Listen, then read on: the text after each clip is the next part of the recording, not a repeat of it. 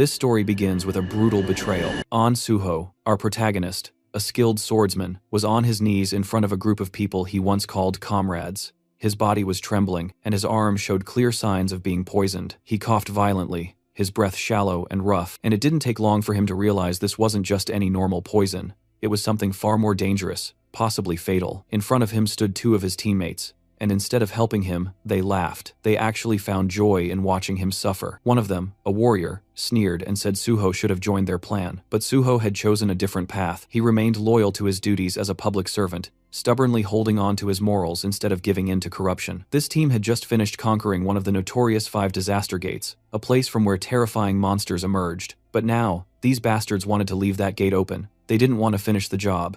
They wanted to make sure the monsters weren't completely wiped out, so they could return again and again. Because as long as the danger remained, so did their jobs, their influence, and their status. If the monsters were gone, the spotlight would fade, and so would their power. Suho remembered all the time he had spent with them, fighting side by side in life-threatening battles, trusting them with his life, and now they stood before him, watching him die without a shred of remorse. They justified their actions by saying Suho was the only one who had opposed the plan. Everyone else was on board. Then the archer stepped forward and casually extended his hand, offering Suho a second chance. He said that if Suho agreed to join their side, they'd let him live. But Suho wasn't a fool. How could he trust people who had just poisoned him and stood back to watch him suffer? Besides, he could already feel it. His body had been pushed beyond its limits.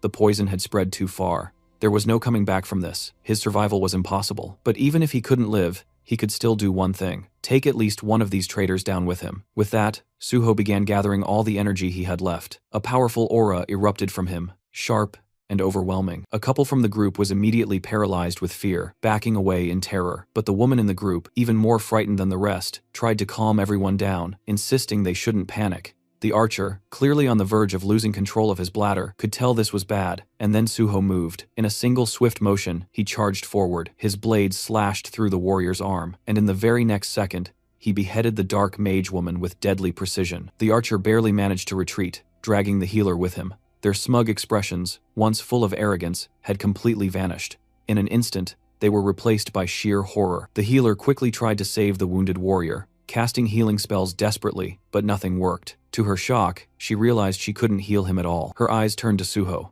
She saw something strange, something powerful. Suho was no longer just a dying man. He was overflowing with the power of will itself. And not just him, his sword had transformed too, now forged completely from that same indomitable will. It was called the Intangible Sword, a weapon born from pure determination.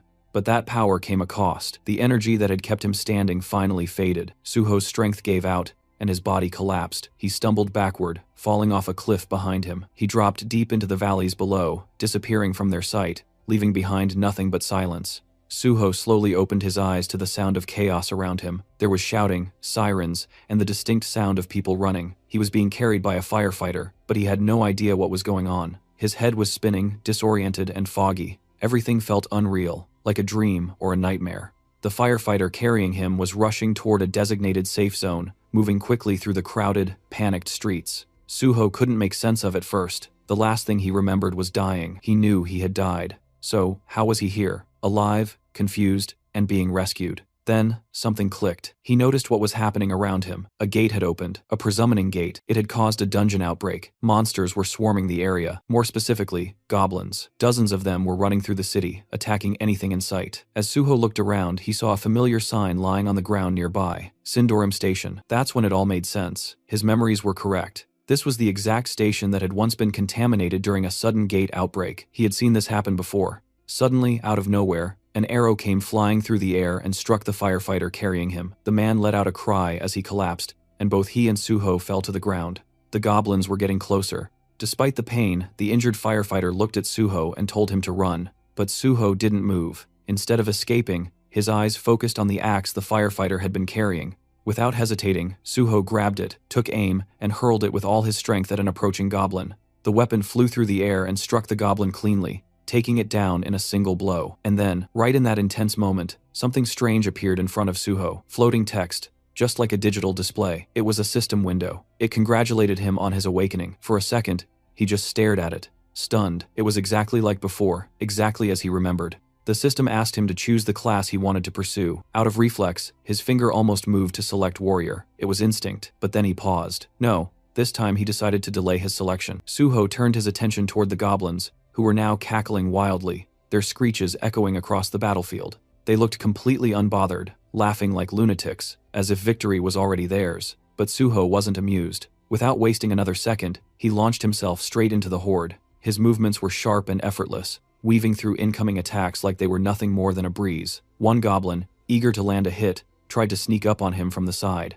But the moment its eyes locked on his Suho, it froze in horror, because right in front of it, Suho had just retrieved the same axe he had hurled earlier. The goblin recognized it instantly, its face twisted in pure panic. And honestly, if goblins wore pants, that one probably would have pissed itself right there. But Suho didn't care. He wasn't here for theatrics. Before the creature could even let out a scream, Suho slashed it down in one clean motion, cutting it off before it could make the area even more disgusting than it already was. He didn't stop there. Grabbing one of the goblin's sword from the ground, he kept moving. He knew exactly what he was dealing with. Goblins were dangerous, sure, but only to beginners. To someone like him, a veteran who had seen far worse, cutting down goblins was no challenge at all. For Suho, it was easy as fuck. Suho continued slashing through the goblins, cutting them down one after another with a speed and precision that was even sharper than before. In just a few minutes, the entire wave of goblins had been completely wiped out.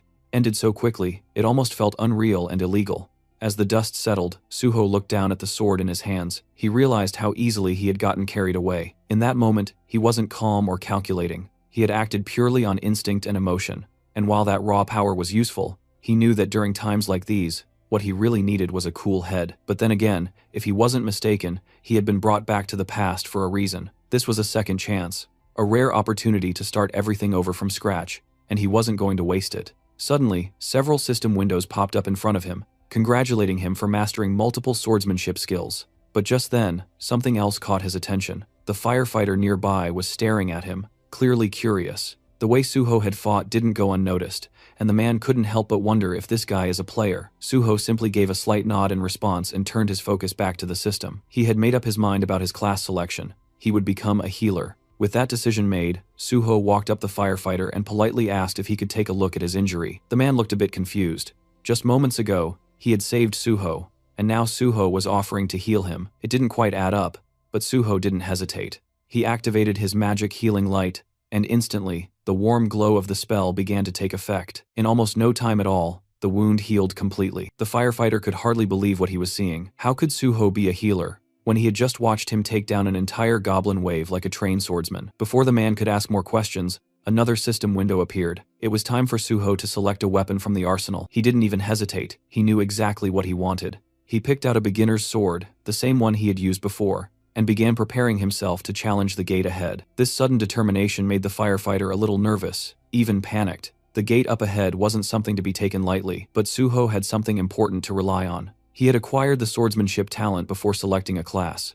This was a key detail. Skills obtained based on innate talent could be used regardless of which class a player chose, and as the player leveled up, those skills and class skills also would continue to evolve and grow stronger. Suho recalled something. Isabella's Holy Spirit had been the top-tier upgrade of healing light. If only he'd possessed that kind of power back then, maybe things could have turned out differently. But this time, he was going to do things right. He had a clear plan. He would walk the path of both a swordsman and a healer. And as he remembered the faces of his former teammates, those scumbags who had betrayed and abandoned him, his resolve grew even stronger. He stepped closer to the gate, the one that had nearly killed him in his past life. Back then, he was weak and unprepared. But now, with the fundamentals of swordsmanship engraved in his very being, he knew he could handle it. Without a trace of hesitation, Suho began walking forward and stepped inside the gate. As Suho stepped through the entrance, he suddenly found himself standing in the middle of a dense, shadowy forest. Almost instantly, the system window appeared in front of him, displaying the name of the area, Green Red. A strange name, but there wasn't much time to think about it. After walking for a short while, Suho stumbled upon the gruesome sight of multiple goblin corpses scattered across the forest floor. Judging by their positions and expressions, it looked like they had been running from something or someone far more terrifying than themselves. Their twisted bodies suggested fear, not just defeat. That's when Suho heard something, a low guttural sound from nearby. He turned his head toward the source, and just like that, he recognized what was behind it. Two towering hobgoblins dragging along the corpse of a creature they had hunted. These weren't the weak, annoying goblins he'd seen before. Hobgoblins were a whole different beast. Bigger, meaner, and more dangerous. And when they spotted Suho, their eyes lit up with excitement. To them, human meat was a rare treat.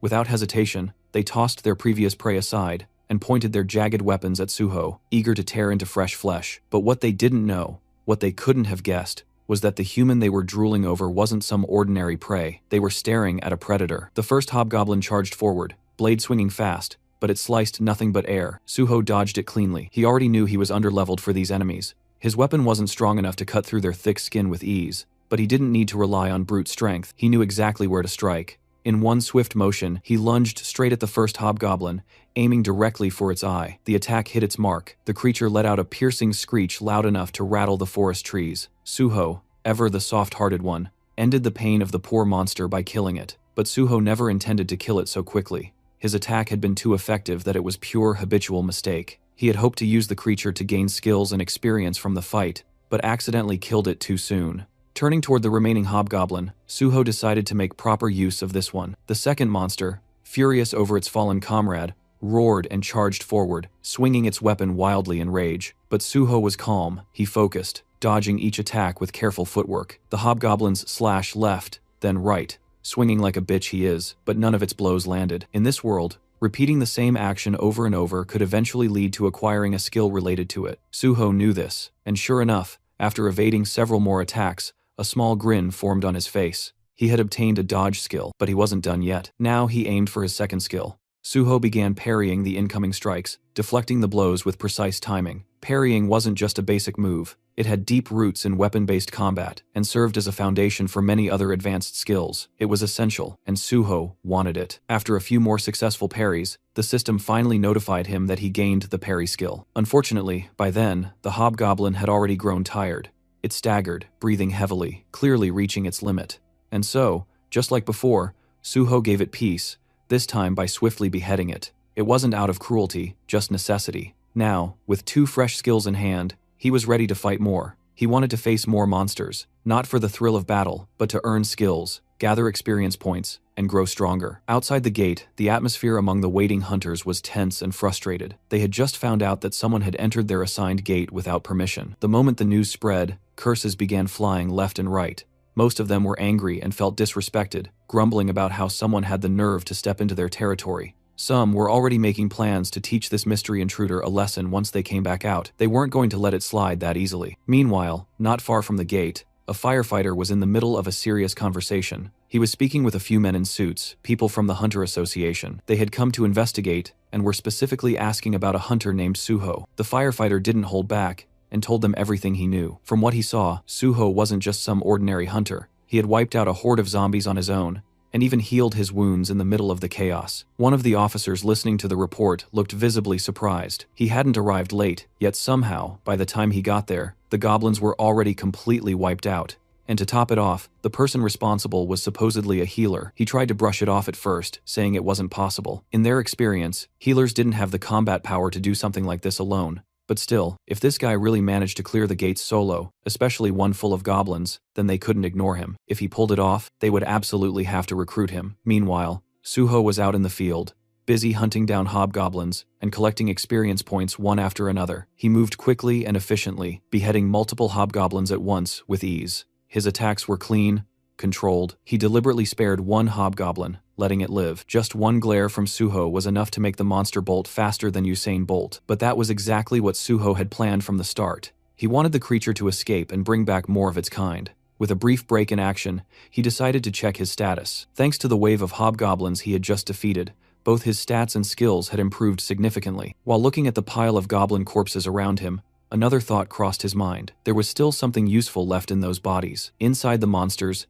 there were magic stones. These particular ones were D-grade magic stones. Nothing too rare, but each one could sell for around 50,000 won. That was more than enough reason for Suho to take the time to collect them. Under normal circumstances, he wouldn't bother with this kind of work. He didn't have the luxury to slow down. But right now, his financial situation was closer to a beggar than a hunter, so he wasn't going to let these stones go to waste. He began removing the stones from the fallen monsters one by one, carefully storing them all in his inventory. By the time he was done collecting the loot, he felt genuinely satisfied. This was a decent haul, but just as he was about to take a breath, that calm was interrupted.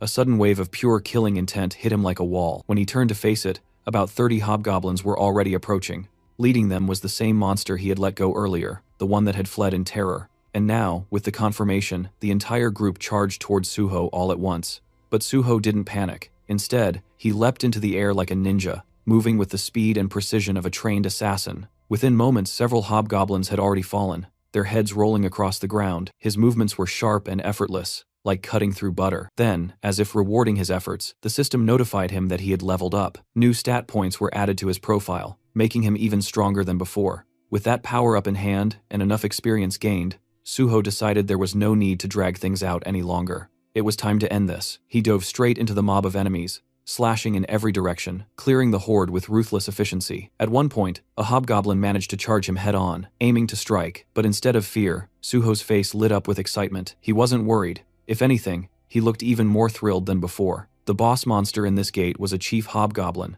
and it was a level 20 enemy. As expected of a boss, it came charging in first, trying to land an attack, but it failed miserably. Right after that, a group of smaller monsters tried to pull a sneak attack from behind, but Suho, without even turning fully, reacted instantly and cut them down like it was nothing. That's when the boss monster switched tactics and used one of its skills, fear. The fear skill was nasty. It paralyzed the target and pushed them into a state of pure terror. The higher the skill level, the stronger its effect. And since this was a boss monster, that alone was enough of an explanation for how it could use such a powerful mental-type skill, even inside a low-level gate. The real problem was Suho didn't have any gear or skills that could protect his mind or resist mental attacks. At the moment, he had no way to directly counter it. The boss saw this as a chance to finish the fight and charged in to claim victory. But what it didn't know was that Suho wasn't some rookie. He was a veteran hunter who'd been through situations far worse. He knew exactly how to deal with this. Without hesitation, Suho gripped his blade tighter with his left hand and deliberately cut himself. The sharp pain snapped him out of the fear-induced paralysis. The moment his mind cleared, he parried the boss's incoming strike. Then, instead of focusing on the boss right away, Suho made a quick decision. He turned his attention to the smaller monsters first. Within seconds, he moved through the battlefield, slicing down every last one of them. In just a short burst of action, he wiped out all the hobgoblins inside the gate, leaving no enemies behind except the boss itself. Before going back to face the chief hobgoblin, he took a moment to heal the wound on his left arm. Now, with the distractions gone and his body back in shape, it was just him and the boss. One-on-one, no more interruptions. And from the look on the monster's face, it didn't seem all that confident anymore. The fight between the two had begun, and they exchanged blow after blow. Suho gave it his all, swinging his sword with determination. But because of his relatively low level, none of his attacks seemed to deal any serious damage to the monster. It was becoming clear that a head-on approach wasn't going to work. Realizing this, Suho decided to change tactics. Instead of aiming blindly, he drove his sword straight into the monster's thigh, targeting a weak spot to slow it down. In response, the monster activated its fear skill once again, hoping to paralyze Suho and gain the upper hand. But this time, it didn't work. Once a person overcomes fear, it loses its grip, and Suho had already faced it once and conquered it. Now that he was no longer affected, Suho focused all his attacks on that same spot. He slashed the injured thigh over and over again, relentlessly exploiting the weakness. After a few more precise and forceful hits, the boss monster finally collapsed to the ground, barely alive, clearly on the brink of death. But Suho wasn't finished yet. Instead of going for the final blow, he suddenly used his healing light, a skill meant to restore health, and he used it on the monster. The creature, already confused and half dead, was now completely thrown off. It couldn't understand why the human who had nearly killed it was now trying to heal it. Suho, on the other hand, was delighted. He had just realized he could keep the fight going. By repeatedly attacking and healing the monster, he could extend the battle and use it as training. Some time passed in this strange cycle: attack, injure, heal, repeat. And with every round, Suho grew stronger. His skills steadily improved, and eventually he upgraded several of them to A and B ranks. Meanwhile, the boss monster, once proud and terrifying, was now covered in pure fear. It couldn't even bring itself to look at Suho anymore. Now that Suho had learned everything he could from this place, there was nothing left to gain. The monster's role in this trial was finished. It had served its purpose. With a calm expression, Suho ended it all, beheading the monster without hesitation. Just like that, the gate had been conquered. Suho stood victorious. He was declared the MVP of the gate, gaining bonus experience on top of everything else. His level had now reached 10, a significant milestone for any hunter. Even his healing skill, Healing Light, received an upgrade, advancing to E rank. And along with that, he acquired a brand new skill, Cure. It might not seem like much now, but if his skills continued to develop at this pace, it wouldn't be surprising if one day he could neutralize even 10,000 types of poisons. It was only the beginning, but the path ahead was clearly promising. With everything wrapped up, it was time to move on. Suho turned toward the exit of the gate. Outside, the atmosphere was tense. The gate had started to tremble slightly, causing people to whisper and wonder, had the gate been cleared? Then, before anyone could guess further, Suho stepped out. He walked out calmly and confidently, as if the chaos behind him didn't matter. There wasn't a hint of exhaustion or discomfort on his face, just quiet composure. People around him stared, unable to figure out who he really was, or what exactly he had done, and Suho didn't bother explaining. He simply let their curiosity grow. Soon after, multiple guilds rushed over. They had all come looking for the mysterious man who had conquered the gate alone, but Suho ignored every offer, every scout, every invitation thrown his way. He wasn't interested. Instead, he walked past them and landed right in front of a man in a formal suit. With a calm and confident tone, Suho greeted him. This man was no ordinary official. He was the team leader of the South Korean Hunter Association, Young Chul-min, and judging by the confused look on his face, he clearly wasn't expecting to be greeted by the person behind the gate's conquest. The scene shifts to the South Korean Hunter Association, where team leader Yang and Sujo were sitting across from each other. On the surface, it looked like a standard registration meeting, but Chulman's mind was elsewhere. His thoughts kept drifting back to their earlier encounter. He remembered how they had first met, shaking hands casually, and how Suho had mentioned that he was already on his way to the Hunter Association. Anyway, at first, Chulman had assumed it was just for a license renewal, something experienced hunters did all the time. But as the conversation progressed, it became clear that Suho was actually there for initial registration. That caught Chulman off guard. He was still trying to process how someone like Suho, who was registered as a healer of all things, had managed to clear an entire gate all by himself. And the way Suho had acted, calm, casual, munching on snacks like it was just another Tuesday. Chulman had gone over his aptitude test results again and again. Statistically, Suho seemed more like a warrior than a healer. The numbers didn't lie. He had the physical strength and combat instincts, not to mention the composure that you'd expect from a frontline fighter. It didn't make sense. While Chulman was lost in thought, Suho spoke up, snapping him out of it by asking if there was a problem. That brought Chulman back to focus. He began asking Suho a few routine questions, background, education, that sort of thing. And that's when more pieces of the puzzle began to fall into place. We learned that Suho was a college dropout. He had been studying physical education before quitting. Most students from that department usually chose combat classes like warrior or archer if they entered the hunter field. But Suho had gone in a different direction. He had selected the healer class, and the reason he just hated getting hurt. Then he went on to explain what had happened inside the gate. He described the sequence of events in a straightforward, almost detached way. Though he left out one key detail, the fact that it had all been far too easy for him. He simply said he fought to survive, and that was that. But when Suho casually mentioned Chief Hobgoblins, Chulman stiffened. Something about that didn't sit right with him. Gates that produced Chief Hobgoblins weren't supposed to be easy. So Suho, noticing his discomfort, calmly opened his inventory. In the next moment, he dropped all the loot he had collected from the gate right onto the table. The items hit with a heavy thud, and Chulman was caught completely off guard. His eyes widened in shock, and for a second, he almost panicked. These were the magic crystals Suho had collected after hunting hobgoblins. The smaller ones were from regular hobgoblins, while the larger, more refined one had come from the hobgoblin chief. Since Suho didn't really know their actual value, he politely asked the team leader if he could help get them processed. Even while trying to stay composed, Chulman couldn't take his eyes off the loot.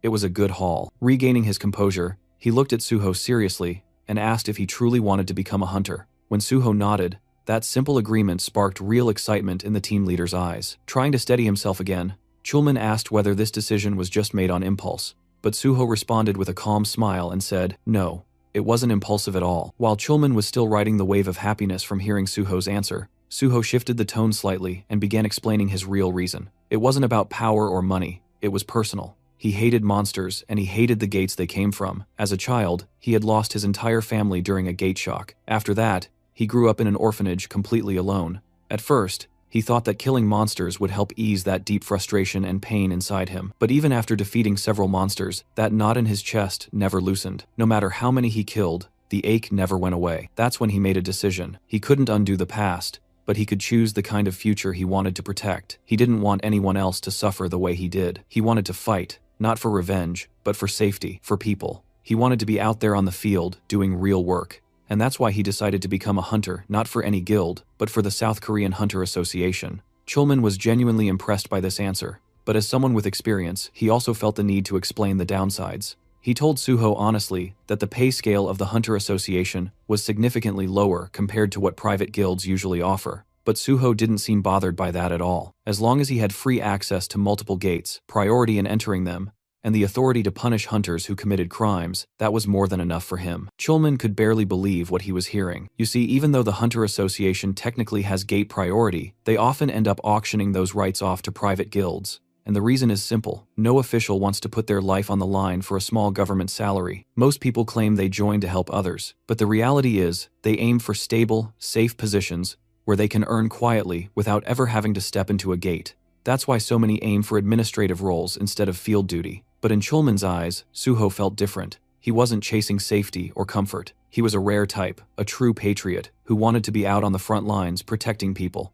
someone who genuinely believed in civil service. The happiness was so overwhelming that for a moment, Chulman felt lightheaded, but he quickly snapped out of it and got back to the task of handling the magic crystals. Now, to take the official hunter exam, one has to first pass an aptitude test, with both a written and a practical exam. Unfortunately for Suho, this year's registration period had already ended, and the exam was scheduled for tomorrow. But fortunately for Suho, he had brother Chulman on his side. Since Suho had managed to conquer an entire gate by himself, there was a good chance they could pull some strings and get special approval from the higher-ups. That part wasn't a problem. What had concerned Chulman, though, was the written test. Clearing that with only one day of preparation, almost impossible for a regular person. But Suho, being Suho, was confident. To him, if you ever get the chance to do something, you take it, no matter the circumstances. The only issue, our boy was practically a beggar at this point. He didn't even have enough money to pay the exam registration fee. So, swallowing his pride, he asked if team leader Chulman could take care of the magic crystals for him. And Chulman, being the dependable guy he is, immediately took the task without a second thought.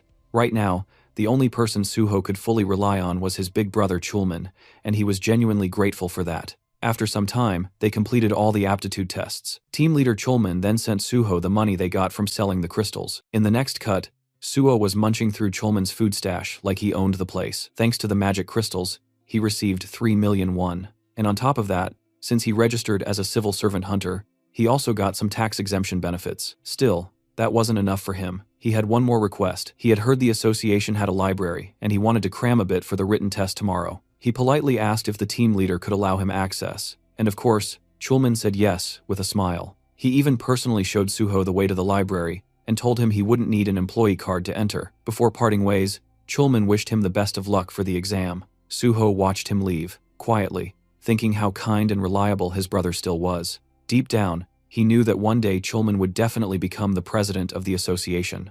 And with Chulman out of the picture, Suho turned his attention back to the library. His goal was clear: find something tied to his past life. He remembered major events happening, things that shook entire regions, but the details were always hazy. Human minds weren't built to carry memories across lifetimes, and he was no exception. Still, somewhere in this place was the key, a fragment of knowledge or a skill he wanted badly. After poking around a bit more, Suho finally stumbled on something strange. A book, massive, ancient-looking, and so thick it refused to fit on any shelf. Curious, he picked it up. The moment he cracked it open, the system pinged in with a strange message. The book wasn't from this world. It also mentioned that there was a special way to use it, something beyond just reading. And Suho, he already knew what that meant. Without hesitation, he held the book above his head like some RPG character, triggering a hidden quest. For a split second, he felt like a complete clown. Nothing was happening. His arms were getting tired. Frustration bubbled up fast because he was damn sure this was the only way to activate it. Then, just before he could start cursing the book, the system spoke again. The book, Library of Memories, had taken an interest in his story. That's when the magic kicked in. The book shimmered. Reality shifted, and in the blink of an eye, Suho was no longer standing in that dusty room. He now stood before a massive, otherworldly tree, its roots deep in glowing stone, its branches reaching into a sky that wasn't even real, a spiral staircase wrapped around it, leading upward into the unknown. And this is the Library of Memories. It's then revealed that the Library of Memories grants its user the ability to recall everything they've ever seen or heard, including painful or traumatic experiences. Normally, the human brain copes by forgetting, but once this ability is acquired, the user is burdened with flawless memory. The original owner of this skill was the manager of the Hexagon Guild, a former Korean Hunter Association employee. While studying in a library for a career change, she unintentionally gained this ability after using a book as a pillow just because lying face down was uncomfortable. Suho thinks about how lucky she was to stumble upon such a skill, and feels grateful to her for introducing him to it. He even plans to treat her a meal one day. The system window then prompts Suho to donate his own story to the Library of Memories. He considers how powerful the ability truly is. It could help him restore every memory he's ever had, especially since human recollections tend to fade and warp over time. Realizing its value, he decides that obtaining the skill is necessary to retain every detail with precision. A message appears, confirming his story has been accepted. Suddenly, a strong wind whirls around him, and the system announces that the Library of Memories is now accessing and recording his experiences. Suho starts floating in midair, surrounded by radiant texts.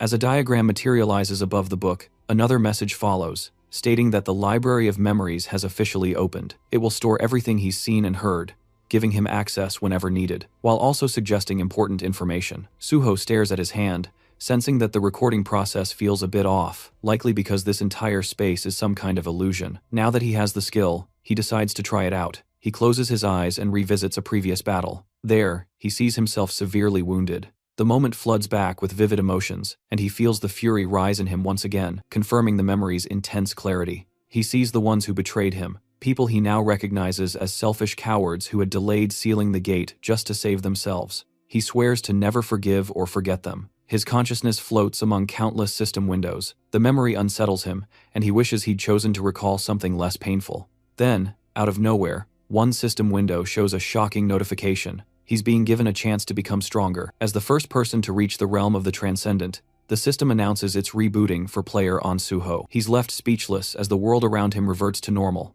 A thought crosses his mind. Could it be that the system really sent him back in time? He remembers having once reached the state of unity with the divine sword, and obtaining the first SS rank skill. But now, as the first to attain transcendence, he's being given a new opportunity, something no one's ever experienced before. Suho starts to realize that his return to the past might not be just a coincidence. In the next moment, he arrives at a certain place by taxi. As he steps out, he reflects on how meaningful this second chance really is. Now he has an opportunity to prevent the disasters that once struck him, and to handle the unpredictable gates that had caused countless casualties. Determined to tackle these gates faster than before, he reminds himself that every second matters. He soon arrives at a huge building nexus. Standing before it, he's impressed by its sheer size and acknowledges that this is the biggest private hunter academy in the country. He also sees it as a place where he can make good money to secure his future. With firm resolve, he heads inside. A cheerful receptionist greets him and asks the reason for his visit. Suho responds that he wants to meet Director Kim Soo. The receptionist, surprised, asks if he has an appointment. Suho says no, but insists it's important. He simply asks her to pass along a message. The solo conqueror of the Syndrome Station pre-catastrophe gate is here. The scene shifts to the director's office, where a calm woman introduces herself as Kim Soo, the director of Nexus Academy. Suho introduces himself as On Suho. Director Kim invites him to sit and acknowledges his achievement at the Syndrome Gate. She then asks why he came to Nexus. Suho explains that he's here to apply for a scholarship. The director is clearly surprised by the request. Suho confirms it and mentions that he also plans to take the hunter license test scheduled for the next day. Still trying to wrap her head around the situation, Director Kim asks how long it's been since he awakened. Suho calmly replies, "It happened today." Shocked even further, she checks her documents and repeats in disbelief. An unregistered hunter who awakened just today wants to take the test tomorrow and has already solo cleared a catastrophic level gate. Suho confirms everything. He adds that a connection within the Hunter Association helped him secure a spot in the exam. His goal is simple: to rank first. His confident declaration leaves the director even more surprised. Then Suho states his condition. If he ranks first, he wants to be officially granted Nexus Scholarship student status with full financial support. Suho knew full well that for an unknown newcomer, reaching the top wouldn't be easy. But he wasn't some beginner. He was a battle-hardened veteran who had cleared countless gates. Whether anyone else believed him or not didn't matter. That choice was up to them. Director Kim recognized that clearing such a dangerous gate alone was no small feat. Still, she reminded him that the hunter test was a completely different matter. With an average pass rate of less than 20%, Suho made it clear if he didn't get first place, they could ignore him and cancel the scholarship deal entirely. Intrigued, Director Kim asked why he chose Nexus instead of more prestigious academies like Hexagon or Prime. Suho answered bluntly. Despite being the biggest academy, Nexus had hit a rough patch in recent years. It hadn't produced a single top-ranking student, and that had hurt its reputation and admissions. Silently, Director Kim acknowledged the truth. Nexus was in desperate need of success, and no current student had shown any signs of becoming a breakout talent.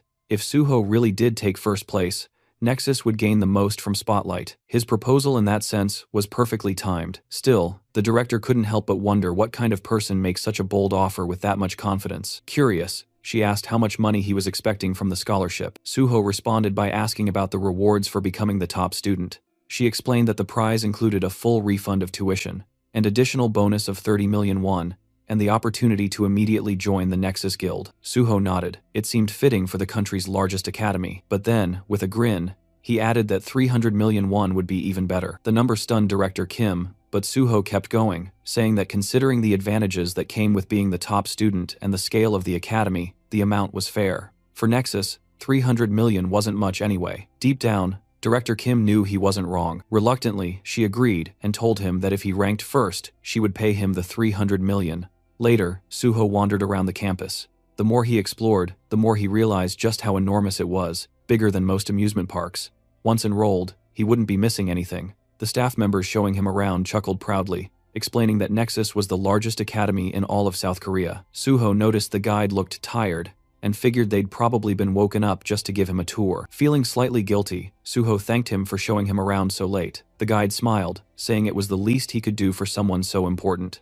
Then, Suho spotted someone training alone on the playground. Curious, he asked if that person was a student. The guide nodded, saying that student trained every night at this hour, and was the most hardworking student in the academy. Suho was intrigued. The student's name was Daehan. The guy called out to him, reminding him to take care of his health, to which Daehan replied with a smile, saying he had to push himself harder since he was already in his 3rd year. Suho recognized him instantly. In his past life, he had teamed up with Don for raid missions. Back then, Daehan had been the nation's top tanker, famous for his unmatched endurance and defensive capabilities. It had been unfortunate when pure tankers lost their place in the meta over time, but now seeing Daehan wielding an axe instead of a shield, Suho realized Daehan still hadn't unlocked his real potential. This was a perfect opportunity. He could guide Daehan now and eventually recruit him into the Great Hunter Association. The guide introduced the two of them. After a brief greeting, Suho asked if Daehan intended to use the battle axe as his main weapon. Daehan confirmed it. Suho then asked why he chose that particular weapon. Daehan explained that since he aimed to be a frontline fighter, his instructors had suggested the axe, saying it matched well with his build. The guide chimed in, adding that few weapons could rival the battle axe in sheer destructive force. Suho asked if Daehan had only trained with the axe. Daehan admitted he had. He called himself a slow learner and said trying out multiple weapons felt like a waste of time. It had taken him 2 years just to get somewhat decent with the axe, and even now, he didn't feel particularly skilled with it. Suho silently analyzed the situation and understood the real problem. It wasn't that Daehan lacked effort, but that the axe simply didn't suit him.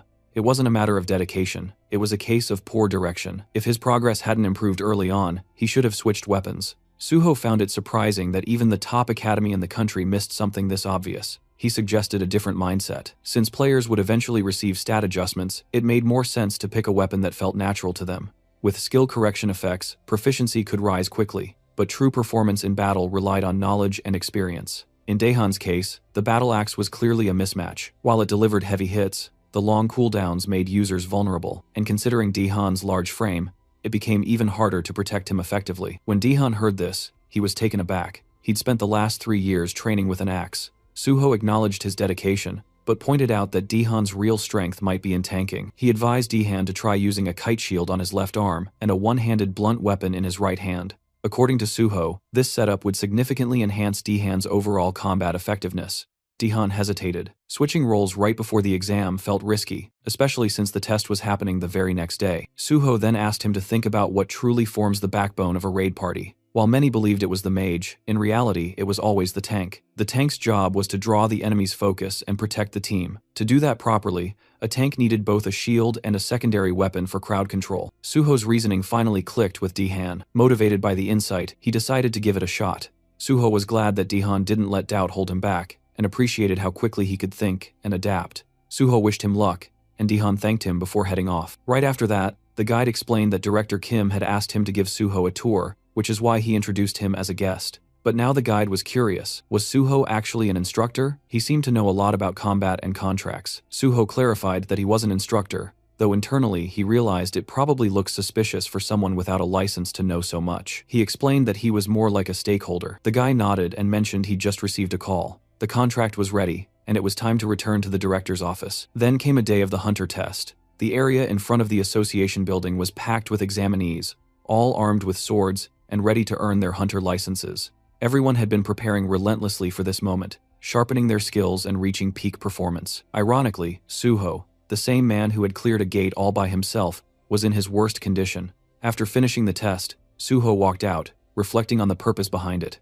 It had been organized because of concerns over possible doping, but in his opinion, those measures didn't mean much. Most cheaters didn't use drugs, they used skill buffs. During the test, one woman in particular, and several others, had shown magic levels no one at level 5 should naturally have. The system then notified Suho that his magic sensing ability was far sharper than most. He had fully mastered the skill of magic detection. Thanks to that, Suho found it easier to notice oddities. Although nothing had been officially reported, he could already tell that many were cheating using buffs. He knew it was time to put an end to this. Looking at Chulmin, Suho felt grateful to have at least one honest person around. As he walked in the hall where other candidates were discussing their tests, he couldn't help but feel like he'd unintentionally become a cheater himself. Chulmin walked up and asked how the test went. Suho replied that he was confident he'd pass, but then asked why Chulmin was there. Chulmin explained that he was helping out since the association was always short-staffed. He'd also heard that this written test was the hardest one yet, but Suho's confidence was impressive. Suho responded that he believed he had solved it,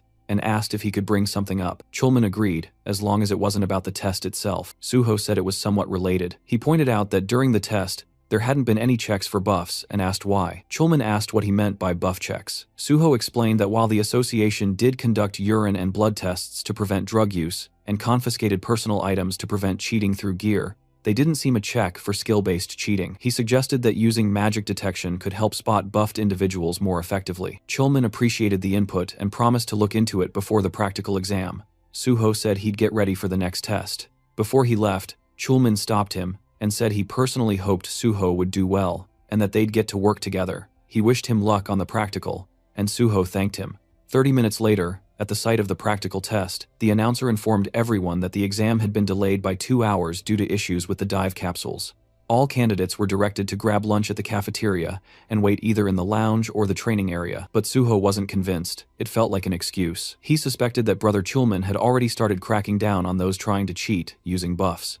Moving swiftly, just as he'd expected, with 1,200 candidates and a pass rate of under 10%, spotting cheaters could easily bring that rate down to 7%. Anyone who passed under those conditions would undoubtedly be top-tier talent. Suho decided to observe the other candidates to spot anyone who might be worth keeping an eye on. Just then, voices caught his attention. One man was challenging another to a match. The second guy snapped back, telling him to back off and stop picking fights, but the first guy clarified that he only wanted to spar, joking that the other was afraid his lack of skill would be exposed. Annoyed, the second man shoved him and told him to stay out of his face. The first man then raised a wooden sword and asked what would happen if he struck first. Before anything could escalate, Suho stepped in and blocked the wooden sword with his own, making the attacker pull back. The second man was stunned and asked Suho if he'd lost his mind, but Suho calmly said he'd handle it and told the man to stay out of it. The guy asked who Suho was. Was he some sort of officer? Suho simply said he was just another test taker, but warned that dealing with someone like this attacker would only cause unnecessary trouble, so it was best to leave it to him. The attacker then questioned why Suho was getting involved. Suho smiled, introduced himself,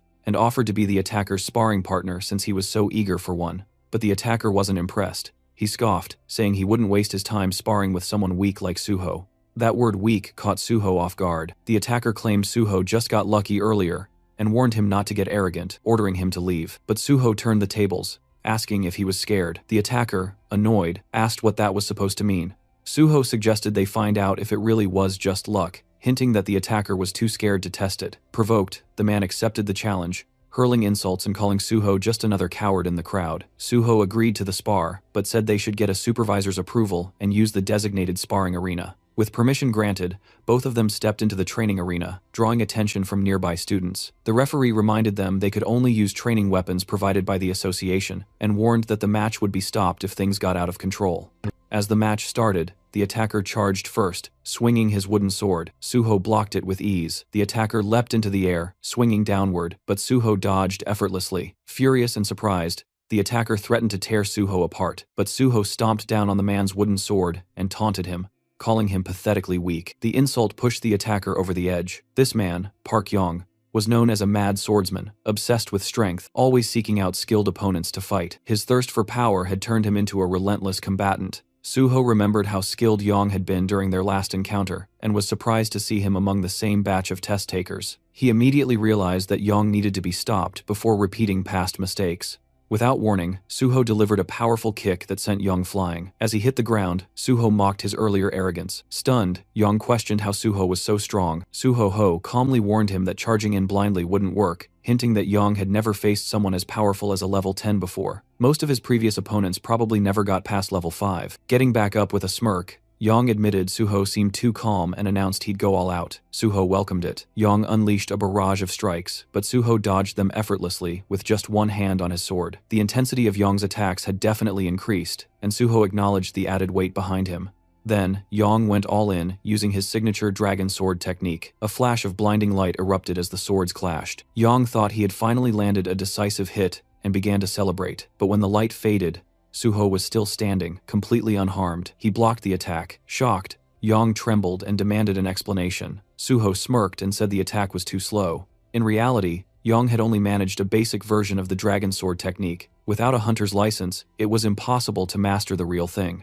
Enraged by the humiliation, Young charged again, but Suho dodged every attack with ease. At one point, Suho dropped into a crouch, baiting Young into one last reckless charge. Just as Young shouted that the match was over, Suho landed a powerful upward strike to his chin, knocking him out cold. Young hit the ground, defeated and dazed, struggling to understand what had happened. Suho calmly repeated that his attacks were simply too slow.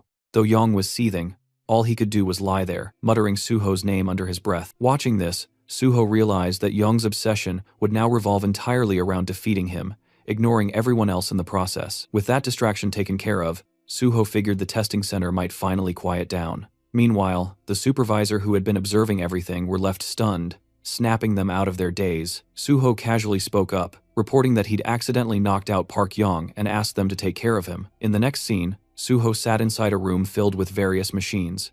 Looking around, he noticed there were more skilled individuals present than before, probably anti-doping inspectors disguised as technicians.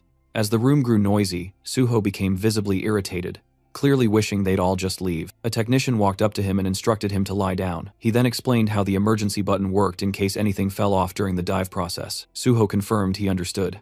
Once the system powered up, Suho lay down, and cables were attached to both sides of his head.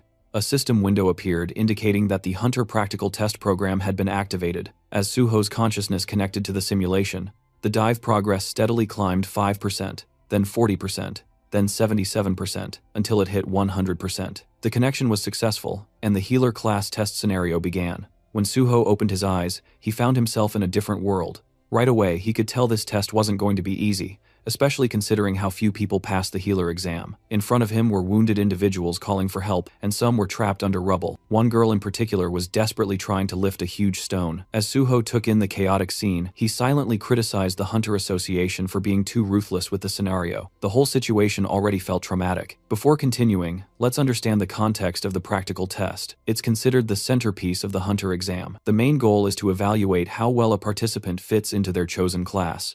Every year, the simulation scenarios change, and the criteria for passing also vary. Typically, these tests involve one-on-one fights or surviving waves of enemies. A participant's score depends on how long they last and how many opponents they defeat. But for healers, it's different. The focus isn't just on how strong their healing powers are. While healing ability matters, the most valued quality is sacrifice. Healers who put their own lives on the line to save others earn higher scores. As monsters began to approach, Suho reflected on the nature of the test. In this scenario, the healer is expected to die protecting the patient. The issue, his own stats were still active. Walking toward the monsters, he spotted a sword on the ground. Looking at it, he realized he'd have to take a serious beating before dying. Unlike the others, he questioned the logic of letting himself be beaten to death. Dying once had already been enough for him. Nearby, others screamed for help at the sight of the monsters, but Suho knew those screams were illusions. In reality, he was surrounded only by corpses. He approached a terrified girl and asked if she was okay. Shaking,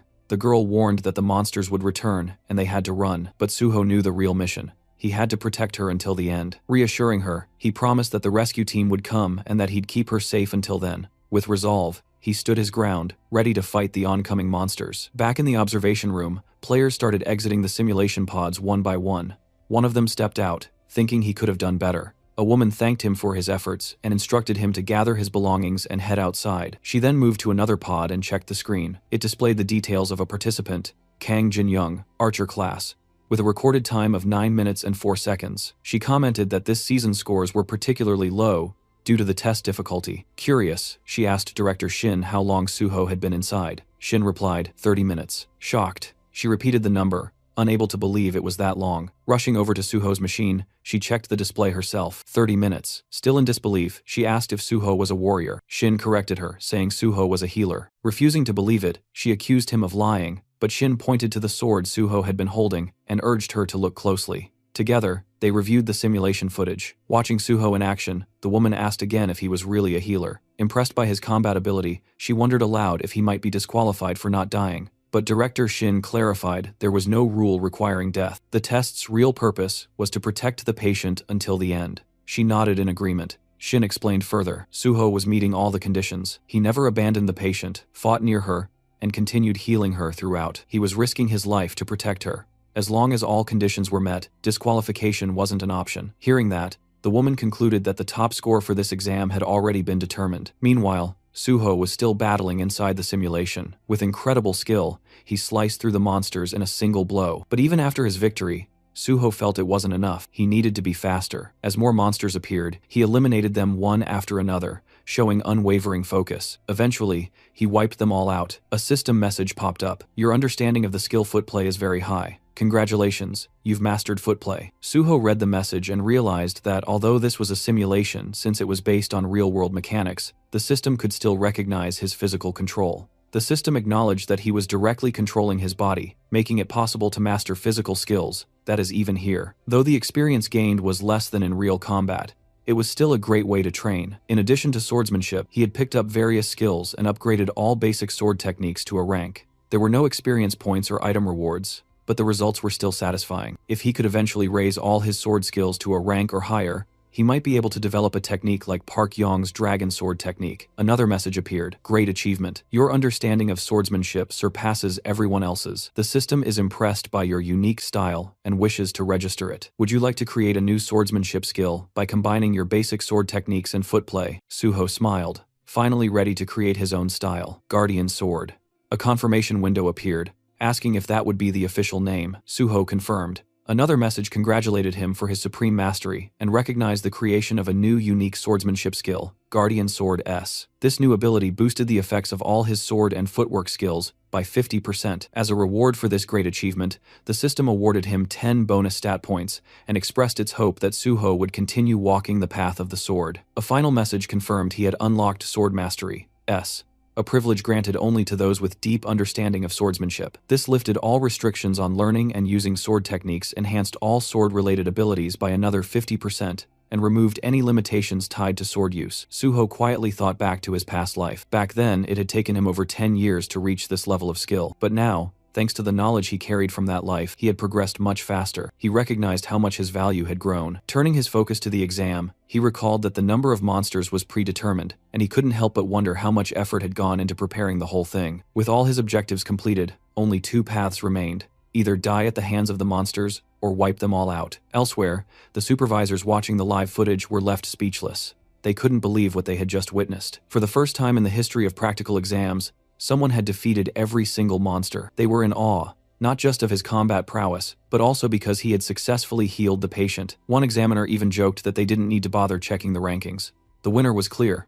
A few days later, the scene shifted to the Hexagon Guild's headquarters. A confident guild member declared that their student, Kian, would surely be this year's top scorer. Another member agreed, proud of the effort they'd poured into his training. But then, someone noticed a congratulatory letter. As it was read aloud, confusion spread. Kian wasn't the top scorer after all. The name on the letter was On Suho. Everyone was stunned. The atmosphere immediately shifted, tense and confused as someone asked where Kian was. At that moment, the guildmaster received a call, and the scene changed again. Suho was now on a call with the team leader. The leader apologized for the late congratulations, explaining he'd been swamped with work, but he made sure to praise Suho for earning the highest score. He admitted he hadn't expected such consistency from him. Suho responded humbly, saying it was all thanks to the team leader, though the leader quickly deflected the credit, saying Suho's achievements were entirely his own doing. He also pointed out that Suho's exceptional performance had helped expose a number of cheaters who were illegally boosting their skills. This would lead to tighter rules in future exams, which he saw as a positive outcome. Then the team leader cautiously brought up a question. Was Suho still interested in joining the Great Hunter Association? Suho replied that although he might stay with the guild a bit longer, his ultimate goal hadn't changed, he still intended to join the association.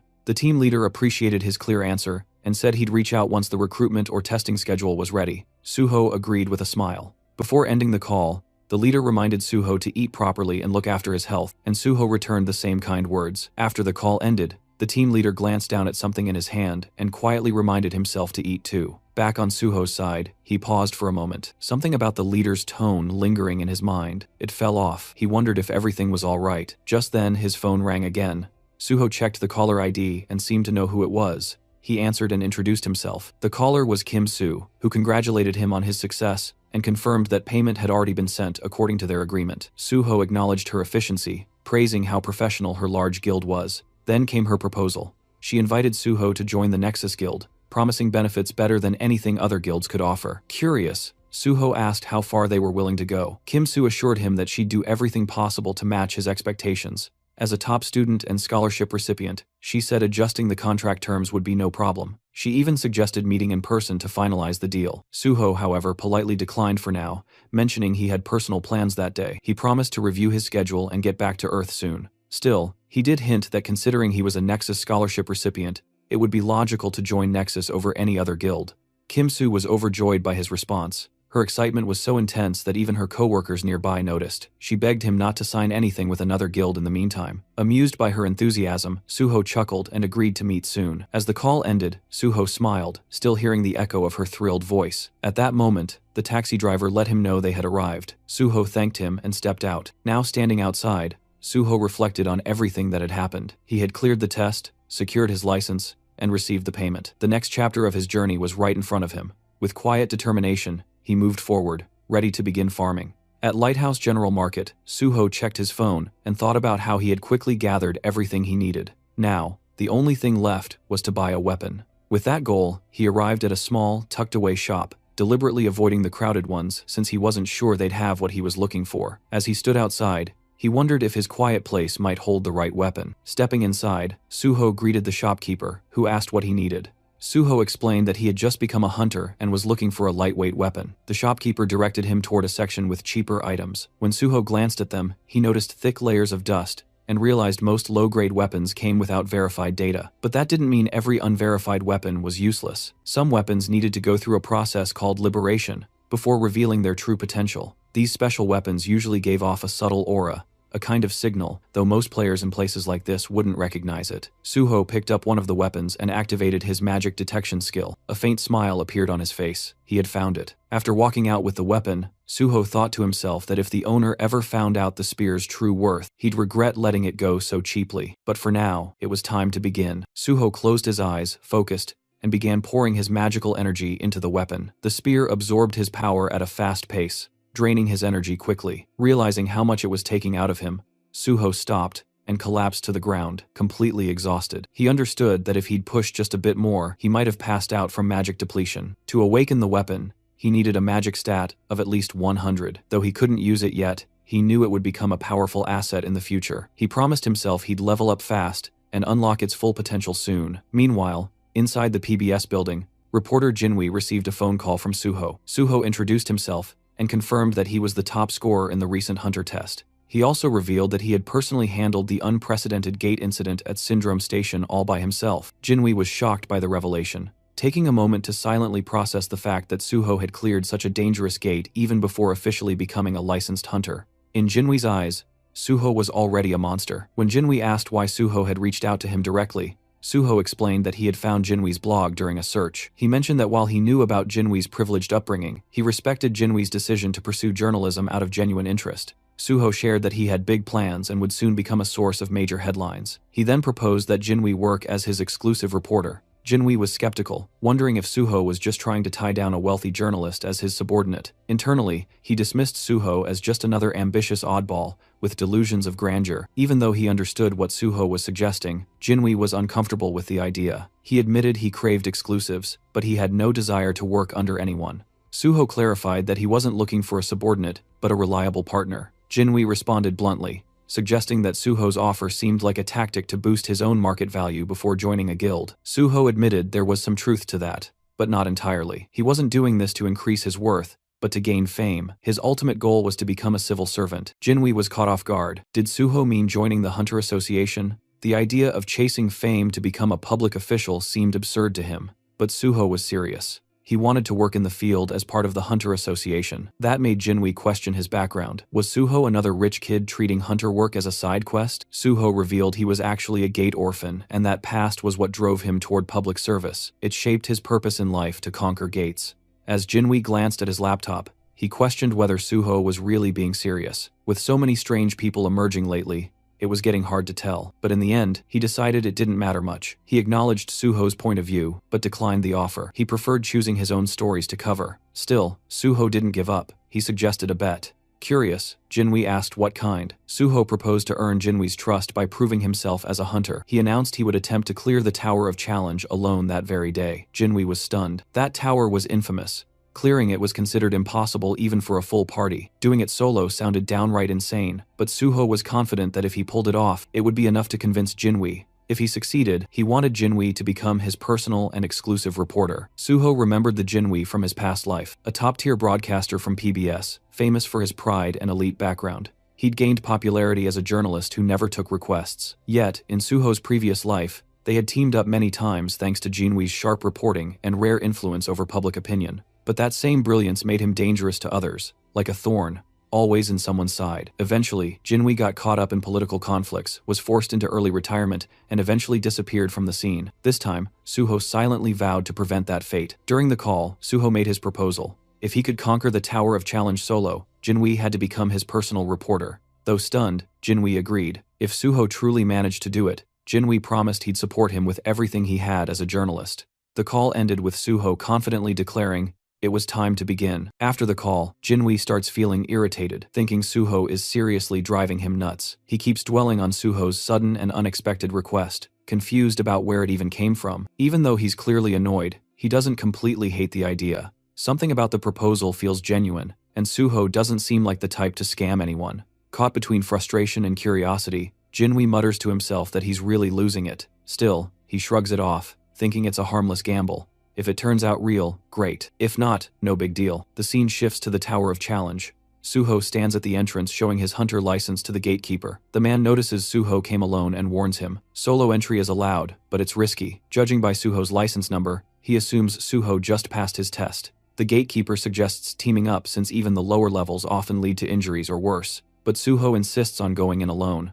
Respecting his choice, the man informs him of the 70,001 entry fee, and tells him to pay once he gets the invoice. Suho nods and thanks him. As he steps forward, the gatekeeper shouts after him to be careful and retreat if things get too dangerous. Suho simply gives a nod and walks inside. While walking, Suho reflects on the Tower Challenge. It's widely known as a training ground for players below level 20. This public gate is government-maintained and meant to help players grow stronger. Now that his level has been reset, there's no better place to start over. As he pushes the door open and steps in, the system immediately announces his entry. It tells him that he can give up any time, and if he declares withdrawal, he'll be teleported back to the entrance instantly. Suho summons his sword just as the system triggers the beginning of the first floor challenge. A slime monster appears and launches an attack. While fighting, Suho notices the monster's large size and surprising speed, which momentarily catches him off guard. Despite being just a level 1 creature with barely any attack power, its movements are annoying, and getting stuck with it could slow him down. Wanted to finish it quickly, Suho drives his sword through the slime's core, destroying it. But then he realizes something. This slime can multiply. That irritating trait means that when its core splits, it regenerates into several smaller versions. Even though there's a limit to how much they can divide, there's still a threat. This regenerative ability is one reason why most players enter the tower in parties. Monsters usually show up in groups on almost every floor.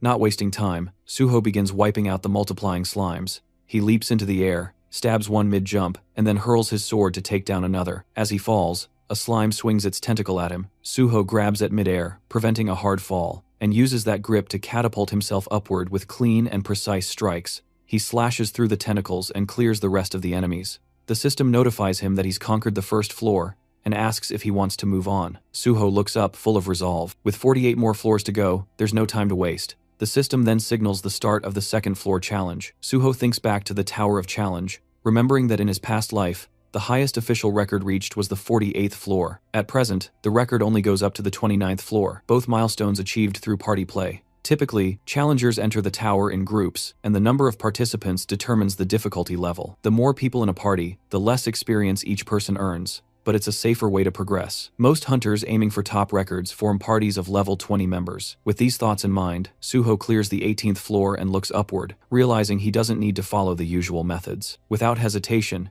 he accepts the challenge for the 19th floor, activating the next stage. Unlike the earlier levels filled with multiple enemies, this floor has only a single powerful monster. While that makes the opponent stronger, it also means that defeating it alone is enough to pass the stage. As soon as the monster appears, Suho charges in and defeats it with a single sword strike. The system announces the completion of the 19th floor and gives him the option to proceed to the 20th. Instead, Suho decides to pause the challenge and examines the monster's body. He notices something strange. Unlike other defeated monsters that vanish immediately, this one leaves behind a red gain. It's a clear hint from the tower that there's something more to uncover. Suho retrieves an item from the remains, realizing it has a specific purpose, even though it can't be used on its own. Using his magic detection ability, he finds a hidden space linked to the Red Gate. This hidden area turns out to be the subspace fortress of the Fortress King, Jiang Pyong.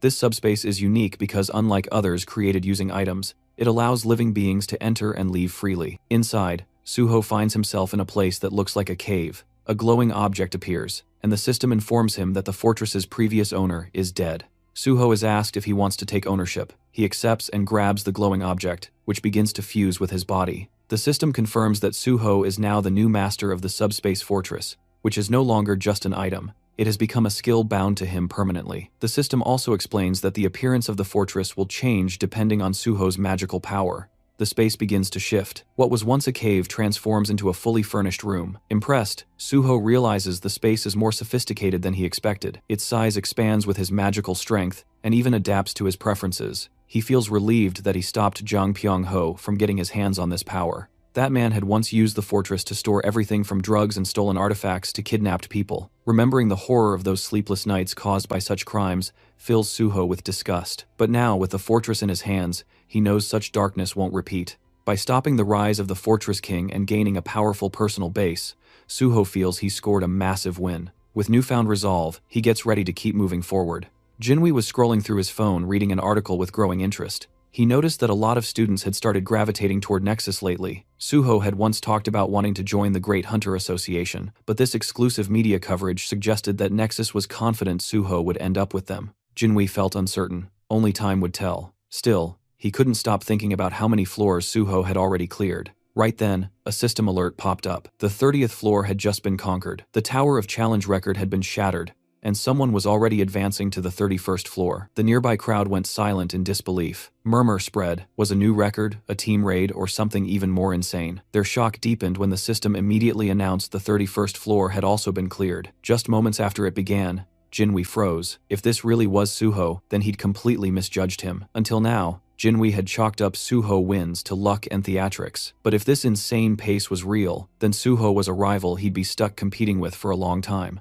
Inside the Hunter Association, Director Kim heard the news and was visibly rattled. She quickly confirmed the reports. Suho was actually smashing records live. Realizing Suho's value, she decided they had to make an offer, so tempting it couldn't be refused. She ordered her team to alert the president and office manager, then head straight to headquarters. Meanwhile, the system made Chulman rapid rise through the Tower of Challenge was something the world had never seen. If Suho truly wanted to join the association, this was a once-in-a-generation talent. Just then, Chulman's phone rang. It was the vice president of the association. Curious, Chman picked up. The VP asked where he was. Upon hearing that Chulman was near the tower in Pango, he jumped on the opportunity. He told Chulman to bring Suho in. Chulman lit up, thinking he'd been given the chance to recruit Suho, but the VP quickly shut that idea down. He didn't want a recruitment, just a photo of Suho with the association president. Then he hung up, leaving Chulman stunned and bitter. He thought to himself, how these power-hungry executives were exactly why the public saw them as corrupt and incompetent. In his mind, only hunters deserved to be in charge of the association. He stared at the tower, trying to think of a way to convince Suho to come in. Inside the tower, Suho had just cleared the 48th floor, updating the tower record again. Exhaustion was starting to weigh him down. Constantly pushing forward was draining. He wondered when this madness would finally end.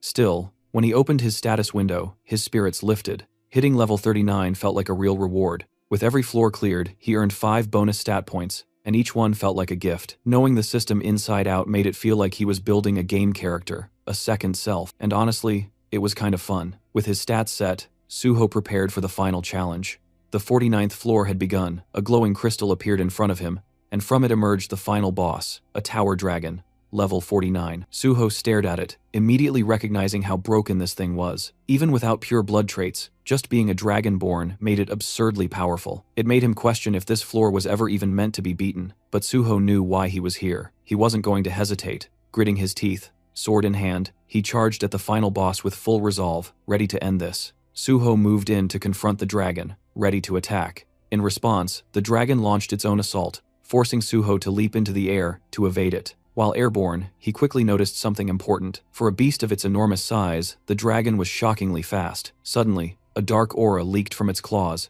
creating a powerful pulling force that dragged Suho straight toward its jaws. Right before he was sucked in, Suho grabbed the dragon's mouth, hoisted himself over its head, and slammed his sword down with all his strength. The dragon roared furiously and tossed its head so violently that Suho was flung away, forcing him to retreat to safety. As he caught his breath, Suho realized something concerning. His strongest strike hadn't even left a scratch. All he had managed to do was annoy the creature. The dragon then smashed the ground with overwhelming power, sending deep cracks tearing through the floor. Suho ducked behind a large rock, silently grateful for his high stats. Without them, the shockwave would have killed him instantly. He quickly understood that although the dragon's level wasn't unbelievably high, its natural traits made its body absurdly durable. Standard attacks were useless. He needed to target its weak point, the reverse scale. Since this dragon wasn't level 100 yet, it likely couldn't completely hide that scale. After scanning its body, Suho spotted the vulnerable point near its tail. Without wasting a second, he charged in and struck the rock-hard scale with all his might. The dragon howled in agony, and a system notification appeared. The tower dragon had entered a rage after its weakness was hit. Suho left his sword lodged deep in the reverse scale, knowing the fight wouldn't end quickly. Dragging this battle out would only make it more dangerous. He channeled even more power, pushing the blade deeper. Enraged, the dragon unleashed its fear-based ability. Suho's body froze as he slipped into a hallucination state. The system confirmed he had fallen under fear. He tried to cure himself, but the system informed him that such a high-level fear couldn't be removed. Before the dragon could crush him with its tail, Suho opened the entrance to his subspace and vanished inside. He immediately chugged a purification potion. The system confirmed the potion's effects as the hallucinations vanished. Relieved, he reminded himself that only people he allowed could enter this subspace. He had bought the potion casually from the general market, unaware that he would need it so soon. The fight was far more intense than he had expected. Even after removing the fear status once, he wouldn't get immediate resistance, and cure spells were useless. That meant he would have to repeatedly retreat into his subspace and rely on purification potions, something clearly unsustainable. He needed another plan. Searching through his inventory, he briefly considered calling the mad pulverization scholar. Before he could decide, the system notified him that he had learned a basic combination formula from a skill book, and a combination jar appeared. Understanding its significance, he placed 3 unusual items into the jar: the unknown thief's socks, the unknown minstrel's instrument, and the unknown cleaner's broom. The jar began its fusion process. Suho knew that combinations using absolute formulas always succeeded. Many so-called trash items actually held hidden value. The process ended successfully. A rare treasure had been created. First Mumu, a ring formed from a basic level formula. Suho also gained 10 bonus stat points for creating a first-ever item. He understood that first-time items were usually S grade or above, and this one was S+ because it was a growth-type item. He equipped the ring, and the system instantly bound it to him. Suho remembered that in his previous life, he had missed the chance to obtain first Mumu because the mad pulverization scholar discovered it first and made the recipe public. This time, Suho had claimed it for himself. With the extra stats, he opened his status window and added 4 points to his magic stat, raising it to 100. The system congratulated him. His magic stat had turned red, an achievement he had never reached before level 50. Earlier, he had thought purple status would take forever, but now, it felt fully achievable. Purple required 700 points. Still a long journey, but he was confident he could reach it. After finishing his stat allocation, Suho summoned his familiar old spear and began infusing it with magic. The weapon absorbed power at an incredible rate. Once the required amount was reached, the system acknowledged the successful awakening. The spear had transformed, it was now the Shadow Spear. Round 2 was about to begin. The system revealed the weapon's origins. It was one of the Shadow Lord's treasures, forged from the bones of a shadow beast, and it had acknowledged Suho as its first awakener. The spear could now be summoned from his shadow and regenerated using magic and shadow energy. Suho understood the weapon's value immediately. Just as Zhang Pyong had the subspace fortress, the Shadow Lord, a monarch-level being, had wielded this spear. If that entity existed within the gate, Suho was now holding its signature weapon. He felt relieved he had secured it before anyone dangerous could claim it. Time to test it. He summoned the spear again, appreciating its convenience. Since he couldn't attack from within his subspace fortress, he would need to step out and hit the reverse scale while the dragon slept. Suho exited the subspace and climbed to a rocky ledge overlooking the beast. Raising the shadow spear, he hurled it straight into the stone embedded in the dragon's tail. The spear pierced through, and the dragon writhed in pain. Suho jumped down as the system announced the dragon had entered another enraged state. It unleashed dragon fear, but Suho instantly retreated back into subspace, avoiding all status effects. His hit-and-run tactics continued. Suho struck repeatedly, retreating each time. The process took longer than expected, but soon the reverse scale's durability dropped under 10%. It wasn't completely destroyed, but it had become too weak to protect the dragon. Stealth would no longer work. Suho abandoned subtlety and went for a full assault. Bursting from the fortress, he launched himself into the air and drove the shadow spear into the dragon's eye. The impact shook the entire area. Suho was thrown back, but the enraged dragon was relentless. As it searched for him, Suho seized the moment, circling behind and rushing for the tail. The dragon used dragon fear again, but Suho shattered the stone first. The system confirmed it. The reverse scale was destroyed, and the dragon's power drained rapidly. Suho took a purification potion and surged into the air for the finishing blow. With a clean slash across the throat, the dragon collapsed. The battle had finally ended. The system declared that Suho had cleared the 49th floor and set a new record for the Tower of Challenge. He received 10 bonus stat points, and more rewards began pouring in. Lying on the ground, he processed the achievement. He had conquered the entire tower, something neither past nor present versions of himself had ever done. For reaching level 40, he gained a new skill, Healing Spirit, an area of effect healing ability that, once mastered, could cover an entire battlefield. The evaluation wasn't done yet. Recognizing the difficulty of his feat, the system rewarded him with dragon blood. Suho was shocked. This was the signature power of Yoma, the monster player. So this was where Yoma had obtained it from the Dragon Mountains. The system explained that inheriting dragon blood granted a dragon's power depending on how far the user pushed themselves. Before Suho could summon the shadow spear again, the system alerted him. The weapon was reacting to the tower dragon's shadow. It absorbed the shadow entirely, undergoing another transformation, Shadow Spear Plus. A hidden function called Shadow Devour, not even listed in the original description, had grown stronger. Part of the weapon's consciousness had awakened. Suho checked the updated stats and was stunned. Shadow Binding and Shadow Regeneration had both risen from A rank to S rank. Shadow Binding could now rip out a target's shadow and immobilize them, while Shadow Fangs tore the shadow apart, causing continuous bleed damage. Growth-type weapons truly exceeded normal equipment. Satisfied, Suho prepared to leave, but something on the ground caught his attention, a massive fang. The system identified it as a mighty dragon's fang capable of inflicting an incurable debuff that nullified all recovery. Suho was stunned again. He had obtained a dragon byproduct, something believed to be almost impossible to secure. It confirmed that the tower dragon had been a pure blood dragon, which naturally dropped materials. This entire battle had been a jackpot. With everything collected, Suho finally turned to go, certain that reporter Jinwei would be waiting for him outside. At that moment, the tower crystal shattered, and the system calmly declared that the trial tower had been conquered. The conqueror was the player named Suho, and every other player was forcefully expelled from the gate. A portal appeared, and several hunters came crashing out of it, rolling across the ground with stunned expressions. One of them fell to his knees, clutching his head in disbelief, muttering that this couldn't be real. Had someone actually entered the trial tower alone? His teammate, still sprawled on the floor, asked who Suho even was. The hunter simply pointed ahead and asked if the guy standing there was the one. His partner turned his head and confirmed quietly that yeah, that was definitely him, because the size of the crowd was insane, and there wasn't even space to breathe. Right now, the protagonist was completely surrounded by reporters.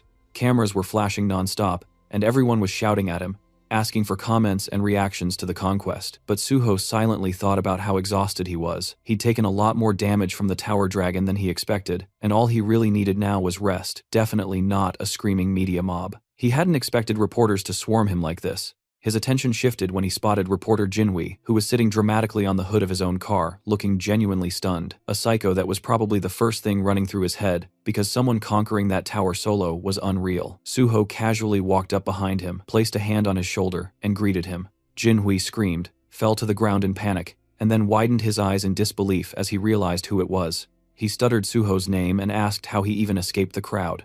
Suho smiled lightly and said he slipped away. He explained it like he'd just executed some secret ultimate stealth technique and vanished without leaving a single footprint. Extending his hand forward, Suho asked why Jinhui still didn't trust him. The reporter slowly reached out, looking at him like he was insane, and asked if he knew he sounded crazy. Suho calmly answered that if Jinhui really didn't trust him, then he should just tell him, and Suho would adjust accordingly. Jinhui got up, dusted himself off, and said that if he didn't trust him, he wouldn't have helped him this far, then hurriedly told him to jump into the car before the press noticed. Inside the moving car, Suho received a call from team leader Chulman. He congratulated him for clearing the trial tower, and admitted he wanted to thank him face to face, but Suho had disappeared too fast for that. Suho thanked him politely, and said he had been hiding because he was tired. Chulman laughed and said Suho always exceeded expectations. He asked if Suho was still in Pangyo and if he wanted to meet up. Suho explained that a friend picked him up, then asked if there was anything specific he wanted to discuss. Chulman admitted there wasn't anything particular unless Suho could stop by the association,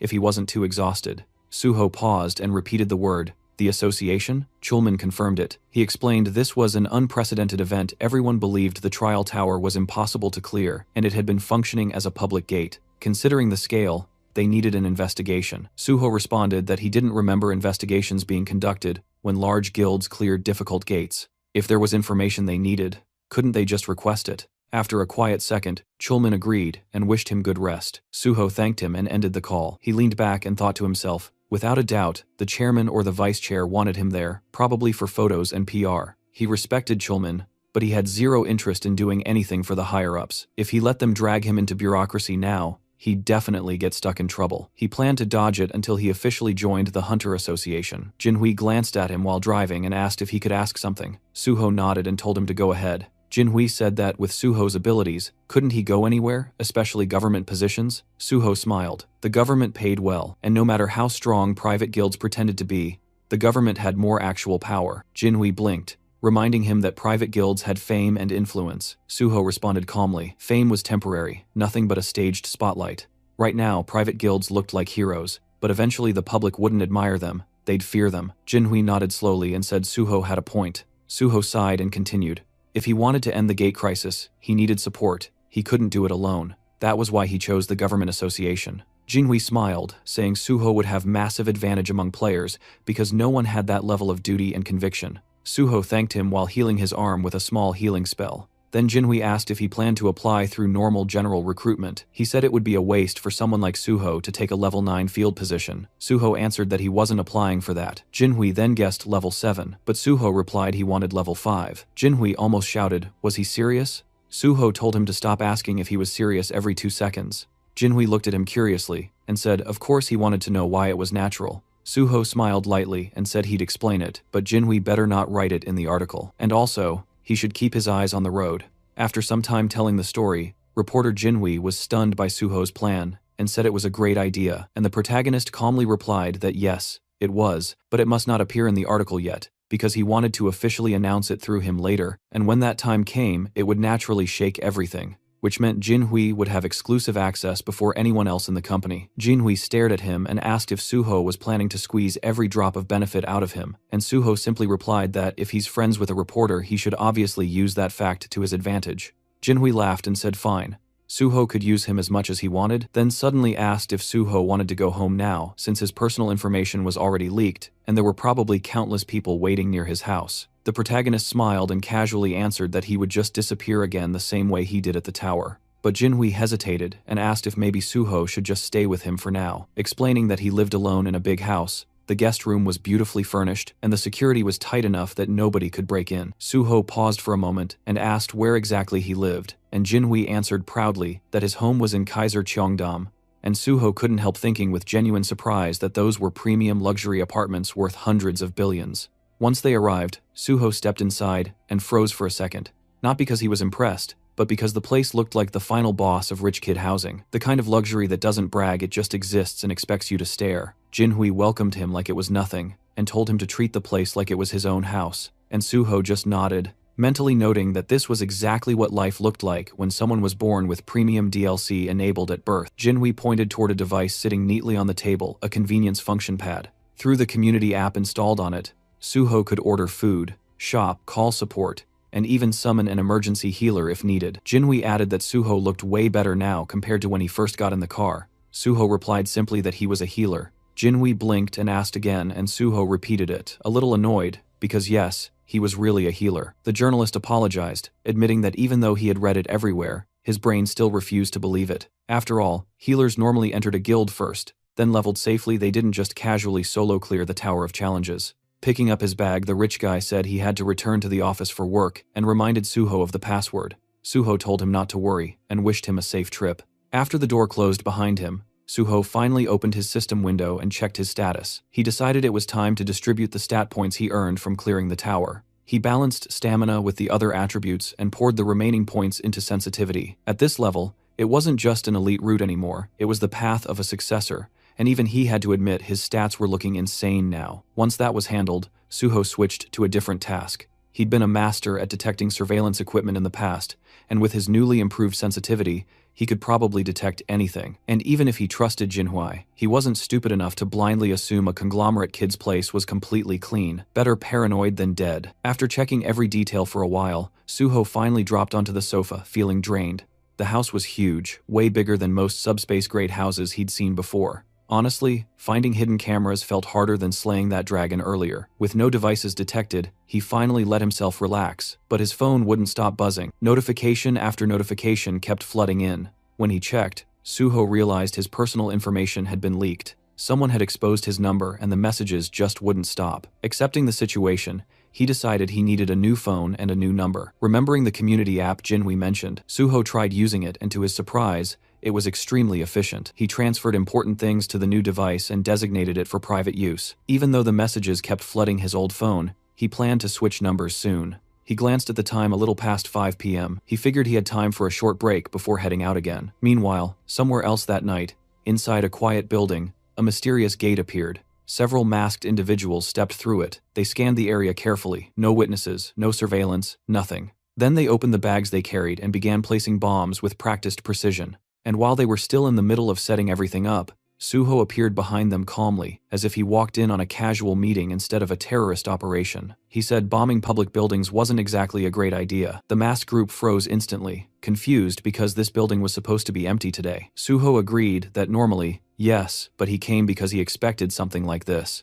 Panic erupted. One man yelled for everyone to retreat and scrambled toward the gate. A girl in the group stumbled and fell to the floor. Her teammates hesitated, asking if she tripped. One tried to lift her, but she wouldn't budge. Another insisted they hurry and pull her through, but the girl's legs stayed rooted to the floor.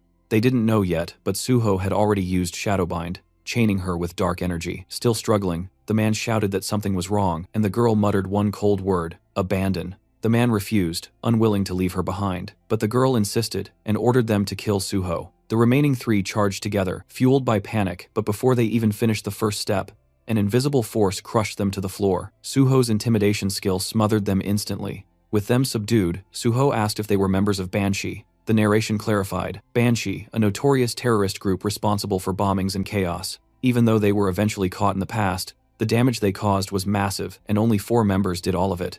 The group was shocked, someone recognized them, and demanded to know how Suho knew their name. Suho calmly stepped toward the man closest to him and removed his cap. He identified him as Kwak Duho, the muscle, who worked day labor, jobs, and handled heavy tasks. Then Suho pointed to another Seo Kiawan, the bomb maker who worked as a middle school science teacher. Next, Kim Hyunmin, the transporter, an everyday delivery driver using a movement skill to vanish after attacks. Lastly, Suho turned to the girl Ku Yeonhwa, a university student and the true leader of Banshee. Her EMP ability erased electronics and magic supports with ease. Stunned, Yeonhwa demanded how Suho knew everything. Suho smiled and said anything could be uncovered if someone tried hard enough, and she already knew that. Still refusing to believe him, she demanded again to know who he was. Suho acknowledged her quickness and reminded her she already knew the answer, and said out loud that if she still didn't trust him, he could prove it by handing her over to the authorities right now. Realizing he wasn't bluffing, she finally asked what he wanted. Suho said she should have agreed earlier, and also pointed out this wasn't a great place to talk. He told her to retrieve the bomb and said they'd talk at their hideout instead. She stared at him, wondering just how much information he knew, but finally agreed. Suho turned to Hyunmin and asked if he could move now, and told him to open the door, because they obviously weren't going to take a taxi. Once inside their hideout, Suho told everyone to relax, take off their masks if they wanted. Yeonhwa refused, but then ripped hers off anyway, telling him she only did it because the room felt stuffy, not because he told her to. She demanded answers again. How did he know who they were? Why did he approach them? And why would someone known for conquering gates go after a terrorist cell? Suho smiled and admitted she asked so many things at once that he didn't even know where to start. He said he used his own skills he didn't reveal publicly, to track and identify them, the same way they had hidden theirs. Finally focused, she asked again, what did he want? Suho extended an offer. He wanted them to work with him. He mentioned the recent PBS interview and the future plans he shared there. Yeonhwa assumed he meant joining the Hunter Association. Suho confirmed, and before she spiraled, he clarified he wasn't handing them over for forced recruitment. He explained he would take the level 5 exam, then move through 1 or 2 positions, and eventually join the Special Forces Division. Yeonhwa looked stunned, and Suho told her not to make that face. He knew they hated the Special Forces, which was why their bombings targeted related sites. He understood because he had the same reason. Suho revealed the truth. He was a gate orphan. He used to think it was coincidence until he later learned the disaster had been manufactured on purpose. After every cleared gate, that land became premium real estate. The government knew a gate shock was coming and let it happen anyway for profit. There were development projects behind it, and Suho already knew who was responsible. So his goal was simple: become the head of the Special Forces and make those responsible pay. He explained the Special Forces held the highest authority in the association, influenced other government offices, and could prosecute hunters. He offered revenge, but in a strategic and lawful path, not reckless terrorism. But Yeonhwa still pointed out there was no guarantee Suho would pass the level 5 test. Suho smirked and told her to wait and watch. And with one last warning that another attack would mean he would personally hand them to the government, he finished the conversation. Inside, Suho knew they must be beyond shocked. In his past life, Banshee had remained an untouchable ghost. During interrogation, he realized they were people like him, victims twisted by revenge into villains. If someone had guided them sooner, maybe things wouldn't have spiraled. So this time, before they crossed the line entirely, Suho planned to redirect them. No matter how long it took, he was certain Yeonhwa would accept. His offer was too tempting, and his competence was undeniable. He told them to think carefully and make a wise choice. The scene shifted to the South Korean Hunter Association, where the vice president was already in a sour mood, lecturing team leader Yang Chulman for failing what he called a simple task, and reminding him that even the president cleared his entire schedule just to meet Ahn Suho. Though he let it slide for now, he made it very clear that if the same mistake happened again, there would be consequences. And all Chulman could do was bow his head and acknowledge the warning before being dismissed and told to get back to work. The moment he stepped outside, he exhaled in exhaustion, thinking about how long he had been sitting there, listening to complaints, and how, for a second, he genuinely considered quitting everything and joining a civilian guild.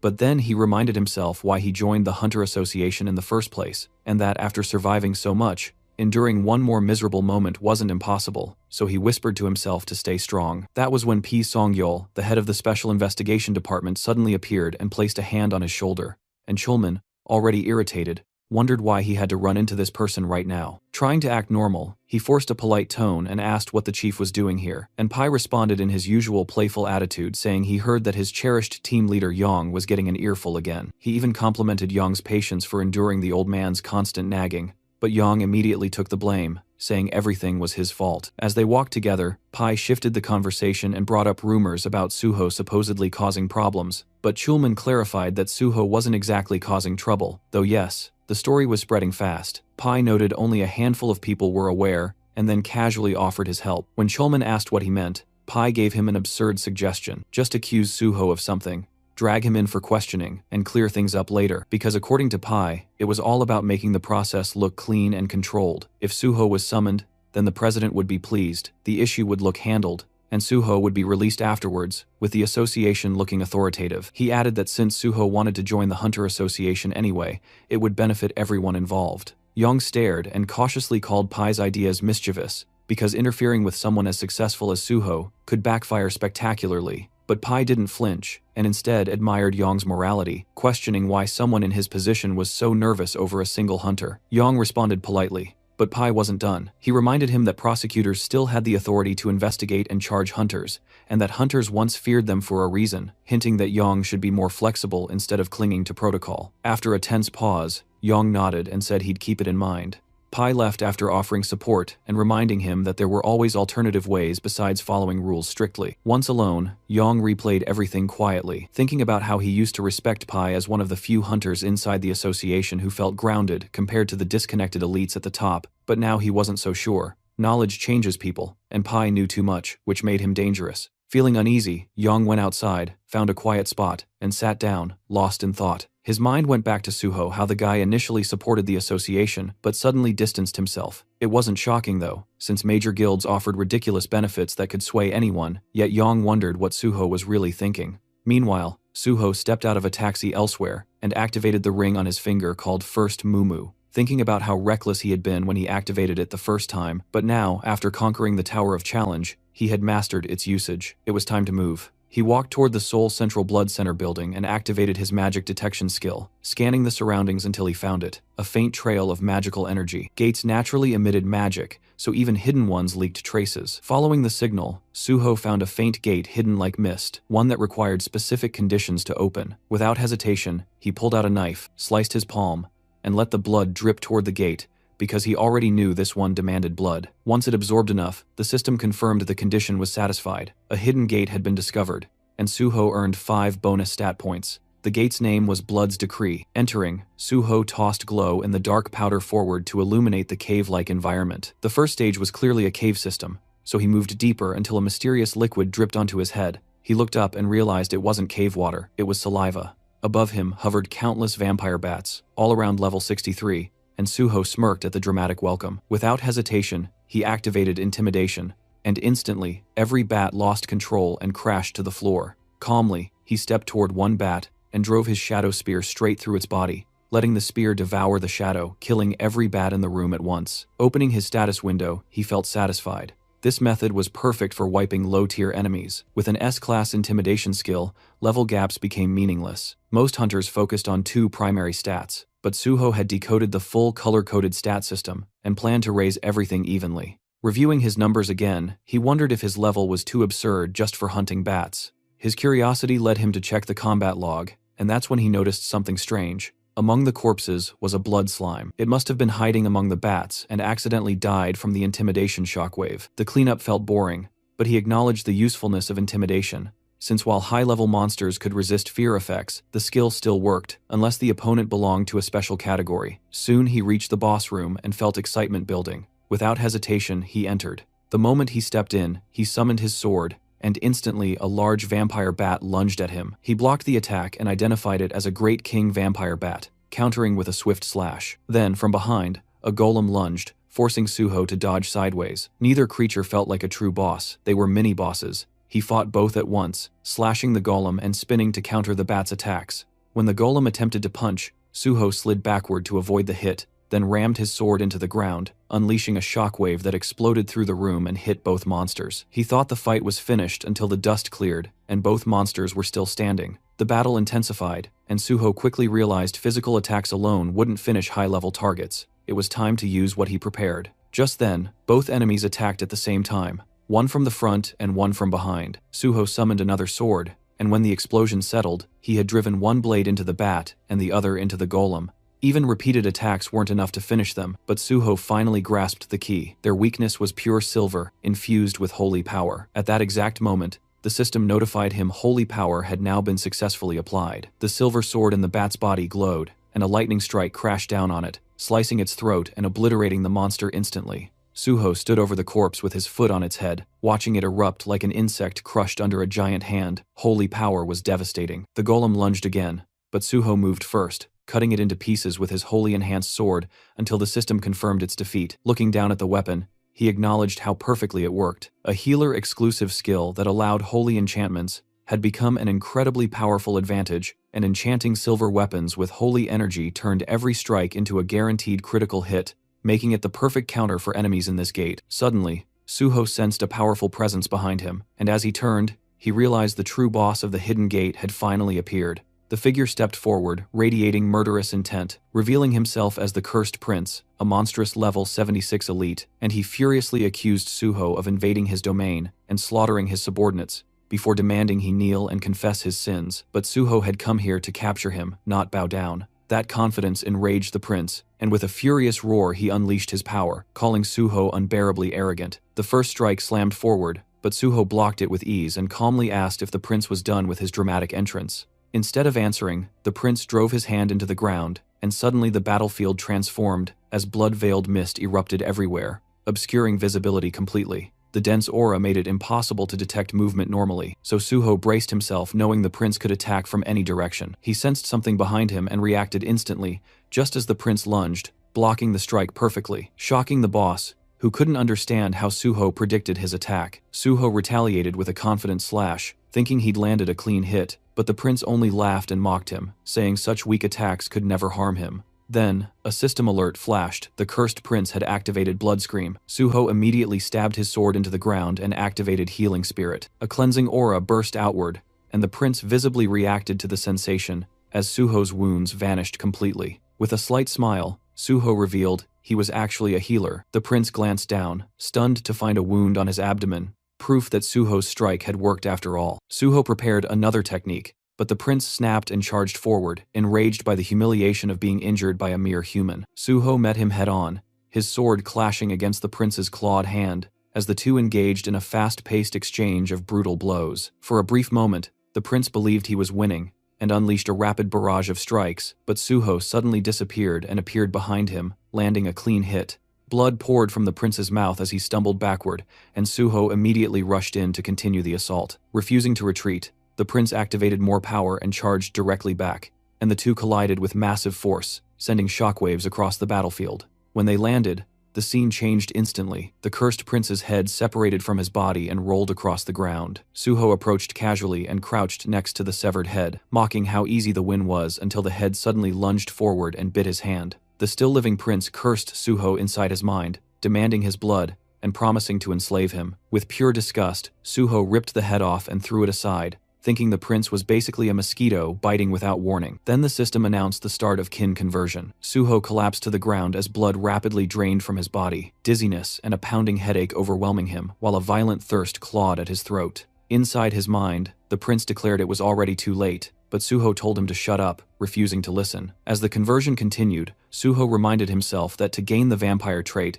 synchronization had to reach a certain threshold, and once it did, he needed to purify the infection instantly with holy water. When kin conversion hit 50%, Suho believed he was close to acquiring the trait and reached for the bottle only for it to suddenly shatter. The prince laughed, saying this was his domain and nothing Suho did would matter now. Suho realized the prince had been far more cautious than expected. The corridor that had been destroyed was now restored, and even the prince's body was missing. Everything had been reset for the next phase. Still refusing to give in, Suho tried to plan another move, but the system warned his blood was now beginning to corrupt. The prince, confident, declared there was no escape, but Suho revealed he still had one final card. The system immediately responded. All conditions to unlock the second power of dragon blood had been fulfilled. He had reached level 50 and survived a mentally and physically life-threatening situation. A new notification appeared. Dragon armor available. Suho smirked, realizing he had triggered it just in time. Kin conversion stopped on the spot, and the system confirmed again that all conditions for unlocking the second stage of dragon blood had been met. Dragon armor activated. He now possessed Dragon's Endowment and Dragon Skin, granted through the armor. The moment the Dragon's Endowment effect activated, further assimilation was blocked, and purification began. The corrupted blood inside him converted into pure blood and was absorbed into his system, while the remaining corruption was destroyed entirely thanks to the dragon blood effect. Suho successfully mastered the unknown power hidden within the corrupted vampire blood and felt his body become lighter. He remembered planning to unlock the second dragon blood power using a custom gate at level 50, but instead it happened here unexpectedly. Checking his newly unlocked skill, he saw Dragon's Endowment, an innate trait exclusive to descendants of dragon blood representing nobility and superiority. While active, it granted immunity to infection, corruption, and allowed automatic absorption of corrupted sources to purify, heal, and evolve. The system had never shown the second awakening condition, but Suho had learned it from Youngma. Since kin conversion was life-threatening, the system recognized it as the trigger. Although the endowment purified the blood, it also preserved the vampire power inside it. He checked another skill, one tied to vampirism sealed for now, proof that he had nearly become a vampire, and he wondered whether he technically acquired it or not. His original goal was to obtain vampire traits, but dragon and vampire blood clearly couldn't coexist fully still. The skills he gained were strong enough, so he accepted it. Another new skill appeared, Blood Weapon, a rare ability only usable by noble-level vampires or higher, but requiring huge quantities of blood.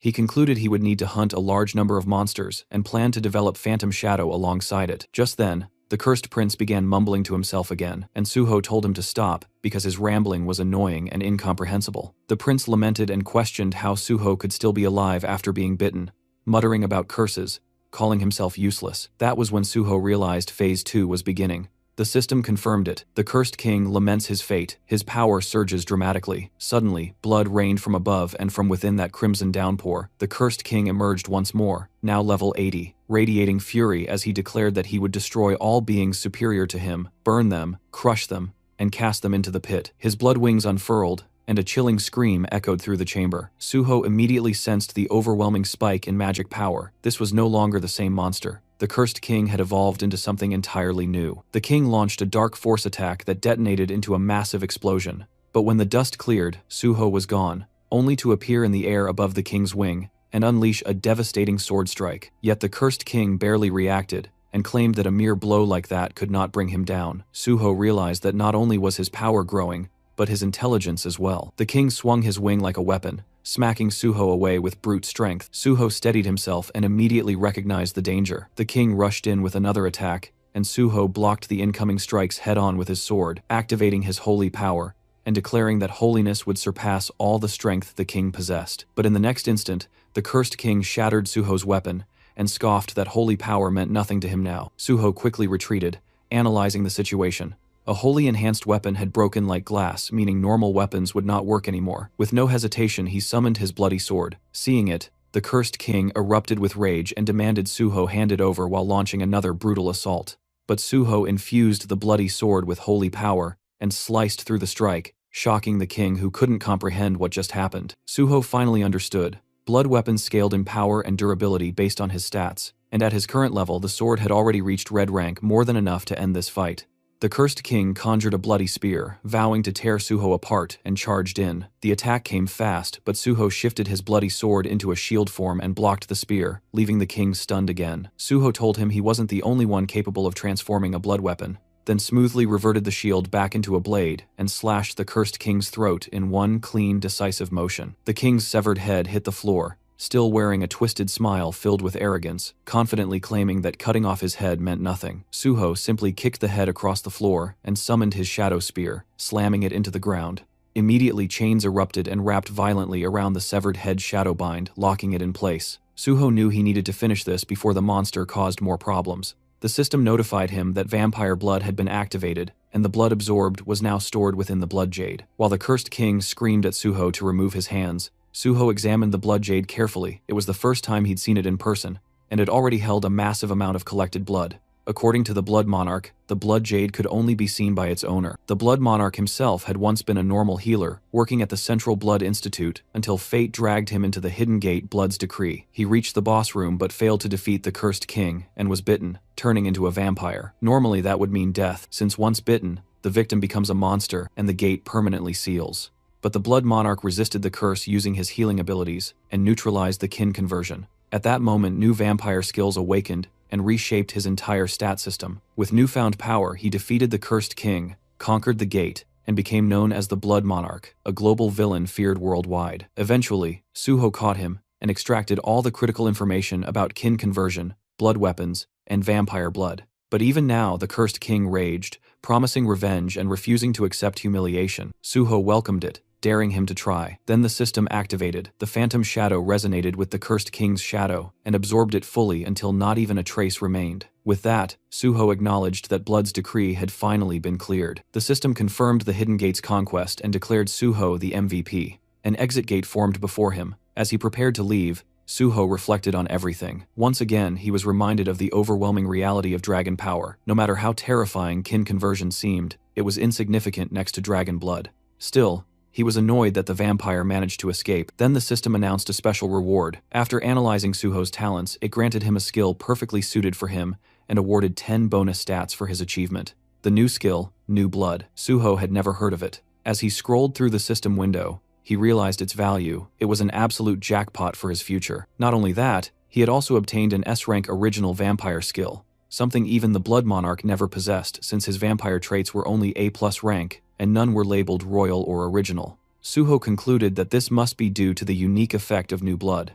Originally, he planned to monopolize powerful existing skills, but reality turned out far better. Still, he reminded himself not to get careless. Just because things were going well now didn't guarantee they always would. With the gate conquered and his objectives secured, Suho said exactly what needed to be said. He had gained what he came for, and now it was time to go big at Nexus. He scene then shifts to this big tall building, Nexus, and people moved steadily through the corridor while Miss Sui led the group forward. Through open doors, a man could be seen sitting calmly in a chair, who turns out to be the guild leader and tells Miss Sui to come in. She informed him that Hunter An Suho had asked her to deliver a message. Tomorrow, he would be coming to join the guild. The man repeated the statement in disbelief, almost questioning whether he heard correctly. The back of his chair faced them as he processed the news, and then he finally spoke, stating that proper preparations needed to be made. When his face finally became visible, as he turned, he added that no one knew what this An Suho was planning, and everything needed to be handled carefully before he changed his mind.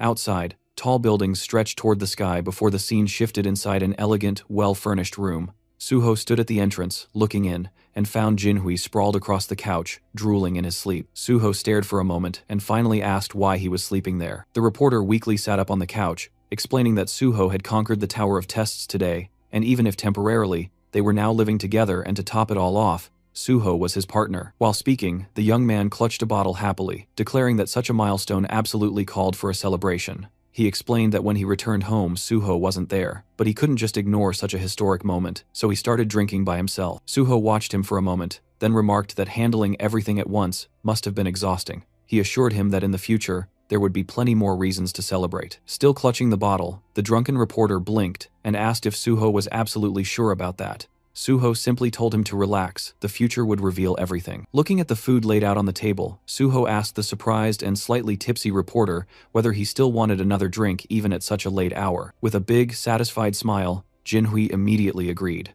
Next to the plates of food sat a glass of wine, and Suho commented that he had tried the community app Jinhui recommended and found that it worked perfectly. He also added that he genuinely liked the apartment itself. While eating, Suho mentioned that he had read the reporter's blog and could tell the young man was doing quite well, leading him to assume that his companion must be incredibly wealthy. They continued drinking wine together, and with a cheerful tone, Jinhui explained that he wasn't just rich, he was the youngest son of a Chaebol family, meaning he couldn't simply be considered normally wealthy. Surprised, Suho asked if he truly belonged to a Chaebol family, then took another sip from his glass. Jinhui continued speaking, saying that since Suho had shared one secret, he wanted to share one of his own in return. He revealed that he was the youngest son of the president of the Daisen company. Suho responded that if he was the president's son, then he was likely also the heir. But the reporter shook his head and explained that his father had many children from different women, and his own mother had been just a mistress, meaning he was merely an illegitimate son. He admitted he had never told anyone that, but since he would likely be working with Suho for a long time, he felt Suho should know everything. Suho looked at him with surprise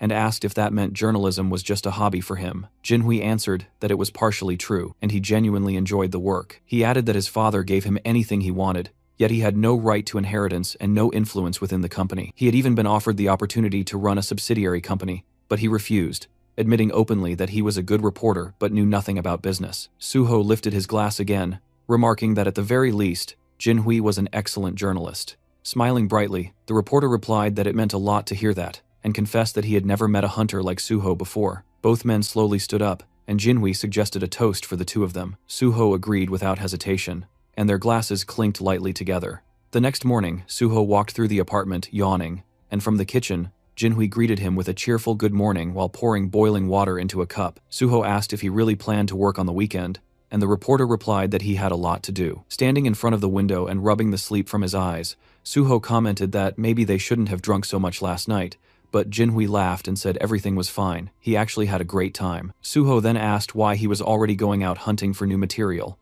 and the reporter answered that he couldn't live off articles about him forever. Hearing that, Suho casually admitted that this was exactly why he respected him, which made Jinhui pause in surprise at the unexpected compliment. After taking a sip, he asked what Suho planned to do today, and Suho reminded him that today was the day he had mentioned before. Realizing it, Jinhui asked if he was going to Nexus, and Suho nodded, explaining that last night he reached level 50 and received several upgrades, so it was time. Those words made Jinhui freeze, and he burned his hand with the water, startled because just yesterday Suho had been level 40. He turned to stare at him in disbelief, and demanded to know how someone could jump 10 levels in one day. Suho shrugged like it was nothing, and clarified that to be exact, he was now level 51. The reporter stared at him like he was some unresolved riddle, mumbling that the more he got to know him, the more mysterious he became.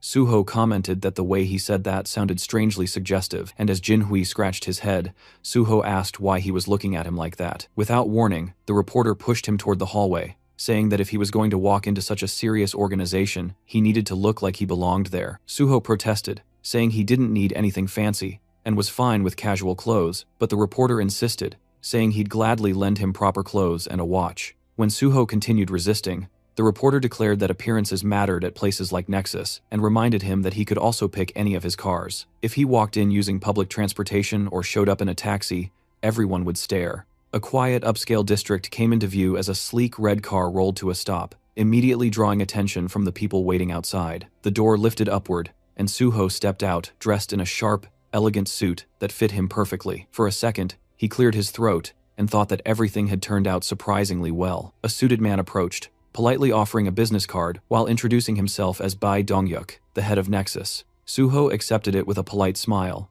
introduced himself as An Suho, and followed him inside the guild building. Soon after, he sat across from 3 representatives of Nexus. Dongyuk calmly stated that over the past few days, Suho must have raised his level significantly and wondered if that sudden progress made him reconsider his goals, especially since he previously mentioned wanting to become a government official. Suho explained that nothing had changed. His goal remained the same. The leaders exchanged surprised glances, prompting Sue to ask what exactly that meant. Dongyuk leaned forward and asked why Suho would want to join a private guild if his true intention was government service. Suho responded honestly, saying that joining Nexus would make reaching his goal easier. He announced that he planned to take the 5th rank exam this year. Someone asked whether he only wanted bonus evaluation points, and Suho replied that while technically yes, it was only one part of a larger strategy. If he only chased the Hunter Association, the association would assume he had no alternative. That was precisely why he intended to join Nexus, because once the association saw others offering better terms, they would improve theirs as well. He added that while serving Nexus, he would dedicate himself fully to the guild, making the partnership mutually beneficial. Dongyuk listened silently as Suho promised to give 100%, but the guildmaster eventually leaned back and said he understood. However, he wanted to ask one question. He pointed out that when Suho first approached them, Nexus was struggling, and the hero's abilities were a complete unknown. Hiring him back then was risky but still reasonable. But now, any guild in Korea would fight for him. So why out of all of them did he only approach Nexus? Suho smiled quietly while the guild leader continued, saying that Suho was clearly talented, but his true intentions remained unclear. Folding his hands, Dongyuk warned that unless Suho answered honestly, cooperation would not be possible. Suho closed his eyes briefly, then replied that he had personal reasons. He reminded Dongyuk of the public speech he gave earlier, the one where he promised Nexus would do everything in its power to destroy all gates in Korea. Suho acknowledged that Nexus provided more support to victim families than any other guild, and was clearly the most passionate about eliminating the gates. He said he had no doubt that speech was sincere. Because of that conviction, he wanted to work with Nexus, help them, and contribute everything he had. He smiled widely, and added that he hoped they could continue cooperation even after he eventually joined the Hunter Association. Dongyuk lowered his gaze and admitted the reasoning satisfied him. Then he asked whether Suho truly believed joining the association was necessary, since Nexus already worked tirelessly to clear gates and support hunters. Suho agreed, but explained that if Nexus truly wanted to end the gates completely, then they needed to go to places even other hunters couldn't, like the sealed high-risk gates under strict government control. His gaze shifted to an image of one such chained portal. Beyond ordinary mid-level entrances, there were also the 5 Great Gates. That was why he needed government authority. But until that time came, every successful raid would broadcast Nexus's name alongside his own. The impact would reshape the power structure of Korea's guilds, and Nexus would rise to number 1. Dongyuk rested his hands on the table and said all of this only lasted as long as Suho remained with them. Suho nodded, saying that was why he promised to give everything while he was here. Suho blinked in shock, suddenly asking if he had already found team candidates after their previous conversation. Suho confirmed it and revealed the first candidate, Kang Dae-han. Sue froze and asked again, as if she couldn't believe she heard it correctly. Suho nodded and casually mentioned that he was the one who convinced Dae-han to become a tank. Sue shot to her feet in outrage, demanding to know what Suho planned to do if tanking didn't suit him. Suho calmly lifted a hand and told her to relax. He made the decision after analyzing everything properly. He reminded her that Dae-han had passed the exam with exceptional scores. Sue frowned, reluctantly remembering the results. Dae-han had unexpectedly ranked 2nd place. She admitted she planned to thank whoever was responsible, but Suho simply shrugged and said it wasn't a big deal, which irritated her further. The 3rd Nexus representative finally spoke, saying Suho's proposal sounded excellent, but he needed clarification.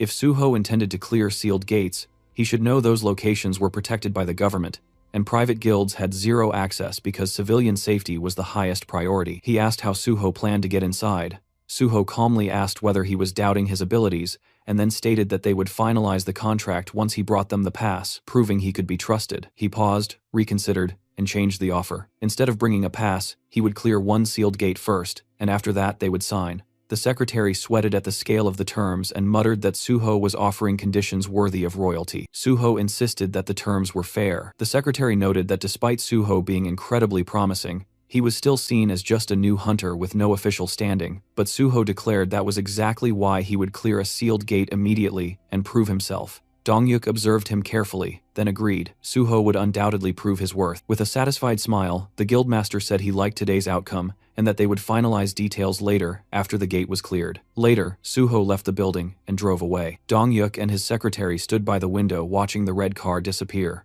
The guildmaster quietly ordered preparations, assemble a special support team, and prepare all necessary documents for An Suho. The secretary hesitated and asked whether they should wait until Suho made good on his promise. Dongyuk replied with a confident smile that Suho would absolutely follow through, and supporting him early would only strengthen their alliance. Closing his eyes, he said he believed Suho would keep his word. The secretary, slightly overwhelmed, asked what made the guildmaster so certain. Dongyuk answered that it wasn't a guess, and the secretary already knew it. The man finally nodded, remembering Suho's determined gaze and the certainty in his voice. The scene shifted to the massive building of the Great Hunter Association of South Korea, where inside one of the offices, Yong Chulman sat slumped in front of a computer, clutching his head in frustration. He was desperately trying to figure out how to get Suho into the organization when the man showed absolutely no intention of coming willingly. Chulman considered offering him a reward for clearing the test tower, but immediately dismissed the idea, knowing full well that upper management would never approve it. They didn't want a picture of Suho receiving thanks. They wanted a picture where Suho stood, smiling beside the association president, making it look like they were already close.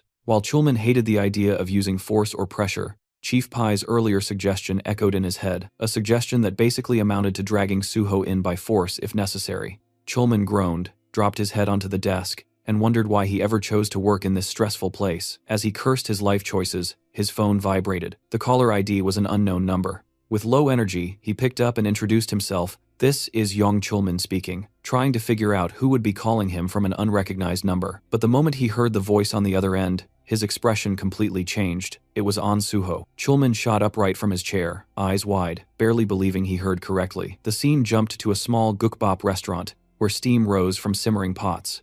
Suho and Chulman sat at a table facing each other. Suho commented that he hadn't visited this place in a long time, and noted that the restaurant served the best boiled pork. Chulman blinked and asked in surprise how Suho knew about this place. With a calm smile, Suho casually lied that he used to come here often back when he worked nearby. Chulman nodded slowly, accepting the explanation. He scooped soup into his spoon and admitted he never expected Suho to reach out first. Then he asked why Suho had changed his number. Suho explained that he had been receiving far too many calls, so he simply got a second number, and now Chulman could use that one instead. The civil servant nodded understandingly, and commented that Suho must be exhausted from all the unwanted attention. Lowering his gaze, Chulman thanked him sincerely for contacting him, admitting that he had nearly given up hope of ever seeing him again. Suho asked how he could think that, and picked up his chopsticks. Then he calmly asked whether the higher-ups were pressuring him, and whether they wanted Chulman to convince him to join the association. Caught off guard, Chulman stiffened and raised a hand to his face as if trying to shield his reaction. He nervously asked why Suho would assume that. Holding the chopsticks near his cheek,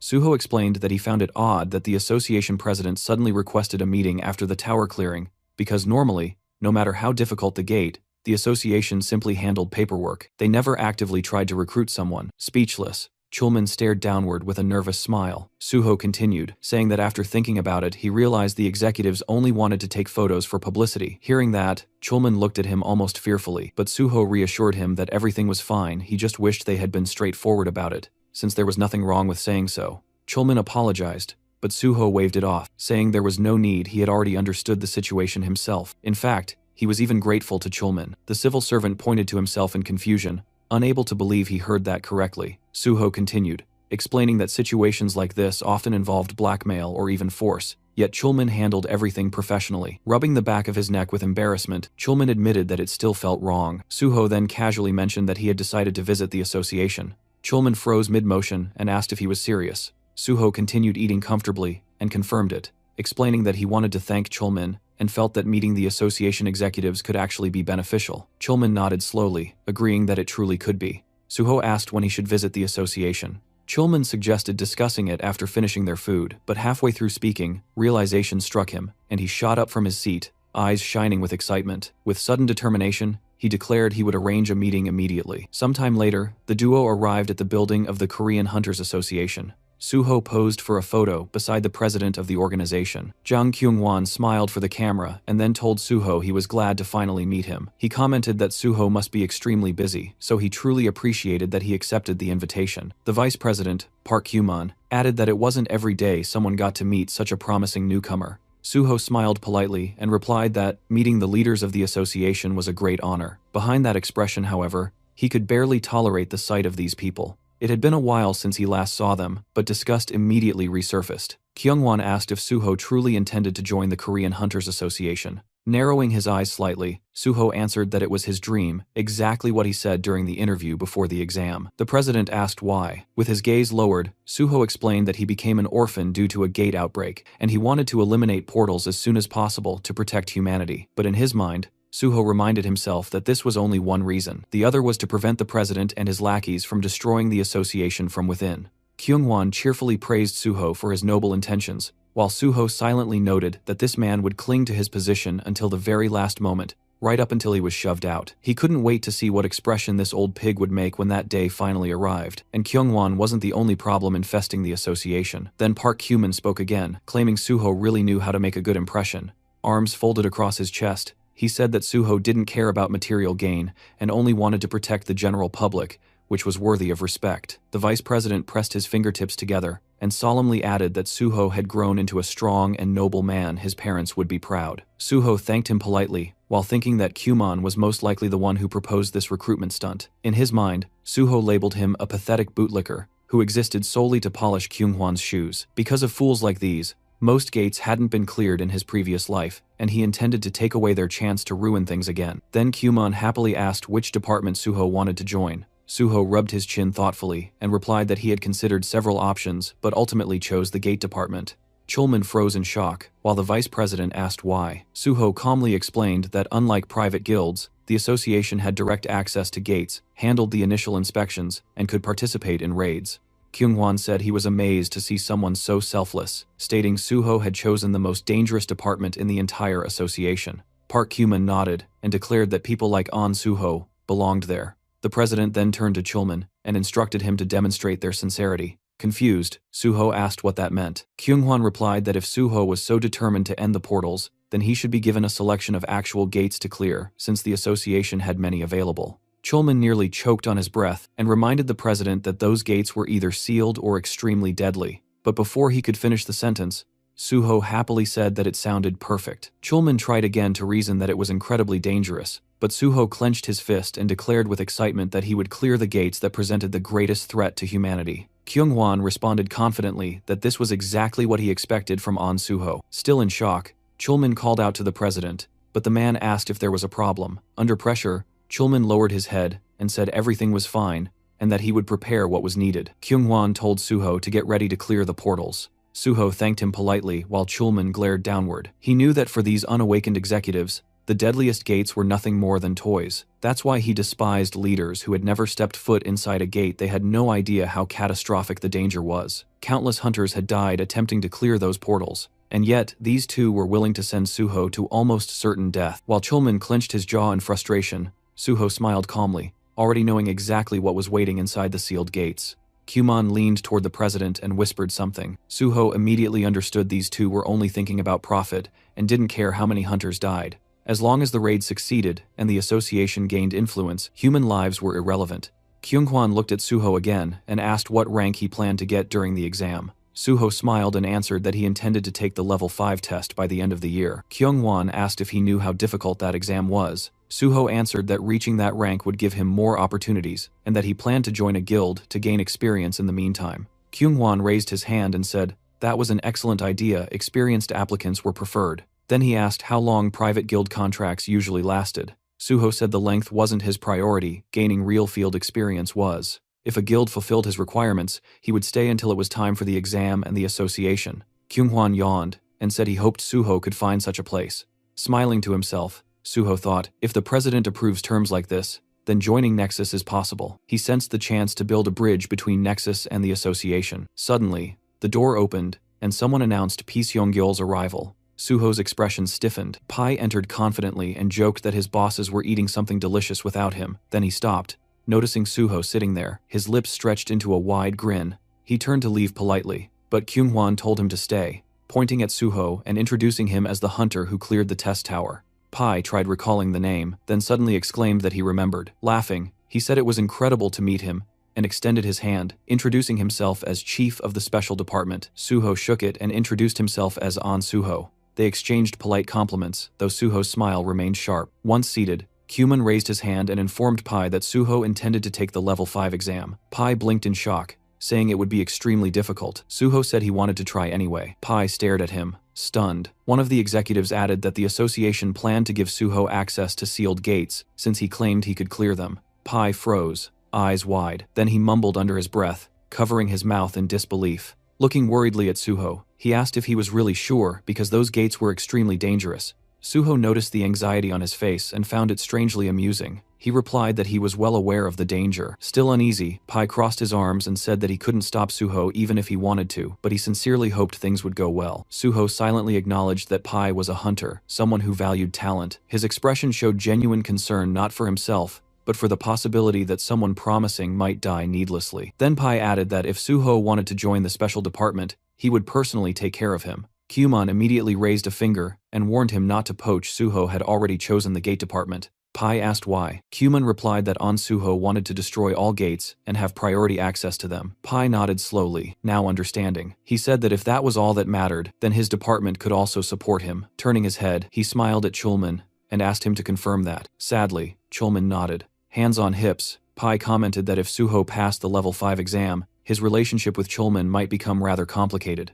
Facing the young hunter, he added that they could discuss all of that after the exam, but for now, he sincerely wished Suho success. Suho thanked him politely, thinking privately, what a sly fox. Suho quietly glanced at Chulman, already realizing that if he passed the exam, he would outrank him, and that alone would put Chulman in a painfully awkward position. Suho let out a subtle sigh. That was exactly why dealing with Chulman felt complicated. He didn't want the man to feel cornered or overshadowed. After the meeting ended, the two walked side by side down the long corridor.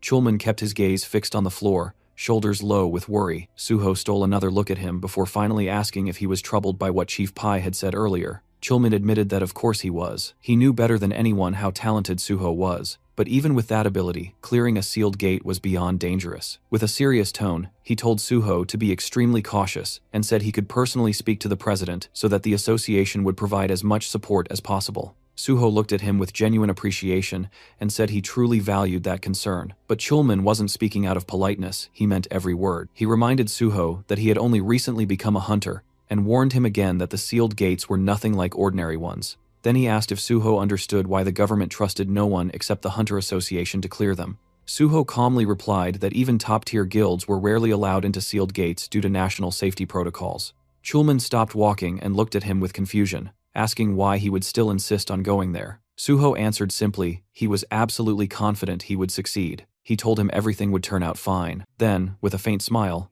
Suho mentioned that among the sealed gates managed by the association, there was one called Nameless Sword. Immediately, Chulman stiffened and said that gate was among the most dangerous ones in existence. Suho's expression didn't change, he just smiled a little wider and said he already knew how to clear it. The next day, a military vehicle stood parked against the backdrop of typical Asian buildings in the district of Gyeongju, right beside the Nameless Sword Gate Square. Two soldiers stood in front of Suho and Jinhui, and one of them asked the pair to wait. Suho agreed without complaint. The reporter leaned toward him and whispered that the atmosphere here felt extremely tense, and Suho calmly replied that although the association technically controlled this gate, it was still a military facility. The two young men suddenly noticed something ahead. The soldiers saluted each other, and one of them turned toward Suho to confirm if he was truly Hunter An Suho. After receiving confirmation, the soldier introduced himself as Major Kim Jong-gu, the senior commander of this square. Suho greeted him politely, saying he was glad to meet him. Major Kim said the team leader was already waiting inside. Jinhui pointed ahead, asking if they were going straight toward the gate, and received an immediate yes. As the structure loomed into view, the reporter's eyes widened. Its massive size left him stunned, and he said it would make for extraordinary material. Major Kim explained that the giant walls surrounding the gate were constructed from iron and a special alloy designed to hold back any monsters attempting to break out, while also preventing the portal from expanding. Jinhui gaped at the scale of it all, admitting the portal was far larger than he ever imagined, and the more they approached, the more fascinating details he noticed. Suho added that the military had taken many precautions to make the portal itself difficult to reach. The group continued forward until Major Kim arrived before Chulman and announced that Hunter on Suho had arrived. The civil servant smiled and greeted Suho warmly. The two exchanged looks full of familiarity and relief. Chulman remarked that it was quite a long trip to reach this place, and said he was glad Suho managed to arrive quickly. Suho noticed that Chulman had arrived even earlier, and asked when he had gotten there. The civil servant casually stated he had only just arrived himself, then looked toward the person standing next to Suho. Before he could ask further, the journalist cheerfully introduced himself as PBS reporter Joe Jinhui, extending his hand and saying it was a pleasure to meet him. The men shook hands, but Chulman still looked puzzled, and asked why a reporter was here in such a location. Suho stepped in and clarified that photos would only be taken after the raid was completed, and asked if Chulman would allow it. The civil servant answered that this wasn't a classified facility, so there was no reason to refuse. While still slightly confused, he admitted he was mostly surprised that Suho had brought his own reporter along. Jinhui gratefully thanked him for the permission, and brimming with excitement, said they would likely meet often from now on, so he should remember his face. Chulman replied that he certainly would. Major Kim then approached Suho again. Holding an M416 automatic rifle, he said that according to the association's message, the raid leader would be Hunter on Suho, who confirmed this with a nod. The major hesitated for a moment before apologizing and asking what level Suho currently was. Suho replied that he was level 51. Major Kim stared at him in disbelief, then quickly looked away and muttered that he understood. They reached the entrance, the heavy reinforced door towering over them. Major Kim said that the inner perimeter of the portal had already been prepared, and Suho could enter immediately. He firmly warned that as soon as Suho stepped inside, the door would be sealed. Suho thanked him with a calm smile. At that moment, someone called out his name. Chulman hurried toward him and asked if he had any strategy in mind. Suho answered that he did. Major Kim watched the interaction, clearly confused by their casual conversation in such a dangerous setting. Suho said that describing his strategy in words would be difficult, but he would clear this gate the same way he cleared the Tower of Challenge. He added that if he succeeded, then Chulman should remember his promise to help him clear the remaining portals as well. The door unlocked and slowly opened. Chulman wished him to return safely. Suho reassured him not to worry, saying that 1 hour would be enough. Chulman's eyes widened, and he repeated in shock, 1 hour? Suho glanced back with a confident smile, and said they would meet again very soon. The door closed behind him. Jinhui exhaled, and said that Suho had officially gone inside. Closing his eyes, Chulman replied that now all they could do was wait. Major Kim asked quietly if everything would really be okay, because a place like this could never be cleared alone by someone who simply had high stats. He asked if An Suho was also a healer. Jinhui blinked in confusion, and the major asked again. The reporter grinned widely and corrected him, saying An Suho was only nominally a healer. Major Kim looked even more confused. Chulman raised his hand and said that he had never seen anyone wield a sword the way Suho could. The major asked if he was truly that skilled. Chulman explained what he had witnessed during the Hunter practical exam, that Suho was supposed to be taking the healer test, but instead he slaughtered every monster with a sword, while still protecting his patient, and thus passed without issue. Jinhui, gripping the strap of his bag, said this was his first time hearing about it, and wondered aloud if it was even allowed to take an exam that way. Chulman admitted he had been shocked too, but Suho had fulfilled all the requirements, so it didn't violate any rules. Both the soldier and the reporter stared at him in disbelief. Major Kim concluded that Suho must possess a profound mastery of swordsmanship and suddenly understood why he came here specifically to challenge this gate. Looking toward the dungeon's direction, Chulman nodded firmly and said Major Kim was absolutely right. In front of Suho stood the nameless sword portal, its entrance restricted to only one person at a time, and the moment he stepped inside, high cliffs surrounded him, while the system announced that he had officially entered the gate. Walking through the forest with his sword in hand, he looked around, thinking that it had been a long time since he was last here. The path cutting between the trees was clearly visible, and Suho remembered how he had constantly struggled to clear this gate in the past, barely surviving every attempt. Suddenly, a sharp ringing sounded beside him, and he spotted a black shadow drifting between the trees. The system reported the appearance of the boss, and a knight in armor stepped forward, the nameless swordsman of unknown level. He stood with his blade ready, and immediately the air around him began to shine with a bright yellow glow. The system confirmed that the nameless swordsman had activated the battlefield, explaining that while this zone was active, the swordsman's status would mirror the user's exactly. All fighters within this field were prohibited from using anything except a sword and sword-related skills. Smiling, Suho greeted him as an old acquaintance he hadn't seen in a long time, The knight charged instantly, and the two clashed at close range, Suho catching the enemy's blade with his own. He struck back, but the knight blocked effortlessly. White streams of energy shimmered in front of the warrior as the two separated briefly. Watching his opponent, Suho analyzed his footwork. He noticed how the Sword Emperor adjusted his stance in perfect balance to minimize rebound after every strike. The knight swung again, and Suho understood clearly that no one at this point in time could defeat this opponent with pure swordsmanship alone. The Sword Emperor held his weapon with both hands, and Suho noted how the enemy's style shifted instantly after crossing blades, switching stance to catch him off guard with a completely different technique. Not only that, the knight attacked from unpredictable angles, changing direction constantly. As the Sword Emperor closed in, Suho acknowledged the truth. The most dangerous part about this opponent was how he adapted his tactics based on whoever he was fighting. The knight struck again. Suho dodged, realizing how cunning the enemy was, but that was precisely why Suho had learned so much from him in his past life, and with a small, knowing smile he braced himself. As the nameless swordsman lunged in a leaping attack, Suho spotted an opening and slashed, but the enemy twisted away at the last moment. Even so, Suho's blade scraped across the armor, leaving a faint cut. Suho asked lightly if he had managed to surprise him. The Sword Emperor simply stared back in silence. Suho remembered perfectly that this opponent never spoke a single word until the moment he died. The knight stood ready, holding his sword with both hands. Suho struck again, landing a hit, and prepared another assault, revealing that this was already his 7th time challenging the nameless swordsman. He attacked fiercely. The knight's counterstrike swept just above his head. With a precise slash, Suho severed one of the knight's limbs and followed it with a kick, sending the Sword Emperor crashing backward into a thick bush. Standing before the thicket, Suho recalled how many people throughout history wondered who or what actually hid beneath the armor. The knight rose again, missing a leg. Suho asked if he knew how disappointed he had been the first time he discovered the truth. Calmly gripping his sword, he stated that everyone called this enemy either the Nameless Swordsman or the Sword Emperor, but the truth was simple. He was just the spirit of the sword demon. A ghostly limb appeared in place of the severed leg, and one of the Sword Emperor's hands also shimmered as a spectral form. The opponents clashed again, blades ringing violently as sword marks carved into the ground and rocks around them. Suho blocked a powerful blow, his sword glowing with vivid red streams of energy, and counterattacked his blade, punching a large hole through the enemy's chest armor. He struck the same spot again, and the purple cracks crawling across the Sword Emperor's form spread further. With another leap, the knight retreated, but Suho immediately closed the distance. Studying his enemy closely, Suho said that his own fighting style had been shaped specifically to counter every style the knight used. Smiling, he delivered another decisive slash. Large fragments of armor shattered and flew through the air. Finally, Suho stood over the fallen enemy. The system declared that the nameless swordsman had been defeated, and the sealed gate was cleared, with Suho recognized as MVP. Looking down with a faint sadness, he said he was glad to meet the nameless swordsman again, and that, in truth, he should thank him, because without this opponent, he would never have been able to reach such mastery in swordsmanship.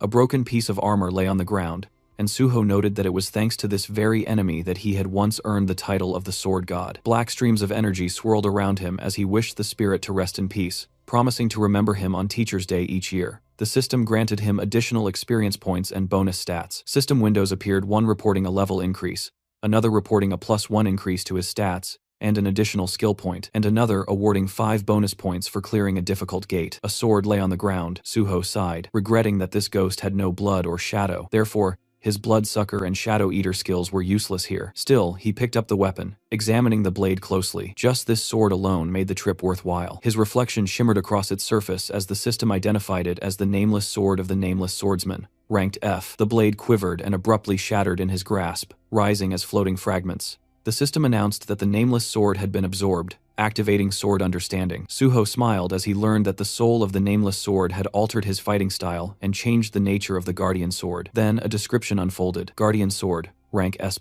This ideal technique was created by An Suho based on the most fundamental principles, achieving perfect balance among attack, defense, and evasion. After merging with the soul of the nameless sword, its rank increased further. The technique absorbed the sword's will, and it now possessed unlimited growth potential. Suho realized with awe that his ideal sword technique had just been born. The scene shifted to the spectators watching multiple screens, and Jinhui murmured that everything seemed quiet for now. Chulman glanced at him, and admitted that although he trusted Suho completely, considering the strength of the enemy, clearing this place might still take quite a bit of time. Jinhui objected immediately, reminding him that only half an hour had passed. Major Kim stepped forward and asked Chulman for permission to check the situation himself, and once he was allowed, he prepared to go until the reporter suddenly told him to wait. Confused, The major asked what was wrong as sweat dripped down the journalist's cheek. Jinhui pointed urgently at the portal, shouting that everyone needed to look. On the screen, Suho appeared. Stepping through the now open door, Jinhui burst out, shouting that the gate had been cleared. Suho, still adjusting to the outside light, was stunned when someone called him Pro-On, and suddenly Jinhui and Chulman came sprinting toward him like overly excited kids running after candy. Jinhui even held his camera above his head, as if he were filming a festival. Suho told them to calm down, but the reporter's entire face was practically glowing with joy as he demanded to know how they were supposed to calm down when Suho had cleared a sealed gate in under an hour. He yelled that it was insane. Chulman looked like he was caught between fear and happiness as he reminded everyone that Suho had defeated the nameless swordsman, the very same monster who hadn't been beaten even after more than 200 attempts. He anxiously asked if Suho was all right. Suho smiled and said he felt great, casually adding that he'd taken care of it easily. The major stared at him in disbelief, as if trying to process the idea that the monster who slaughtered hundreds could be considered easy. Standing beside Jinhui and Chulman, Suho noted the major's expression. This soldier was desperately trying to understand what kind of person he was dealing with. Chulman then practically bounced with excitement, suggesting they take a commemorative photo since a sealed gate had been conquered. The major hesitated, but Chulman waved it off, insisting it was only a formality and that there was nothing to worry about. He reminded the major that he was just a regular soldier, so he rarely appeared in photographs, and that having a Korean army major in the picture would make the proof far more credible. Finally, Jonggu agreed to join the photo. Cut to another scene where the picture appeared on a laptop screen in front of the Nexus Guild leader. Suho explained that, as he had mentioned earlier on the phone, he had successfully cleared the nameless sword sealed gate. In the photo with him were a representative of the Hunter Association and Major Kim Jong-gu. He also pointed at the reporter beside him, introducing him as Jo Jinhui from PBS, explaining they agreed to take the photo together to prevent any manipulation of the news. Jinhui politely handed over his business card, introducing himself as Suho's personal reporter. Dongyuk pressed his thumb to his temple and said he didn't need the card at all, and had never considered manipulating anything in the first place. Standing before Suho, the guild leader asked how in the world he'd managed to pull this off. Suho blinked and asked what part he meant.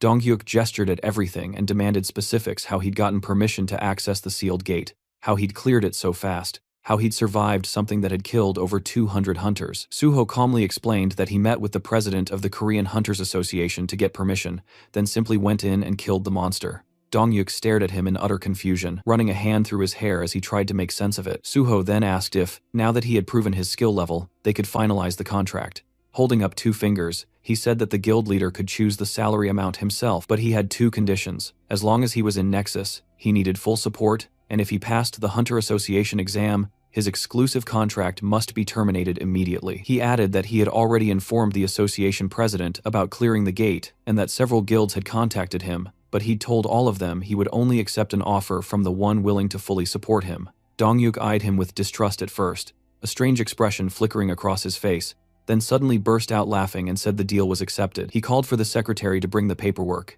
The man returned Suho's confidence with renewed excitement, saying the hero had proven himself right after he doubted him. Suho extended his hand, and they shook firmly. The guild leader warned that there would be a lot of work ahead, and Suho replied he was ready. Later, on the road filled with evening traffic, Suho smiled and mentioned that since his friend brought him there, he'd be happy to drive him back. Jinhui chuckled, saying he was simply fulfilling his duties as Suho's manager. When Suho asked why he called himself that, Jinhui explained that since Suho kept feeding him exclusive content, the least he could do was pay him back somehow. He added that the sedan didn't shake nearly as much as the minivan he used before, so he bought this one specifically. Suho stared at him, stunned, realizing once again that this man truly was born with a golden spoon. As they drove, Suho asked if the reporter wouldn't get scolded for skipping work all day. Jinhui proudly replied that several exclusive articles had been published that very day, so no one would complain, especially since he promised the editorial office that he would bring Suho there eventually. Suho realized that there was no way this man would let such an opportunity slip. Jinhui said they could start by reporting the successful clearing of the sealed gate,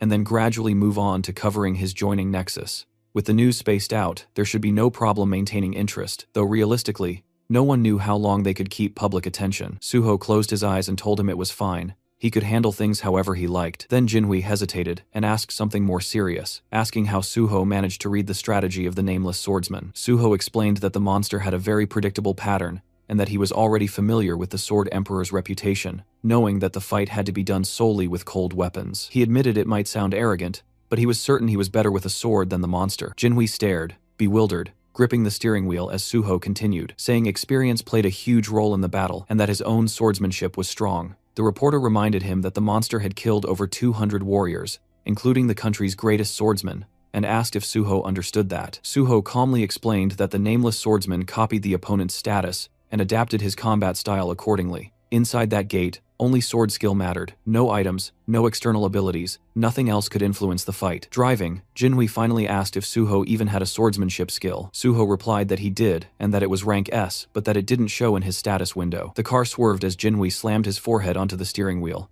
Completely stunned, he demanded to know how Suho had acquired a rank S swordsmanship skill, and when it happened, flames practically burst behind him in excitement, and Suho told him to calm down because he was boiling over. He warned that information should be delivered gradually, not dumped all at once. Jinhui exhaled heavily and said that if Suho wanted to know anything about him, he could ask any time and get instant answers. After slowing the car, he admitted that Suho had a talent for shocking people, and that he never imagined he would end up working for someone. Suho reassured him, and Jinhui thanked him for calling him first, apologizing for doubting him in the beginning. Suho laughed, saying it was all fine. They finally arrived back at their luxurious apartment complex, and Jinhui asked if that meant they were done for the day. Suho nodded, saying he needed rest. The reporter immediately said he would walk him home, and Suho thanked him warmly. Later that night, as darkness settled outside, Suho finally sat down on something soft and let himself breathe, thinking with quiet satisfaction that he could genuinely be proud of today's results. Wiping his head with a towel, he realized he wasn't even tired despite everything he had done. Pulling the towel away, he summoned his status window. The system reported 7 remaining bonus points, and he immediately understood that this might finally be enough to unlock Unified Train. Though the conditions for it were strict, every stat except one had to share the same rank, and all stats at that same level needed to have identical values. If even one bonus point remained, the system would automatically raise the lowest stat to match the higher ones. Suho worked through the window carefully, watching as the system evaluated each requirement. Then the notification appeared. All conditions had been met, and the skill Unified Train was fully activated. He blinked in surprise and watched as the remaining bonus points were distributed to equalize every stat. His personal card refreshed, showing that all of his characteristics now stood at the same values red level, rank 14 across the board. Joy rising in him, Suho clenched his fists and thought that he had finally done it. In his past life, he never imagined this was even possible, so he'd never tried. Now, staring at the window, he broke into a bright, satisfied smile and let himself fall back onto the bed, thinking that he needed to keep pushing forward exactly like this. His phone rang beside him. The caller ID displayed a name he hadn't seen in a while. Gu Yonhua. Still lying down, Suho said it had been some time since he heard her voice, and she had called at a great moment since he was in an excellent mood. She immediately remarked that he must have a lot of free time. Confused, he asked what she meant, and told her not to speak so formally. Yonhua said she had read the article. Smiling, Suho pressed the phone closer, surprised the piece came out so quickly. He said he hadn't checked the comments yet and asked her to tell him how everyone reacted. But she called him sir again and insisted they meet first. Suho repeated that he just wanted her answer. She reminded him sharply that they still hadn't accepted his offer. Suho told her that if she or the others weren't satisfied with anything, he wouldn't force them. That shocked her, and Suho asked again for an answer. Yonhua closed her eyes and asked what they were supposed to do from now on. Suho got up from the bed and said he would explain everything tomorrow when they met. He suggested everyone come to the Nexus Academy at 1 p.m. She objected immediately, saying 2 of them had work and she had lectures. His expression hardened with disappointment. He told her he must have overestimated them. Apparently none of them cared about anything except useless nonsense. He had to pull the phone away from his ear because Yonhua exploded, cursed him out, and then yelled that she would still come. She said she'd be at Nexus Academy at 1 p.m. and hung up. Suho smirked and told her goodbye. The next day, at the magnificent Nexus Academy building, Yonhua crossed her arms and barked at him not to get full of himself, claiming she skipped her lectures only because she felt like resting, not because of him. The others stood before Suho, who sat casually on a bench. He said he didn't recall asking her why she came, and she snorted angrily. Irritated, she demanded to know why he gathered them all. Suho stood up and said he brought them because he had something important to say. Smiling, he announced that today he was going to kill them all. The Banshee members stared at him, stunned, while he handed them tablets and asked them to fill out forms first. Yonhua squinted at the device and assumed it was some contract to hand over their corpses to him. But reading the text, she realized it was simply a skill survey. She asked if he wanted their personal information. Raising his hand, Suho told them that once he joined the special department, he would need freelance agents, and he'd already said he needed real shadows. He reminded them he wouldn't use just anyone for that purpose. Turning away, he explained that their training would be brutal until exhaustion, and they'd learn everything from basic combat techniques to maximizing their own skills. Only they would see their personal information, so they needed to be honest. Their relationship had to be built on trust. Since he already shared his secrets, it was their turn now. The group exchanged uneasy glances. Later, inside the Nexus Academy's training hall, Suho held a black key card and smiled as he said it was time to begin. He remembered how he received it. Miss Sue had explained that this card granted unrestricted access to any area of the academy, including the S-rank only training hall, ensuring he avoided unwanted attention. She also gave him guest cards as he requested. Examining the card, Suho realized he had been so focused on everything else that he had forgotten about Daehan, whom he promised to meet here. He would arrange that soon. Nearby, the Banshee members lay inside training capsules.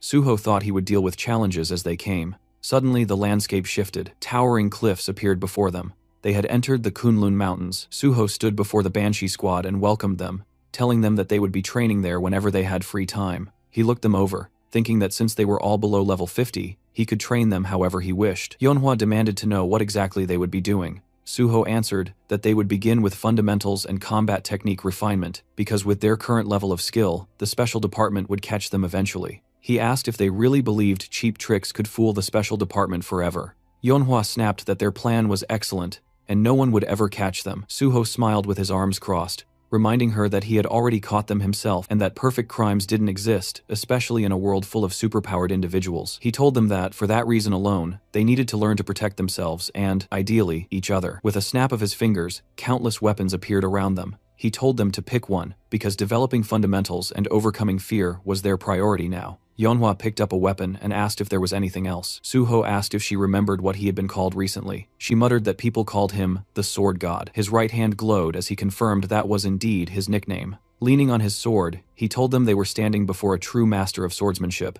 and it would be foolish to expect him to teach anything else. To maximize swordsmanship in this realm, they shouldn't use any of their other skills. He couldn't forbid it, but those skills would only hinder them later. The group frowned. Suho told them to try to kill him, swinging his sword as he announced the training had begun. In an instant, he rushed them. Heads flew. He asked the stunned survivors why they still had time to be surprised. Then he finished off the remaining two. The squad respawned again, and Suho said that since they had died once already, they shouldn't freeze like idiots. They quickly took defensive stances. Suho praised that and said they would restart. Looking upward, the group realized his next attack was coming from above. Suho slammed into them again, scattering bodies. He mocked them mid-combat. He told one that his grandmother moved faster. He elbowed another in the chest, asking how someone who worked in delivery could be this slow, wondering jokingly if he was fired because customers starved waiting for their orders. The boy crashed into another teammate. Turning to the third, Suho asked how a teacher could be so slow that he couldn't even parry such a simple strike, wondering what he could possibly teach kids if they could already outpace him.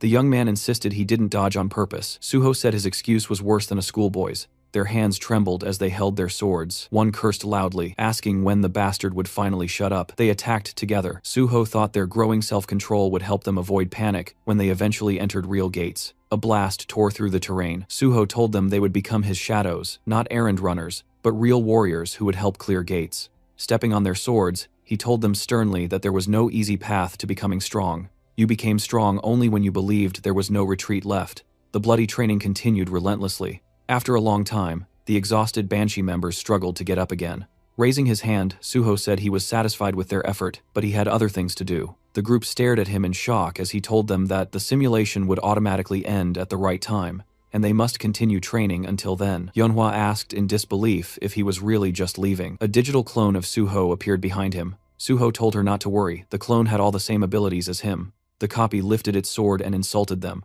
calling them pigs and trash and demanding they prepare to fight. Furious, the Banshee members, enraged, cursed Suho as a complete bastard. Suho stepped out of the capsule and glanced back at the four others still training.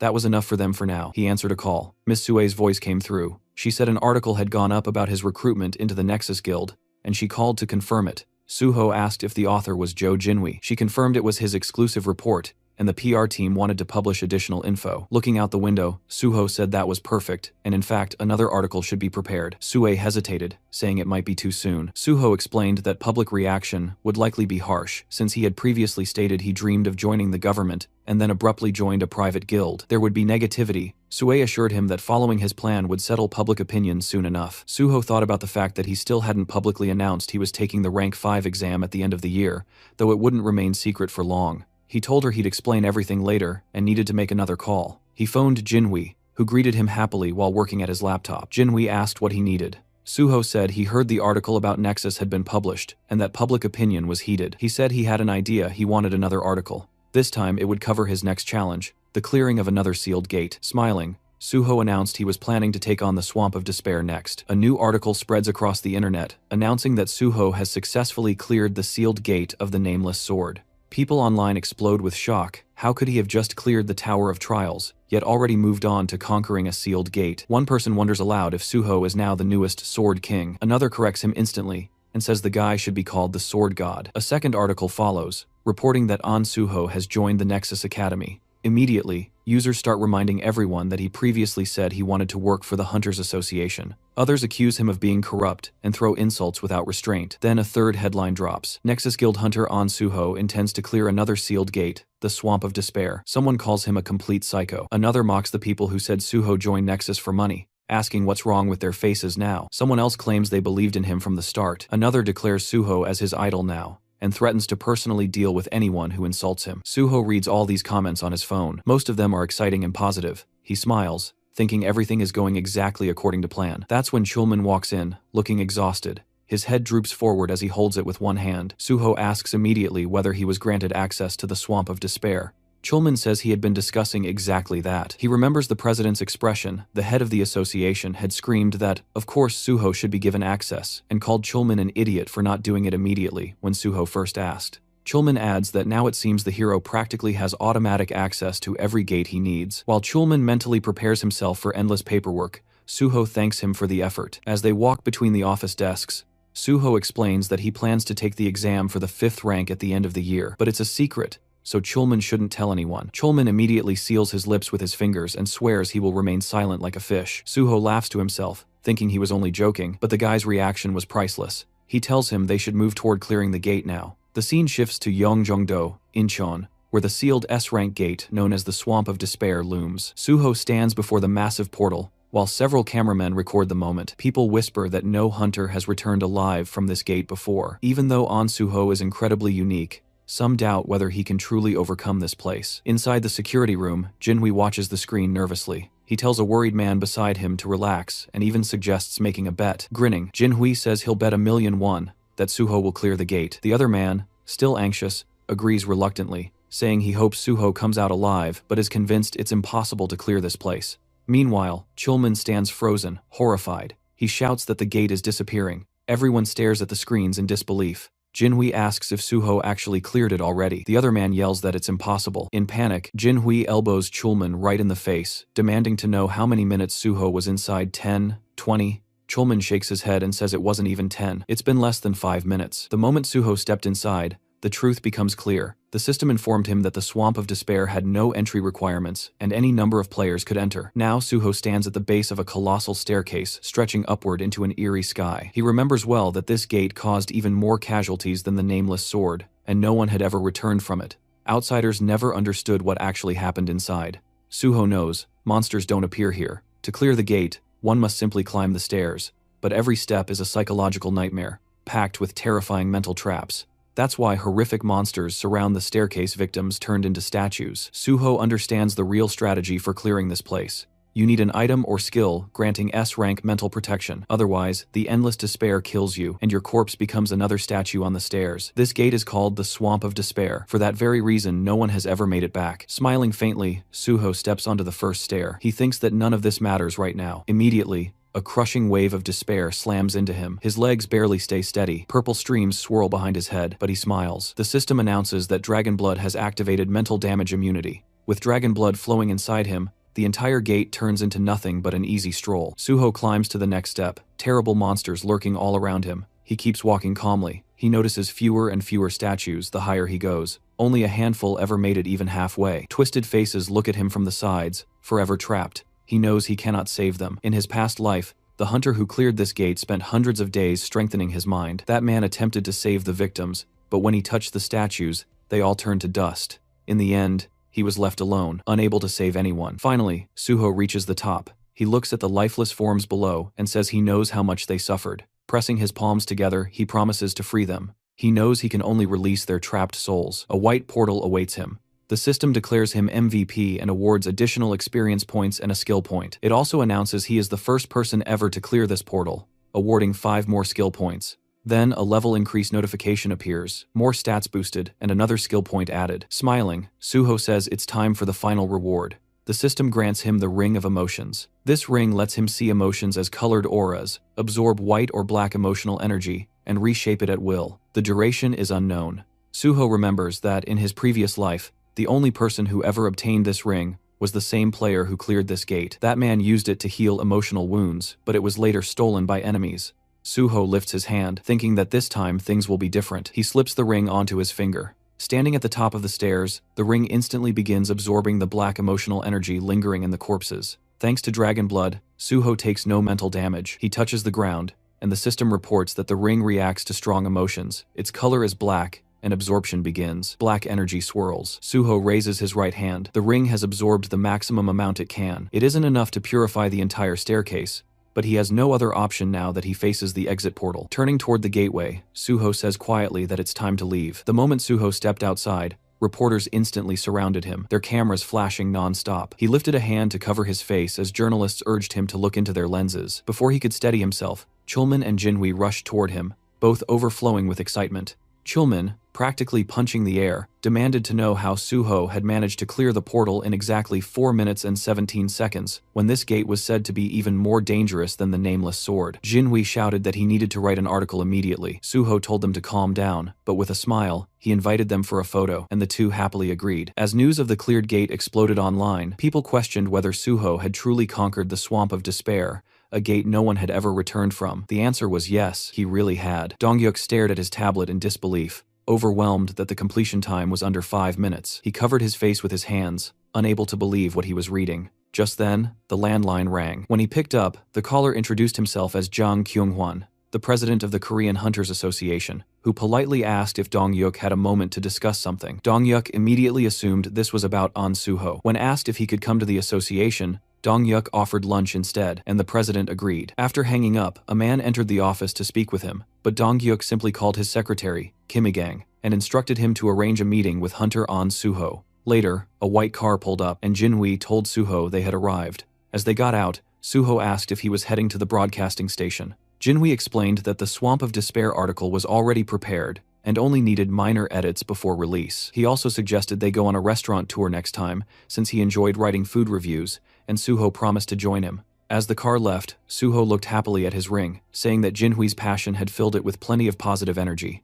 Entering a restaurant, Suho approached a table where Kyumun greeted him loudly as the protector of South Korea. The president encouraged him to sit beside Mr. Dongyuk. Suho thanked the association leaders and took his seat, noticing Kyunghwan, Kyumun, Dongyuk, and the head of the Special Force Division, Pai Songyol, all gathered. Confused about the sudden formality, he listened as Kyunghwan congratulated him, praising the unprecedented speed with which he cleared both sealed gates and calling him the future of the nation. Kyumun proposed a toast, and Suho, raising his cup, chose to toast their shared success. Glasses clinked around the table. During the meal, the president mentioned hearing that Suho's guild contract had no fixed term. Dongyuk confirmed that while most contracts lasted 3 years, An Suho was a special case who could contribute greatly to the country, so he would not be restricted at all. Kyunghwan laughed, pleased that guild leader Dongyuk shared the association's goals, then asked Suho if he agreed with the arrangement. Suho said he appreciated the guild leader's consideration very much. Chief Pai added that he looked forward to Suho joining the Hunters Association, as it would boost not only their organization but the entire nation. With a strange smile, Kyumun said the president wanted to present Suho with a special letter of thanks. Inside, Suho rejoiced this letter practically ensured he would pass the level 5 exam. Out loud, he said he was deeply honored. Kyunghwan explained that they had originally gathered to celebrate the nameless swordsman victory, but Suho cleared another gate so quickly that even they couldn't keep up. Suho humbly replied that it was only possible because the president granted him the access he needed. The leaders loved his answer. Chief Pai, still holding his cup, asked how Suho managed to clear the Swamp of Despair, since no one had ever returned and information was minimal. Suho recognized Pai's talent for extracting secrets, something he remembered from his past life, so he maintained his guard. Smiling, he explained casually that inside the gate there were no monsters, only a single staircase, and after stepping on it once, he felt the danger and used his tools while continuing to climb until he succeeded. The association representatives stared with their mouths open as Chief Pai stroked his beard, impressed that Suho avoided mental overload where others relied solely on stability. Kyumun then asked his current level, saying he'd heard Suho wasn't even level 100. Suho replied that he was only level 53. Chief Pai nearly choked and asked what ability he gained. When the ring on Suho's finger emitted white light, Suho sensed immediately that the association wanted to shape him into an obedient weapon. He explained that he was a healer, but because he preferred swords, he acquired the sword path. Chief Pai said the sword path wasn't unusual, though unexpected for a healer. Suho noted privately that the special department had many unique abilities,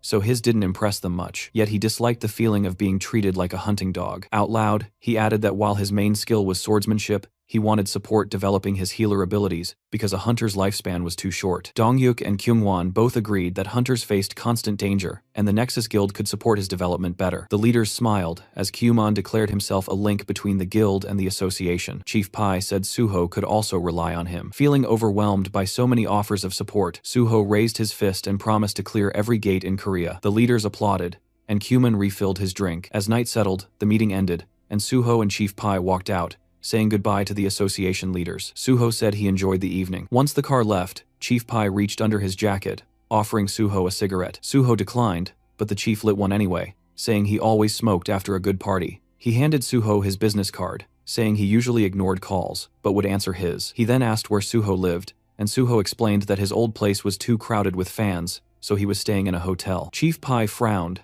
saying this was a national problem. Popular hunters immediately became surrounded by obsessed crowds. Suho dismissed it as normal affection, which instantly darkened Pai's aura. Suho realized his comment sounded naive to someone who viewed unawakened civilians as pawns, a mindset shared by the president and vice president. Chief Pai said that although the exam would be held at the end of the year, Suho had practically already passed. Suho acknowledged this. The chief said he once thought Suho was modest, but now saw he wasn't simple at all. He then linked arms with Suho and suggested they rehearse a superior subordinate dynamic since Suho would be under him once joining the association. Suho agreed, making Pai laugh. Then he asked if Suho wanted to quit clearing gates altogether and join the special force unit immediately. Suho tensed, realizing Pai was baiting him.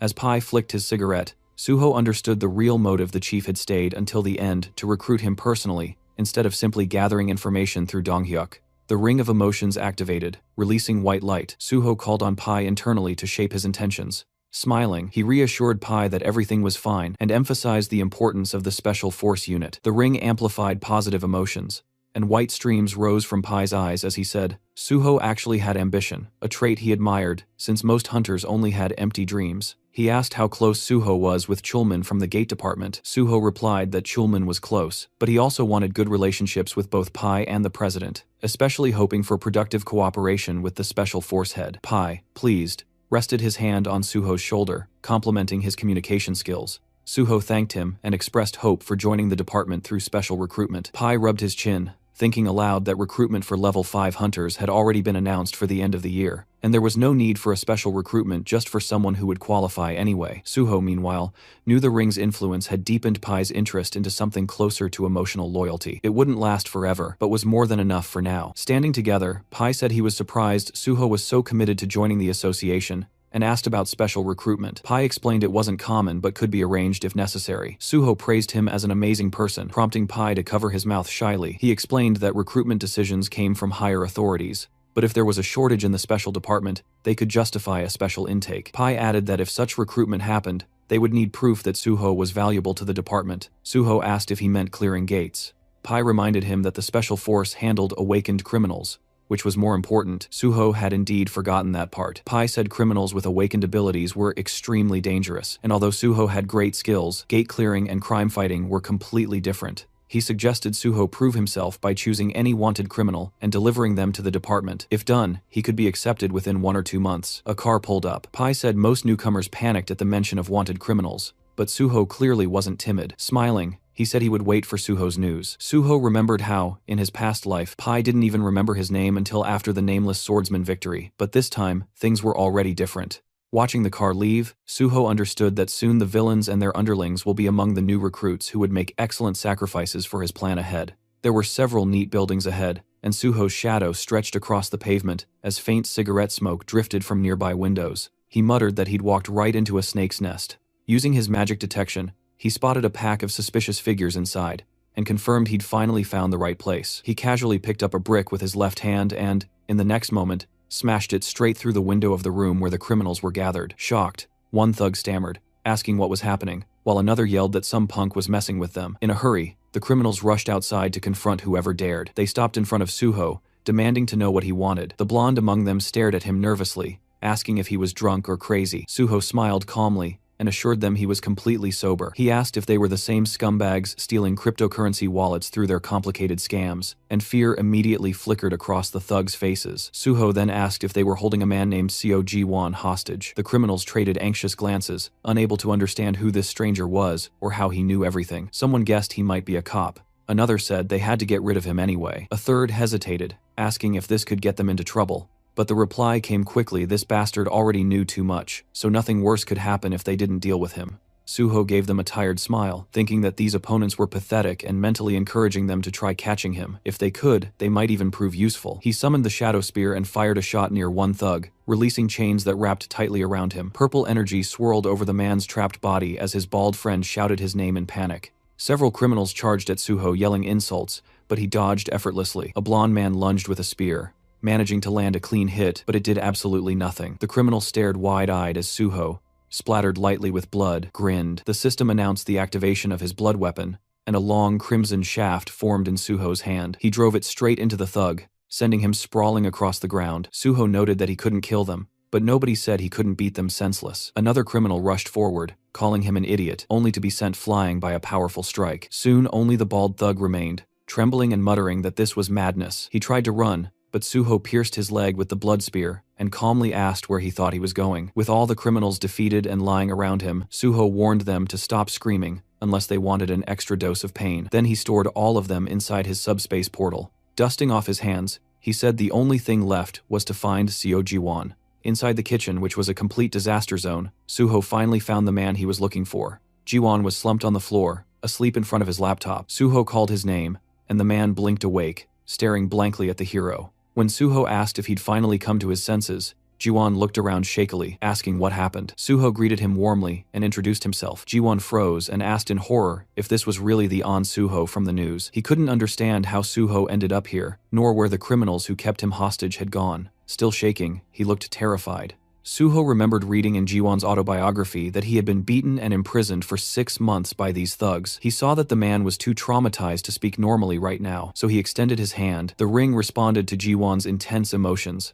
identifying them as black, and Suho pressed his palm gently to Ji-won's chest to absorb them completely. When Suho asked if he felt better, Ji-won stared at him in disbelief, unable to comprehend how the trembling had stopped. Suho knelt in front of him, explaining softly that he saw his condition was terrible and used one of his skills to help. Ji-won gasped, and then, hesitantly, asked what would happen to him now. Would he be going to jail? Suho asked why he would. Ji-won admitted he'd done many wrong things. Suho reminded him that he had been forced into everything, and people like that didn't belong in jail. Ji-won reluctantly agreed. Still suspicious, he asked how Suho knew he was here when Suho hadn't even joined the association yet. Suho answered that he found him using a special skill that no one else knew about, and that he shared the information because he truly needed him. Ji-won held his left hand anxiously and claimed he was useless. Suho disagreed firmly. Ji-won was the only person in Korea with the cyber-type trait. Ji-won stared in shock as Suho said that. Among countless traits worldwide, cyber-type was one of the rarest, allowing the user's consciousness to enter the digital world. Only 2 people had ever awakened it. One was Seo Ji-won, and the second was known as Overload,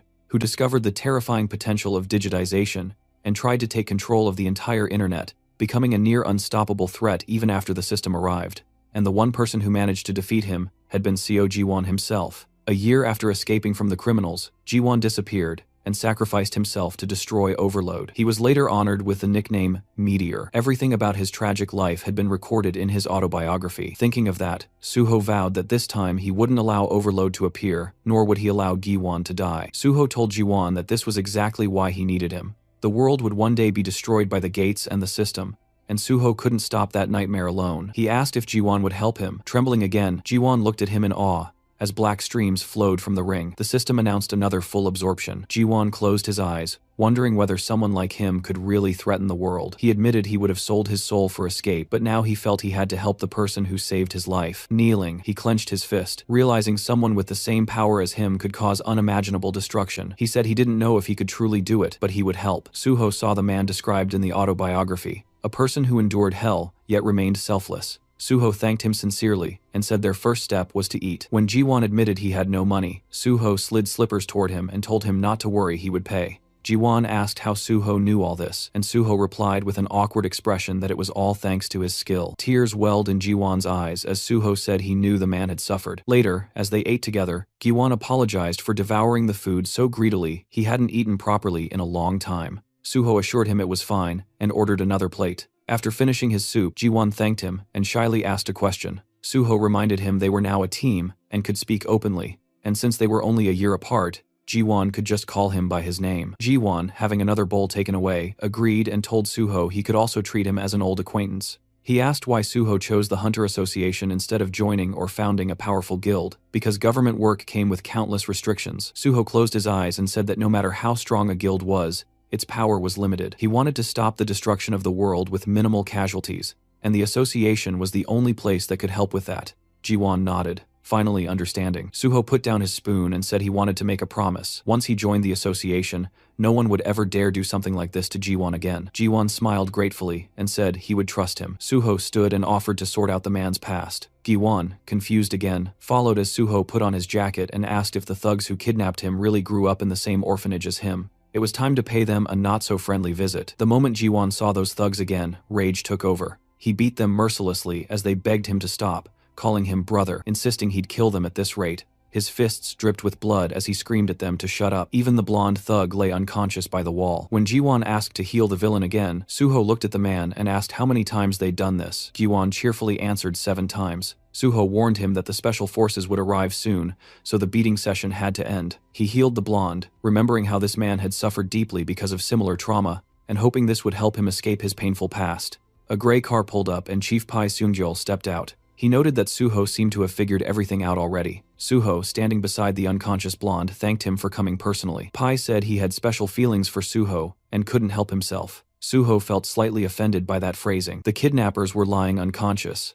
Pai asked if these were really the criminals. Suho confirmed it. Pai observed that although they were knocked out, they didn't have a single scratch. Suho explained they resisted arrest, but he patched them up afterward. Pai burst out laughing, saying he liked Suho's style, a hero who didn't hold back. Suho apologized, admitting he wasn't experienced in this field. Pai clarified he wasn't scolding him. In fact, he approved. He even said Suho could beat villains nearly to death if he wanted. The association's healers could erase all evidence of violence. Pai pressed his foot on the blonde's head and muttered that criminals like these deserved execution, but society was obsessed with humanity. Suho thought about how he had learned this method back when he worked with the special department in his past life. Pai then noticed Ji-won standing behind Suho and said he'd heard the criminals use this boy in their schemes and that it was his first time seeing someone with cyber-type abilities. He added that Ji-won seemed dangerous and must be taken in. Both Suho and Ji-won glared at him. Suho asked if that was truly necessary, explaining that Ji-won was just a victim. He handed Pai a folder containing the young man's testimony and documents proving everything. Pai was stunned that Suho gathered all of it so quickly. He then asked if digitization could be used inside a gate. Suho understood Pai's motive and explained that the skill belonged purely to the digital domain, making it useless in gate combat, but valuable in cybersecurity. Pai examined the documents and said that if the ability wasn't useful in combat or support roles, then the special department didn't need him. Suho asked softly not to punish Ji-won. Pai commented that Suho was getting soft taking care of the guy, but after hearing everything, he admitted Ji-won had suffered horribly. Turning to his subordinates, Pai declared that Suho was right, the victim shouldn't be punished. They would close the case and help Ji-won receive compensation. Suho bowed deeply and thanked him. Pai said justice was always his goal. Then he asked how Suho knew about this case. Suho had been waiting for this. Raising his finger, he said Seo Ji-won had sent a digital distress signal using his skill, and Suho checked its validity and organized a rescue. Pai asked if that was truly what happened. Suho thought, of course not, but said nothing. Pai handed the folder to his subordinate, praising Suho for always finding a perfect solution. Suho said it was just luck. Pai replied that luck favored the capable. With a hand on Suho's shoulder, he promised to arrange the special recruitment as agreed. Ji-won finally stepped closer, asking what he should do now. Suho pointed behind him and said that he would be coming with him. Ji-won looked around the apartment in shock, while Suho grabbed a drink from the fridge. The place was luxurious, almost too perfect, and Ji-won couldn't help saying it out loud. Suho casually replied that it wasn't his home, this belonged to Jo Jinwi, the PBS reporter. As he poured the drink into a glass, he mentioned that the owner was currently away on a business trip, so the two of them had the whole place to themselves. Ji-won accepted the glass, nervously asking if the owner wouldn't be angry about bringing someone over without permission. Suho brushed it off, saying it wasn't a big deal, but warned Ji-won not to talk too much. Ji-won slapped his own chest dramatically and promised to stay silent like a fish, then quickly asked what Suho wanted him to do next. Suho lifted the glass to his mouth and clarified. Giwon had been kidnapped right after hitting level 50 and awakening his ability, right? Giwon confirmed it. Suho said that meant he would soon have to face Overload, and for that, he needed to grow stronger, fast, strong enough to reach a level close to Suho's own, if they wanted to prevent the end of the world together. Shocked, Giwon asked if that meant he had to clear gates with him, but Suho shook his head while typing on the laptop. They wouldn't level him up the traditional gate-clearing way. Instead, Giwon needed to learn how to use his cyber-type ability with maximum efficiency. Turning the laptop toward him, Suho asked how he felt about going online together. Giwon hesitated. Was that even possible? Suho told him to read his own skill description, but pointed out something the system didn't mention openly. Although Giwon transferred his own consciousness into the network, nothing said he couldn't pull someone else inside with him. Giwon stared at him in disbelief, but agreed to try. He placed his hand over the laptop and activated digitization. A glowing digital circle formed above his palm as the system notified Suho that player So Giwon was attempting to transfer his consciousness into the digital world and requesting permission. Suho approved. The system then announced the transition process, and Suho's expression tightened in surprise. A moment later, he found himself standing in the middle of a massive vineyard under a bright sky. Realizing he had literally entered the laptop's home screen, the Windows wallpaper he'd always seen but never imagined he'd experience firsthand. Giwon, running from behind, called out to him in excitement. He said it felt bizarre seeing someone else here because until now, he'd always been alone in this digital world. Suho admitted this was his first time too, and it felt amazing. Giwon looked around at the endless fields and asked if they really were inside the wallpaper photo. Suho confirmed it was an actual winery image, complete with grapevines. He even plucked a grape and chewed it out of curiosity, earning a laugh from Giwon, who reminded him that the digital world had visuals but no taste or smell. Suho spit out the illusion, admitting he wanted to test it anyway. They walked through the vineyard as Giwon asked how they were supposed to increase his level here. Suho was surprised he didn't know. Levels rose based on experience points, and the system didn't care whether actions happened in the physical world or not. He even reminded him that he had increased his sword proficiency during his virtual reality hunter exam. Giwon then asked if leveling in a virtual environment was really possible. Suho clarified that skills could be trained there, but not character levels. However, this digital world was different. Here, nothing resets after death. Here, everything was real enough to kill you, and that was what made it capable of affecting the system. They stopped in front of a pair of closed digital doors labeled File Cleaner. Giwon asked what this folder was.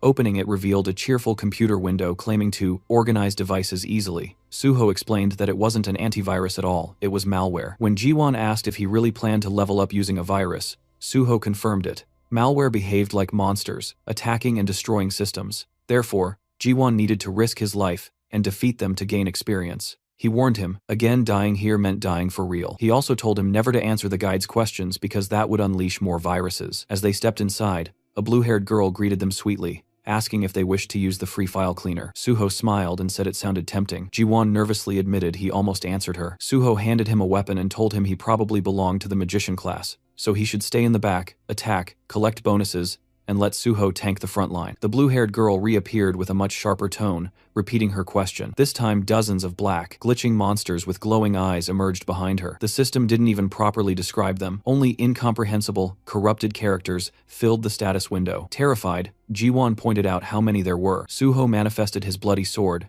and reassured him that although they were stuck inside, the monsters could not escape through the door. If Giwon couldn't escape either, he'd die, so he needed to use his magic well. A massive black skull monster lunged forward, but Suho decapitated it instantly. He reminded Giwon to prepare his spell. A digital circle lit up around Jiwon's hand as he confirmed readiness, and Suho charged into the horde, cutting down wave after wave of corrupted entities. Eventually, after a tense battle, the monsters scattered into pixels as Suho finished them off. Giwon collapsed onto one knee, exhausted and shaking, admitting he thought he was going to die. Suho told him he was still alive and now level 59. He asked how Giwon was doing. Giwon said he had reached level 55. Suho realized the guy was far more talented than expected. With the right guidance, he could work well alongside the Banshee group. He helped Giwon stand and suggested they log out and rest. Giwon agreed eagerly. Back in the real world, Suho chugged a Coke on the couch, relieved that there was a safe way to level up without entering actual gates. He then checked the public reaction to the news article about him clearing the swamp of despair. The internet was flooded with admiration, people asking the government to give him a medal, fans wanting souvenirs, and endless praise.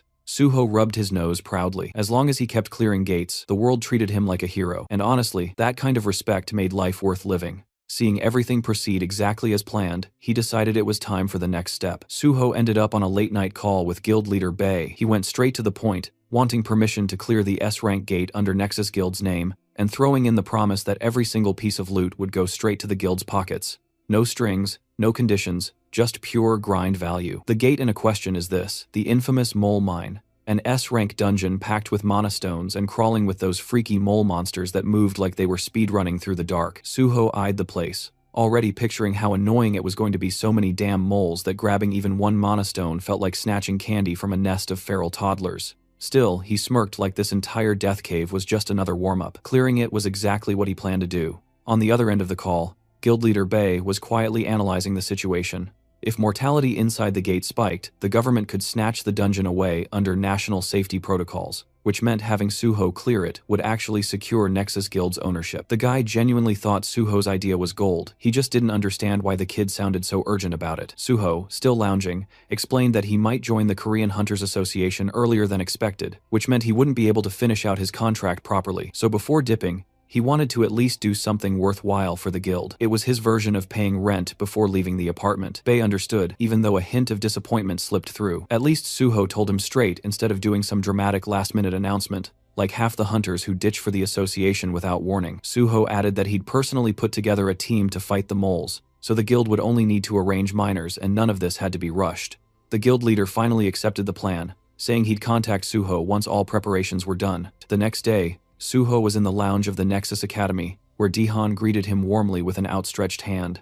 Suho shook his hand, mentioning that it had been a while since they last met, and then told Jiwon, who stood beside him, that this was Kong Daehan, the one who had taken the exam in the same group as him. Rubbing the back of his head, Dihan admitted that he only passed the exam thanks to the advice he received from Suho. They all sat around a table, and Suho asked whether Daehan had managed to join any squad yet. Daehan replied that he was still training, entering gates and gaining experience on his own. Suho looked at him thoughtfully, remembering that usually when a newcomer joins a guild, they're assigned to a squad to build experience and increase their survival rate. Smiling slightly, he asked Daehan if he would like to gain experience in his own squad. He explained that he planned to clear gates soon, and it would be helpful to have him. Daehan reacted in surprise, but quickly said that if Suho was interested in him, then he was ready to assist however needed. He even shouted happily that he was always ready to help. Suho smiled and said they would start right away, causing Daehan to stare at him in disbelief. Inside the simulator, the Banshee squad members were battling a digital copy of Suho. One shouted that they needed to flank from the other side as the fight intensified with cries of effort and pain. Yeonhwa stood with her fist clenched as the ghostly Suho rushed at her. In a single strike, the copy took off her head. The squad staggered in shock while Yeonhwa gritted her teeth, saying that one day she would kill Suho with her own hands. The real Suho, standing behind her, told her she was already doing much better. The squad turned toward him in disbelief, unable to comprehend that the real person had appeared suddenly. Working through the system window, Suho noted that the squad had become gloomy. Yeonhwa complained that they had died at least 100 times, and their morale was suffering. Suho smiled and remarked that judging by their eyes, they were already used to dying in the simulation and didn't see it as catastrophic anymore, which was a very good sign. Giwon and Daehan watched all of this with surprise. Suho then announced that new members had joined his squad and introduced the two to the Banshee team. The group examined the newcomers while Suho explained that they had arrived earlier and shared their names. Daehan smiled, while Jiwon looked nervous. Suho asked the Banshee squad if they were tired of this place yet. Yeonhwa tightened her fist and said they were nowhere near bored. Burning with fury, she warned that she wouldn't rest until she managed to take Suho's head off, and the entire Banshee group was fueled with killing intent. Suho smiled and said that he liked that attitude, advising the newcomers to develop the same instinct. Giwon asked why that was necessary, and Suho replied gently that it was essential if they wanted to survive inside real gates. He declared that from today onward, they would all train to clear gates together. Yeonhwa stepped closer, and Suho told her that one of the newcomers was a mage and the other a tank, so they didn't need sword training. She would need to organize the squad properly, use the clones well, and train everyone hard. Yeonhwa agreed, but asked him to at least explain more about the gate. Suho adjusted the system window and said that he would have to change the clones' settings, but soon they would understand everything themselves, so they should be ready. When she asked him again about the type of gate, Suho simply said that it would be a very ordinary one. He added that it would be inconvenient to call each other with meaningless shouts in real combat, so they needed proper forms of address. Yeonhwa said she didn't know what to call him, but she would rather die than call him Appa. Suho, still working through the window, said that since they were one team now, she could call him team leader. She accepted that. Suho then said he needed to leave for other matters, and asked them to notify him once preparations were complete. Daehan and Jiwon watched in confusion as the digital Suho pulled a sword out of the ground. When they asked what they should do, Yeonhwa told them they would soon see for themselves. The virtual Suho pointed his sword at them, calling them trash, and asking why they were standing around like ducks. He demanded they attack instead of staring. Daehan was stunned, saying he never imagined Suho acting like that, while Yeonhwa remarked that he was always like this. She warned the newcomers to be ready if they didn't want their heads rolling. Meanwhile, Suho stepped out of a taxi outside. The driver explained that cars were not allowed any farther, so Suho would have to take a walk. Suho agreed calmly and continued forward, standing before tall buildings. He then activated his ring using First Mumu, and the system reported that the skill Monochrome Solitude had been activated to erase his presence. Walking down the sidewalk, he observed the neighborhood of Paju, once known as the Golden Land. Seeing the beggars nearby, he remembered how prosperous the place used to be. But after the appearance of multiple gates and too few hunters to clear them, the area had become desolate. If not for the gates, this place would never have turned into such a ruined district. Passing by the impoverished residents, he thought about how the area was now filled with crime, gangs, drugs, and hunger. He knew that he couldn't save everyone here. Still, he remained determined. He needed to clear the gate quickly, and when the right time came, this place could become useful. Looking up, he realized that the abandoned area had attracted a certain group of people who could be useful to him. He stopped before a familiar door, remembering that he used to come here often in his past life. A man peeked through a small window in the door and asked who he was. Suho said he wanted to purchase the mine. As First Mumu deactivated, the man immediately recognized him as An Suho. Smiling, Suho confirmed it. The man opened the door and invited him inside, pointing at a sofa. Sitting across from him, the man explained that, although they weren't officially open yet, he already had orders about how to treat Suho. He asked if Suho had ever been to Paju. Suho instead asked whether the man was uncomfortable. The man repeated the question in confusion, and Suho mentioned that he didn't look comfortable in the mask he was wearing. Surprised, the man asked how Suho noticed that. Suho told him not to worry, since they were alone. The man removed the mask, revealing a stunning red-haired woman underneath. She commented that she had expected someone capable of clearing 2 portals alone to have abilities like this. Suho recognized her immediately as Choi Yun, one of the most famous gate brokers in the country. In his past life, he had gained access to many portals through her, but now, at this time, she was barely known. Choi Yun crossed her legs and asked how Suho knew about this place, adding that she found it interesting he used the slang term mine instead of the official term gate. Suho thought to himself that Choi Yun only gained popularity later after joining the Union Korea's largest underground guild. Placing his briefcase on the table, he simply said that he always learned what he wanted to know and suggested they talk about gates. She asked which ones he was looking for. He asked if she had access to the Twisted Forest. Choi Yun stiffened in surprise, and Suho pushed the briefcase toward her, saying he wanted to buy a pass and would be entering alone. She explained that the Twisted Forest had appeared on the market less than 3 days ago, and very few people knew about it. She asked how he even knew she had access to it, and what the price was. Suho answered that explaining such things in the black market wasn't necessary. He reminded her that when dealing with gates, people didn't talk more than needed. There were 2 types of gate deals, buying the gate itself, or buying a one-time entry ticket.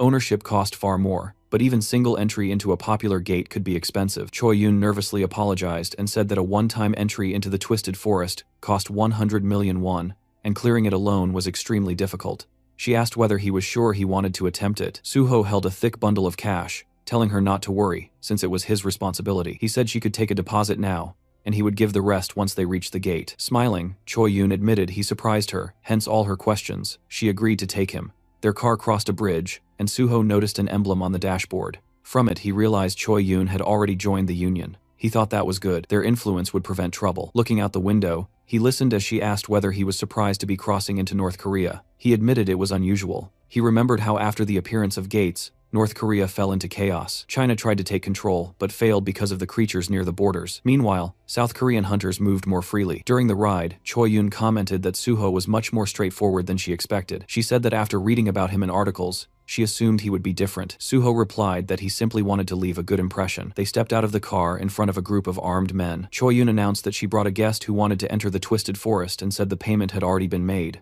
One scar-faced man said he expected a nobody, but seeing An Suho surprised him. The girl told him to mind his manners and asked where his boss was. A bald man stepped out of a tent, introducing himself as the leader here, and saying it was an honor to meet Suho. Suho examined him quietly, recognizing him as Bang Duek, also known as the Woodsman, a notorious human trafficker who had once kidnapped people, called them logs, and sold them like merchandise. In his past life, the man had been captured and sentenced to life imprisonment. Suho didn't remember him ever working with the Union or owning a gate. They stood before a white vehicle, and Choi Yun asked if they could enter the gate immediately. Bang Duek replied that she could, but a hunter who cleared 2 portals alone shouldn't be allowed in. Confused, she asked why. Bang Duek removed his glasses and claimed that they only sold tickets to people who absolutely couldn't clear the portal. Someone like Suho didn't qualify for the condition though. Suho frowned, thinking that such a justification fit a human trafficker's twisted logic. Choi Yun challenged him, asking if he was trying to raise the price on the spot. She folded her arms,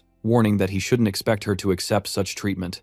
Bang Duek quickly smiled, turning away, saying it had only been a joke. Suho knew that even the woodsman wouldn't dare argue too much with a union broker. Bang Duek complained that no one let him joke anymore, then told them to follow him. Choi Yun gestured politely for Suho to go ahead, telling him she would ensure his safety. Meanwhile, several unpleasant-looking men stared at Suho with hostility. Suho knew that if he managed to clear the gate successfully, there could be an ambush waiting for him on the way out. That was why brokers were responsible for keeping clients safe, and why so few existed. When the shutter lifted, the glowing portal appeared. Bang Duek asked Suho whether he truly intended to enter alone and whether he thought he was invincible. Suho simply ignored him and stepped into the gate, Twisted Forest. A blue portal shimmered before him, and the system reported that entry had begun. It also stated the rules. Only hunters level 99 or below were allowed, and the maximum squad size permitted inside was 8. Suho stepped into the forest, lifting his gaze as he took in the twisted landscape. He hadn't expected to end up in this place. In his previous life, he had never entered this gate either, but he had heard enough about it to know what awaited inside. Calling forth his shadow spear, he decided to first search for anything useful.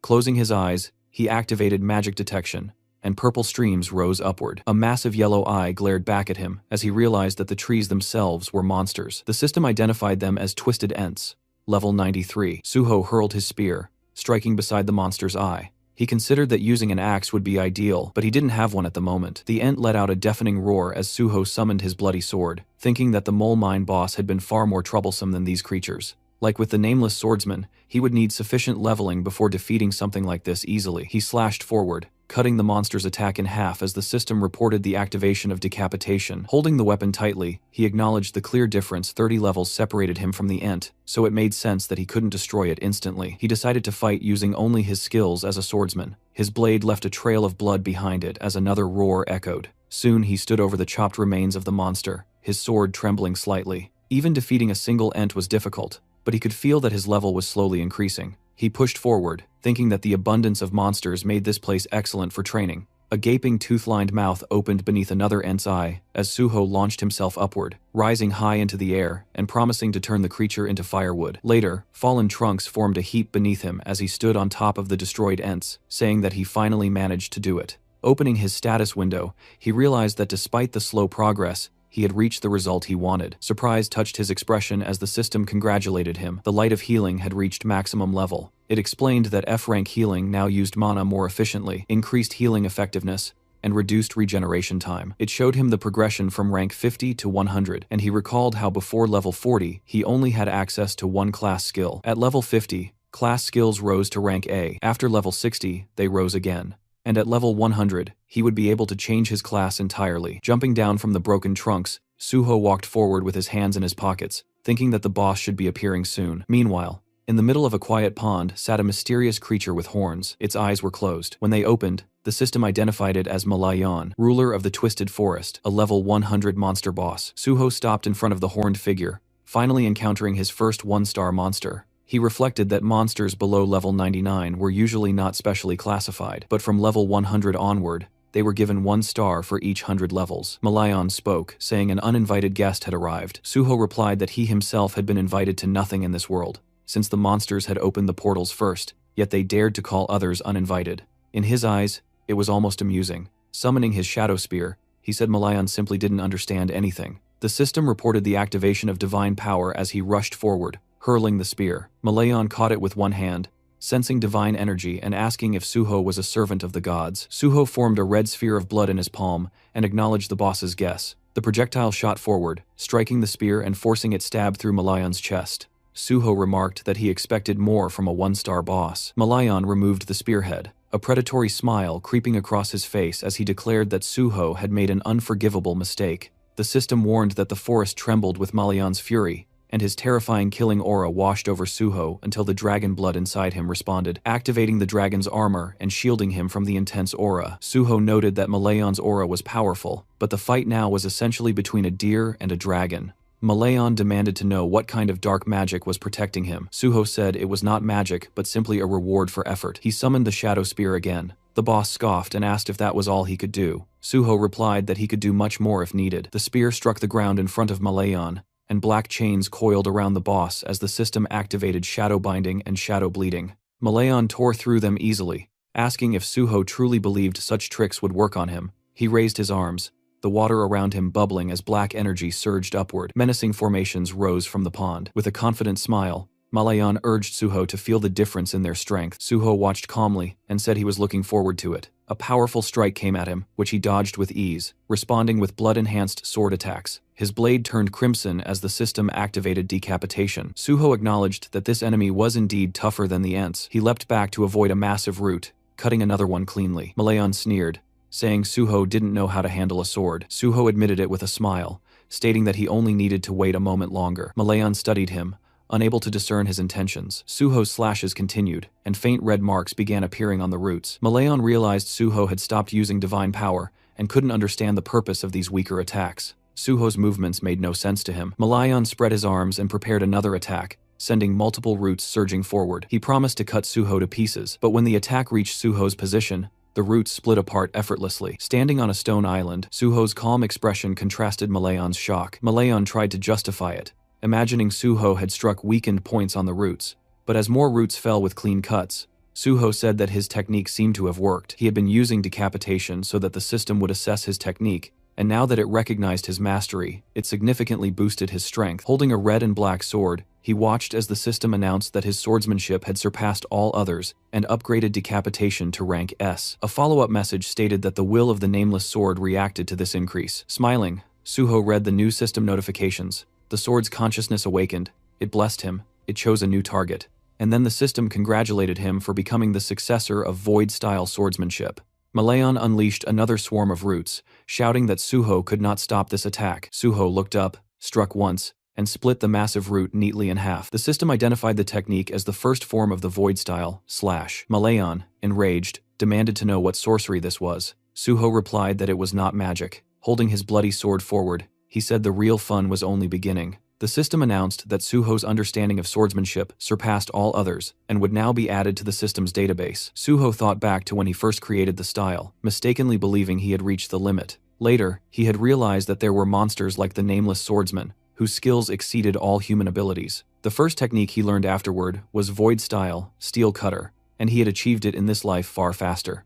Malayan furiously promised to crush this dark magic, but Suho asked whether life taught him nothing. The system activated cutting steel. Suho slashed, and Malayan raised his hands in disbelief, unable to comprehend what he was seeing. Suho questioned whether the boss was blind in his old age and promised to finish him. Malayan refused to back down, summoning giant monsters behind him. The system identified them as Twisted Forest Golems, levels 96 to 98. Suho declared that Malayan had summoned pathetic creatures. Malayan smirked, ordering the golems to kill him. Suho charged forward, striking down one with a single blow as the system activated, cutting steel again. More golems collapsed, dropping green stones. Standing among the defeated monsters, Suho told Malayan that steel was no longer difficult for him to cut, so these creatures didn't stand a chance. Malayan snarled, sending more vines toward him. Suho sliced them apart and said the boss had exhausted all his strength. He jumped up onto a stone, then another, and declared that it was time to finish it. Leaping into the air, he kicked Malayan mid-flight, knocking the boss into the water. Streams ran down the monster's body as Suho summoned a shadow spear and wrapped him in chains. Malayan,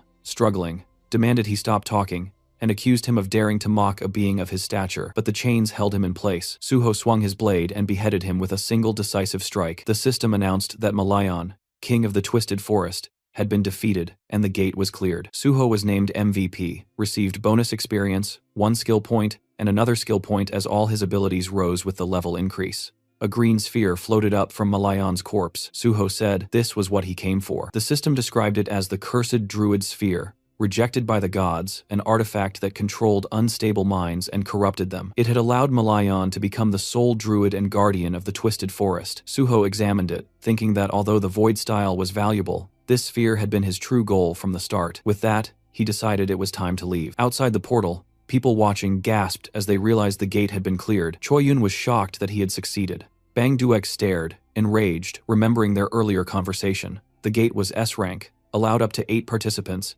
and was considered nearly impossible to clear. It had been his gold mine. He remembered the effort it took to obtain ownership of the gate, and now one boy had taken everything from him. Furious, he shouted at Choi Yun, asking if she knew how much he had invested and that even 100 million won wasn't enough compensation. His men smiled darkly as he ordered them to skin Suho alive. Choi Yun stepped forward and asked whether they understood the consequences of what they were attempting. Bang Duok cursed loudly, demanding to know what the Union had ever done for him. Before he could finish, the point of a shadow spear burst through his chest. Shocked, he stared at his own blood before collapsing as his followers screamed in panic. Suho stepped out of the portal, and he approached the frightened gang members, leaning over their fallen leader. Squinting slightly, he asked Choi Yun if they could leave now. The remaining men glared at him and told him to go. Suho asked if they intended to return the money he had paid. The tip of his sword landed against one man's shoulder, and pressing the red and black blood blade to his throat, Suho told them that since the portal owners had broken the rules, they should pay for it. He demanded the refund. The man quickly agreed. A car door slammed as they left the scene.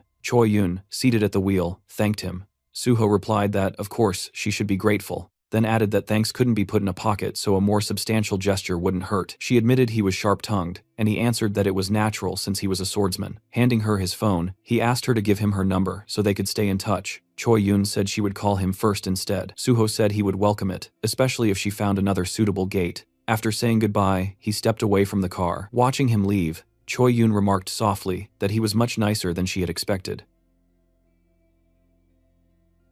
The scene shifted to the Nexus Academy at 9 a.m. Many feet moved across the pavement as someone asked where they were going. Suho, holding the trunk lid, said he would explain everything once they arrived. Closing the trunk, he added that they shouldn't keep the boss waiting. Leading his squad forward, he told them they were going to the miner's quarry, which made his comrades visibly excited. The group gathered before the protective frame surrounding the portal, just as a car pulled up. Bae Dongyuk approached and thanked Suho for coming, and Suho replied that he was fortunate to arrive without any trouble. Before them stood the walls of an iron barrier, and Suho asked if the landkeeper's mine was inside. Dongyuk explained that a safety zone had been built to contain the gate's energy, and behind him stood a team of workers wearing yellow helmets. He confirmed that he arranged the mining team exactly as Suho had requested. Suho thanked him, then suggested they begin the briefing. Dongyuk agreed that it was time. Inside the meeting room, Suho held a tablet. He explained that inside the mine lived creatures known as landkeeper kobolds. If they managed to eliminate them, they would be able to gather a large number of monastones. Their strategy, he said, was straightforward.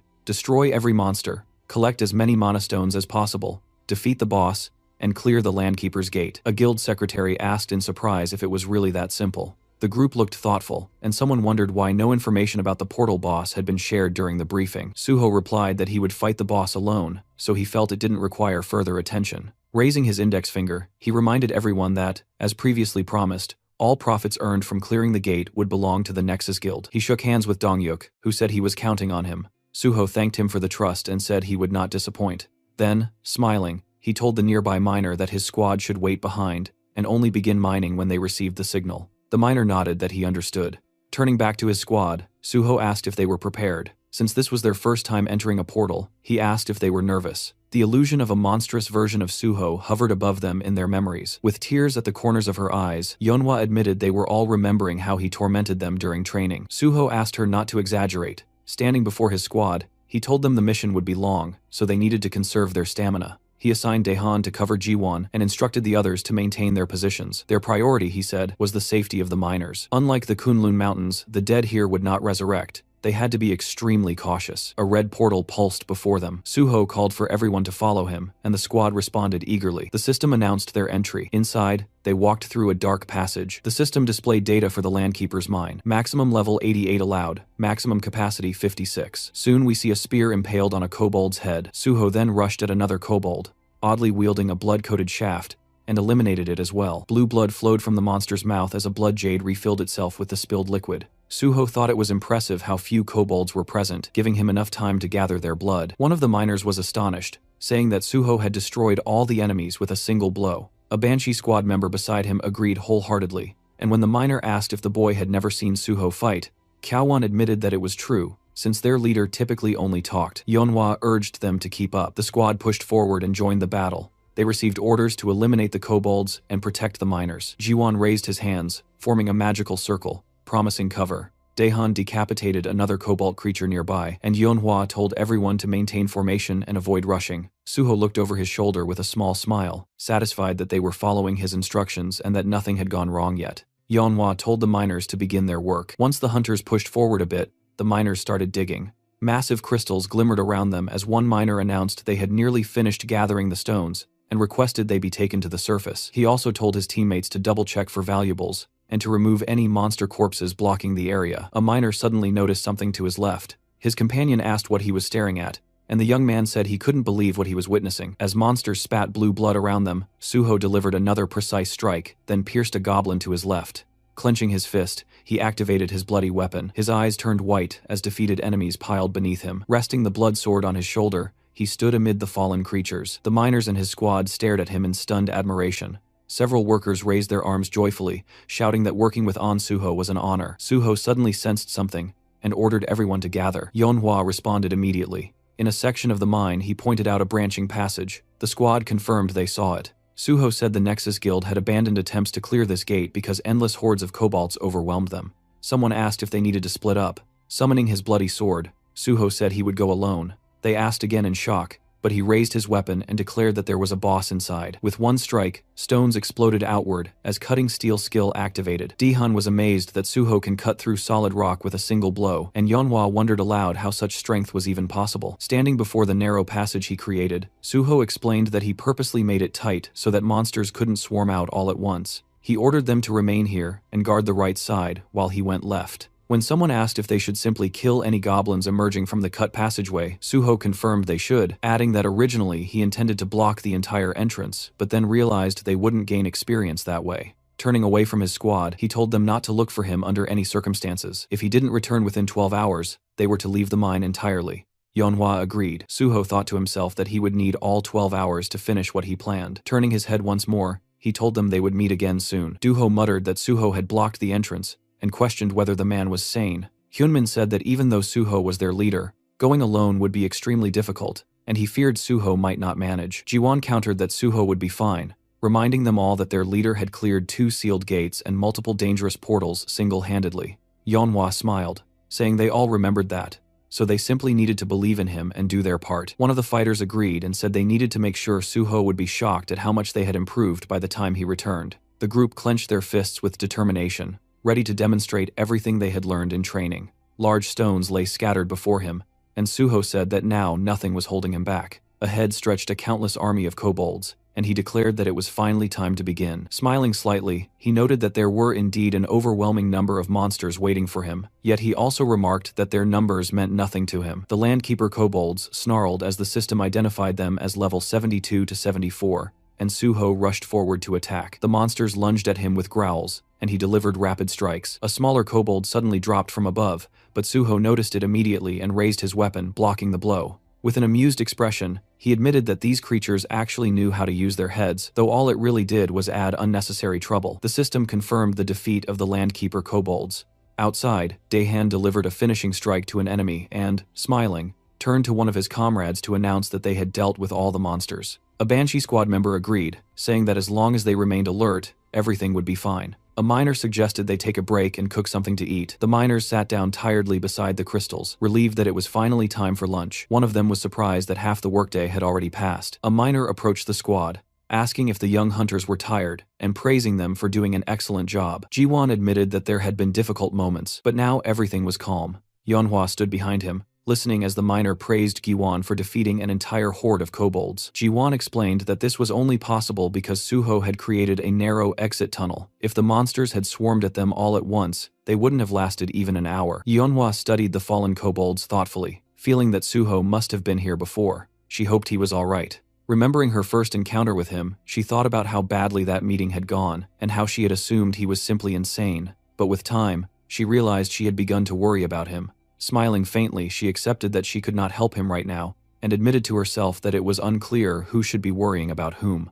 Deep inside the mine, Suho sat on a stone with his bloody sword in hand, biting into a chocolate bar. He complained that the kobolds were not attacking him even though he was openly eating in front of them. Standing up tiredly, he noticed the monsters glaring at him, but still not moving, and he wondered aloud if they had finally grown afraid of him. Then he added that it hardly mattered anymore, since they no longer interested him. Standing atop a tall cliff, he thought that he only wanted one thing: to find the boss of the portal. It was too dark to see clearly, so he pulled out a flare gun. The system explained that it would illuminate the area for quite a long time. Suho fired it, and the cave lit up with bright, scattered lights. In the illuminated cavern, a strange creature with an elephant-like head appeared. The system identified it as Bulgasari, level 99. Suho considered that Bulgasari was known to be nearly impossible to kill, feeding on ore and having a body stronger than most monsters. Approaching it carefully, he recalled that Bulgasari was one of the 3 most dangerous non-star monsters. Summoning his shadow spear, Suho declared that it was time to begin. He threw his spear, hitting Bulgasari's head, but the monster reacted only with a ticklish flinch. His smile grew odd, as he realized the spear had simply bounced off the creature, as if striking solid stone. Bulgasari finally awakened. Its clawed paws scraped the ground as it rose,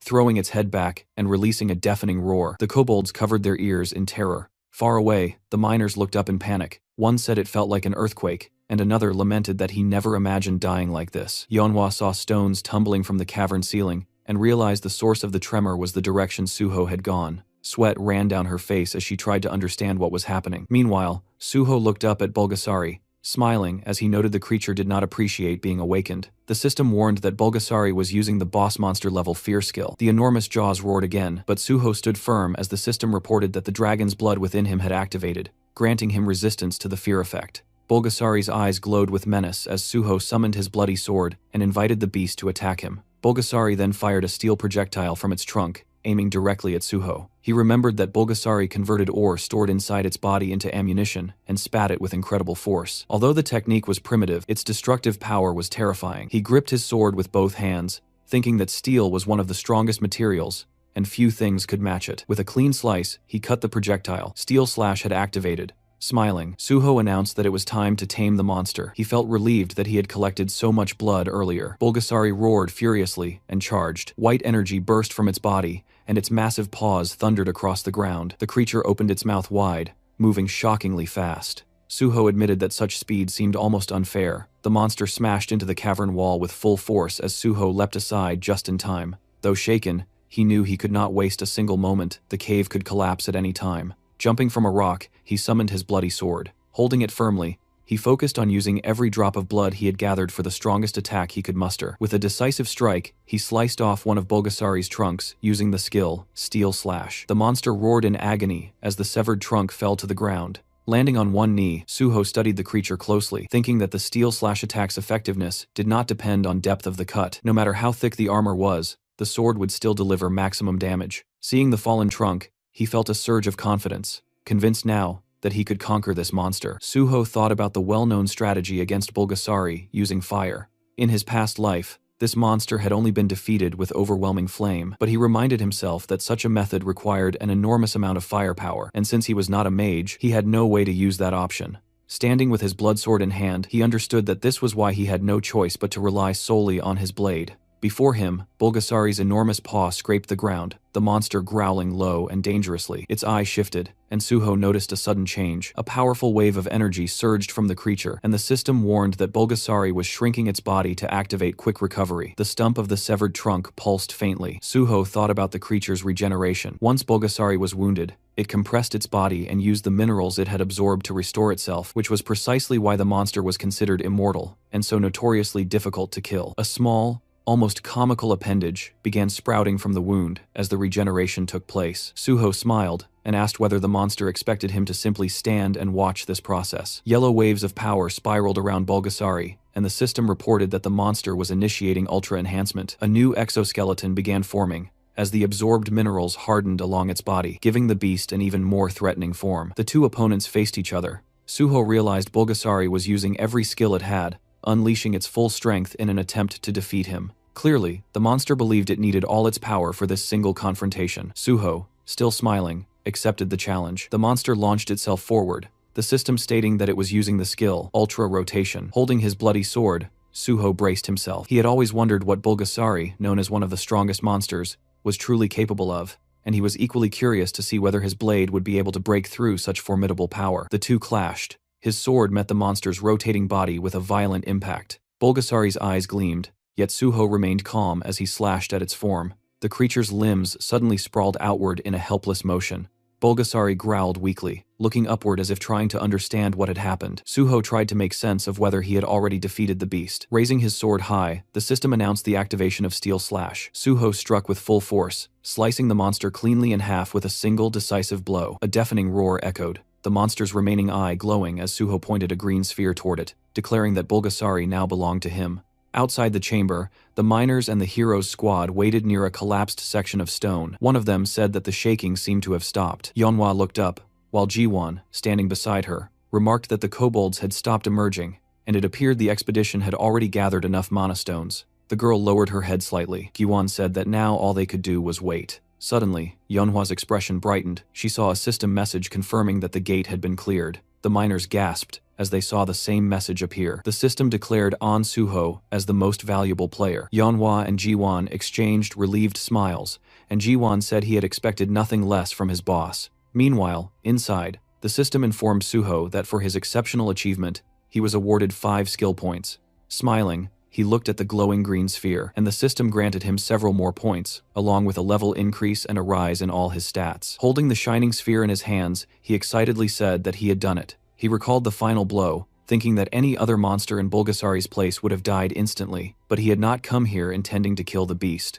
The sphere emitted streams of green energy as he explained to himself that his only goal had been to tame the monster using the control sphere he had obtained after defeating Malayan. He threw the green sphere onto the ground. It cracked open, and a tiny elephant-like creature appeared. The system identified it as Bulgasari, level 99, with multiple high-level skills. Suho noted that having traits like Phantom Beast and Species Domination alone would be enough to classify the monster as S-rank, yet this creature possessed both. He knelt before the miniature elephant as the system activated healing. His hand hovered over the creature, whose eyes were closed. Suho gently greeted it, and the little monster responded with an odd sound. Rising to its feet, Bulgasari faced him attentively. Suho told it to listen carefully. Surrounded by enormous crystals, he explained that although the creature's enthusiasm was admirable, they could not return here again, so they needed to gather all the ore in the area. The tiny Bulgasari, ears flapping, looked cheerful. Suho asked if they could begin, and the creature made another series of unusual sounds. Meanwhile, his squad waited at the other end of the mine,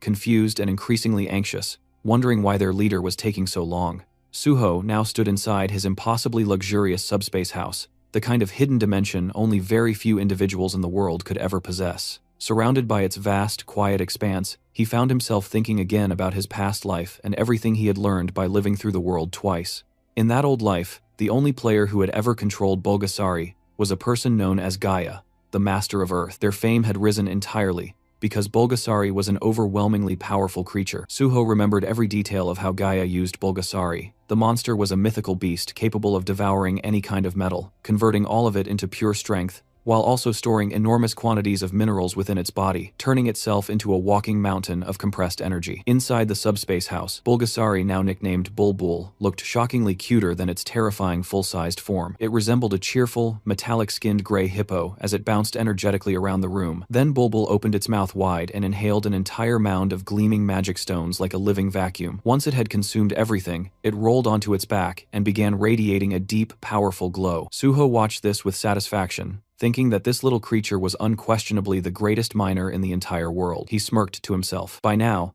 the Nexus miners outside should have collected their portion exactly as agreed in the contract. Whatever remained inside this subspace belonged solely to him, and he had ensured that. Outside the mine, Daehan, Yeonhwa, Jiwon, and the rest of the team continued to wait near the sealed tunnel. Daehan grew increasingly restless, convinced that Suho had been gone far too long. The miners whispered to each other, assuming that Suho must have defeated the boss, but perhaps suffered injuries during the fight. A few even considered going deeper to check, but Jiwon held firm, insisting that they follow Suho's strict orders. Yeonhwa agreed, even though worry tugged quietly at her thoughts. She reminded everyone that a team without trust in its leader would collapse, and Suho had clearly told them not to enter for at least 12 hours. None of them wanted to break that trust. Suddenly, the stone wall exploded outward in a burst of purple energy. Suho walked out through the smoke, appearing completely calm, as if he had finished a short training session, rather than a life-threatening battle. His squad rushed toward him immediately, demanding to know why he had taken so long. Giwon, especially dramatic, practically jumped in front of him. Suho teased that if they were that worried, they should have come looking for him. The group quickly reminded him that he was the one who forbade them from doing so. Suho's teasing expression softened when he placed a hand on Jiwon's shoulder, acknowledging that the boy had followed his orders loyally. Yeonhwa admitted she was relieved that their trust had not been misplaced, though she still disliked being treated like a child. Suho simply said that they had lived entirely different lives, and that was the undeniable truth. Their darker pasts had shifted completely, and he felt a quiet pride at having changed their future paths. Afterward, Suho thanked the miners and said that it was finally time to leave the cave for good. The group cheered enthusiastically, more than ready to return to the surface. Meanwhile, in his office, guild leader Bae Dong-yuk waited anxiously. The longer the silence stretched, the more tightly he clenched his hands. If anything happened to Suho, all responsibility would fall on him, and the Nexus Guild would drown in trouble. Suddenly, someone burst through the door with news announcing An Suho and his entire team had returned safely. Dong-yuk hurried out to greet them in relief. Suho confirmed the gate was cleared and requested that the result be officially registered. Later, they gathered in the office to review the collected materials and recorded data. Dong-yuk was stunned. Despite Suho's unusually short contract period, the profits were massive. They estimated more than 7.2 billion won in resources, possibly exceeding 10 billion after processing. Suho quietly remembered the raw stones he had claimed for himself in advance and nearly laughed. His personal haul was worth a fortune. To be fair, Dong-yuk offered Suho's squad 10% of the gate's entire profit as a bonus. Suho pretended to be surprised, even though inwardly he thought it was too generous. He had already taken enormous amounts home, so demanding anything more would feel greedy. After a polite exchange, they eventually agreed on a balanced reward that satisfied both sides. Once the matter was settled, Suho mentioned something else. He wanted to form a secret raid unit within the Nexus Guild. Since he would soon join the Hunter Association as a government hunter, he would be unable to lead his team officially. He asked Dong-yuk to support them quietly and register them within the guild, so they could continue serving as a hidden force behind the scenes. Dong-yuk loved the idea and agreed immediately. Suho reflected that only because he had regressed could he build a foundation this solid, avoid the betrayals of his past life, and test each person until they proved to be trustworthy allies. This time, he wanted real companions walking beside him, not opportunists. Later, Suho entered the locker room where his squad was gathered, still buzzing with excitement about the previous mission. Ji-won immediately leaped toward him with his usual overly enthusiastic greeting. Suho gathered them around and shared the news starting today. They were all officially members of Nexus. The team was stunned. Several Banshee members had given up their previous jobs just to follow him, and now they would receive proper pay, clear advancement paths, and official B-rank status with potential for A-rank promotions. Daehan and the others were ecstatic, celebrating like they had just won a grand prize. Right then, Suho's phone rang. It was Chief Pai, calling with even more good news. Suho's special recruitment for the Hunter Association had been approved. Soon, he would formally join, receive a commendation, and begin his government contract. Chief Pai joked that Suho was becoming far too impressive, and Suho responded that he fully intended to keep surprising everyone from here on out. The next day, inside the Nexus lounge room, the entire Banshee squad was deep inside the digital space created through Ji-won's digitization skill. The bright white environment looked futuristic from outside, but inside the environment was filled with glitch-covered monsters, their red eyes flickering as they crawled out of broken streams of corrupted data. The creatures let out distorted screams as they swarmed the team. Everyone held their positions while Daehan barked commands, keeping the formation from collapsing under the chaos. Yeonhwa glanced toward Ji-won, who was catching his breath while leaning heavily on his staff. She asked if he was all right. Gi-won insisted he was fine, though he was clearly pushing himself too hard, determined not to look weak and wanting to prove he truly belonged in the Banshee squad. One of the older members gave Ji-won a playful smack on the back, nearly knocking him off balance, teasing that their youngest member was really fired up today. Another stepped in to steady him, placing a hand on his shoulder and telling everyone to quiet down. Yeonhwa reached out to help Ji-won stand straight and warned him not to let any weakness show. If they wanted to reach level 100, if they wanted to keep up with their leader's reputation, they still had a long road ahead of them. The others agreed. If Ji-won wanted proper recognition, he had to keep fighting. Their determination collectively surged. The entire team shouted together that, no matter how hard the climb became, they would give everything they had. A short distance away, Suho watched them while surrounded by the digital remains of corrupted monsters he had already taken down. Their enthusiasm amused him. He thought the team had grown almost too energetic. He had told Ji-won to set the program to hard mode, but even he hadn't expected things to escalate this intensely. He even joked internally that if a virus like this ever spread online, the entire internet would probably collapse. Soon, Suho walked up to Ji-won and asked whether he was holding up. Ji-won tried to appear unfazed, saying he was just taking a break before returning to battle. Suho simply told him they were done for the day and that it was time to log out. Jiwon froze, unable to believe Suho had finished clearing the stage already. The rest of the team, exhausted but irritated, felt like their leader had played a different game entirely. They insisted they were only getting started. Suho quietly smiled. He knew now that they were pushing themselves harder for his sake. He exited the virtual space. Later, in the real world, Suho sat alone inside Angel in Earth Coffee, a calm cafe near the edge of Seoul. He checked his phone and organized his next steps. Since he had just entered the special recruitment program, his free time would shrink quickly. He needed to move fast. His next priority was locating a certain individual. Soon a white car pulled up outside. Choi-yoon stepped out casually and walked inside as if she owned the place. She ordered a strawberry frappe. Suho reminded her that she wasn't really in the position to demand drinks, since he had called her here to repay the favor she owed him. But before she could react,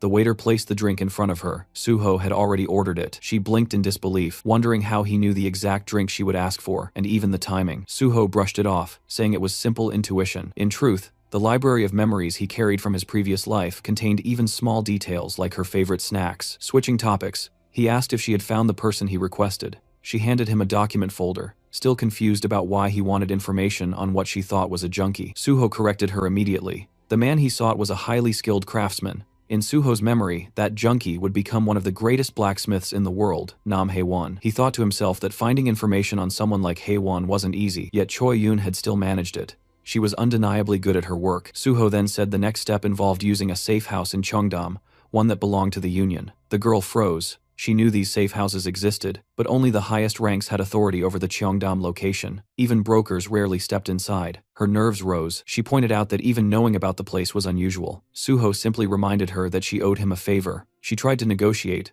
but he pressed her harder, even teasing that if her entire life's worth amounted to mere paperwork, maybe he shouldn't have helped her at all. Cornered, sweating, she started making out childish excuses. Finally defeated, she said she would make the call. She stepped outside. Suho waited calmly. Knowing the Union would eventually choose the most logical outcome, they would approve his request. When she returned, she looked defeated and asked whether it truly had to be Cheongdam. Suho's twisted expression made the answer obvious. She regretted asking. He chose the location simply because it was closest. She told him he could use it, but only under one condition. She explained that if he met that condition, he could access the Cheongdam safe house at half price. Even so, half the price was still expensive. She pulled out her phone, ready to accept the Union's terms, but Suho told her to wait. He wanted to know the full catch first. She thought he was being extremely strict for someone asking favors, but Suho replied with a shrug, saying he had to be, after all. He was joining the Hunter Association. Finally, Choi-yoon told him the condition. He had to help clear a newly discovered gate the Union had found, one they didn't want exposed,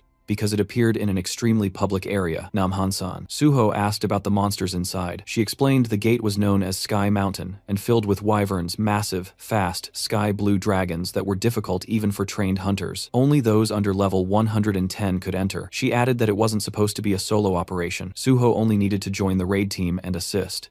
But Suho already knew everything about Sky Mountain. He asked whether the wyverns were sky blue. She confirmed it and asked how he knew. Suho stood up, asking her for the raid time. She said he could go immediately if he wanted. With a calm, confident smile, Suho told her to change the condition because he would be clearing the gate alone. A couple of days later, the sun was shining over a quiet forest clearing, where a blue swirling portal stood like a breathing doorway. Boxes of supplies were stacked nearby, prepared for the raid, but Suho walked right past them without slowing down. He headed straight for the gate. Not far behind him, Choi-yoon stood beside Kim Soo-won, a hunter from the Union. Kim Soo-won commented that it was surprising Suho had declined all supplies and insisted on entering alone.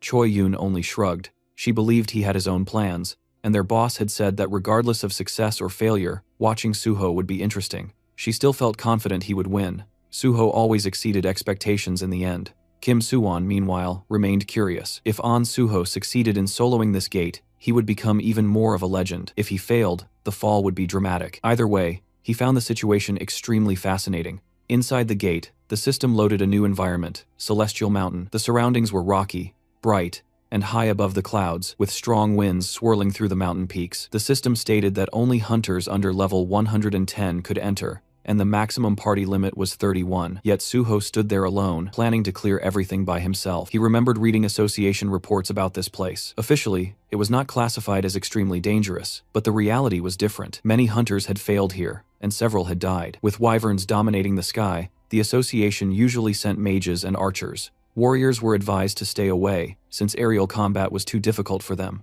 But Suho felt that these rules did not apply to him. He gathered blood in his hand and activated his blood weapon skill. a bloody sword formed in his grip. Looking up the winding mountain path, he decided to skip it entirely. Using leap, he soared upward through the sharp winds, as if they were nothing more than a gentle breeze. He ignored the twisting trails and ran straight up the mountain. Soon, he reached a plateau where sky wyverns had gathered. All of them were over level 100. The leader, a sky wyvern at level 109, stood among them. As Suho approached, the wyverns reacted with irritation and surprise, clearly confused that a lone human had rushed them so confidently. One wyvern launched a swift attack, but Suho struck faster, slicing the creature cleanly with quick draw. The others recoiled in fear, realizing immediately that this human was unlike any they had faced before. Still, they refused a fair fight. When it became clear none of them could take him one-on-one, the wyverns attempted to overwhelm him from every direction. Suho quickly realized this was a coordinated strategy. The first attackers served only as a distraction. The true threat was the leader approaching from behind. As the leader lunged for a surprise attack,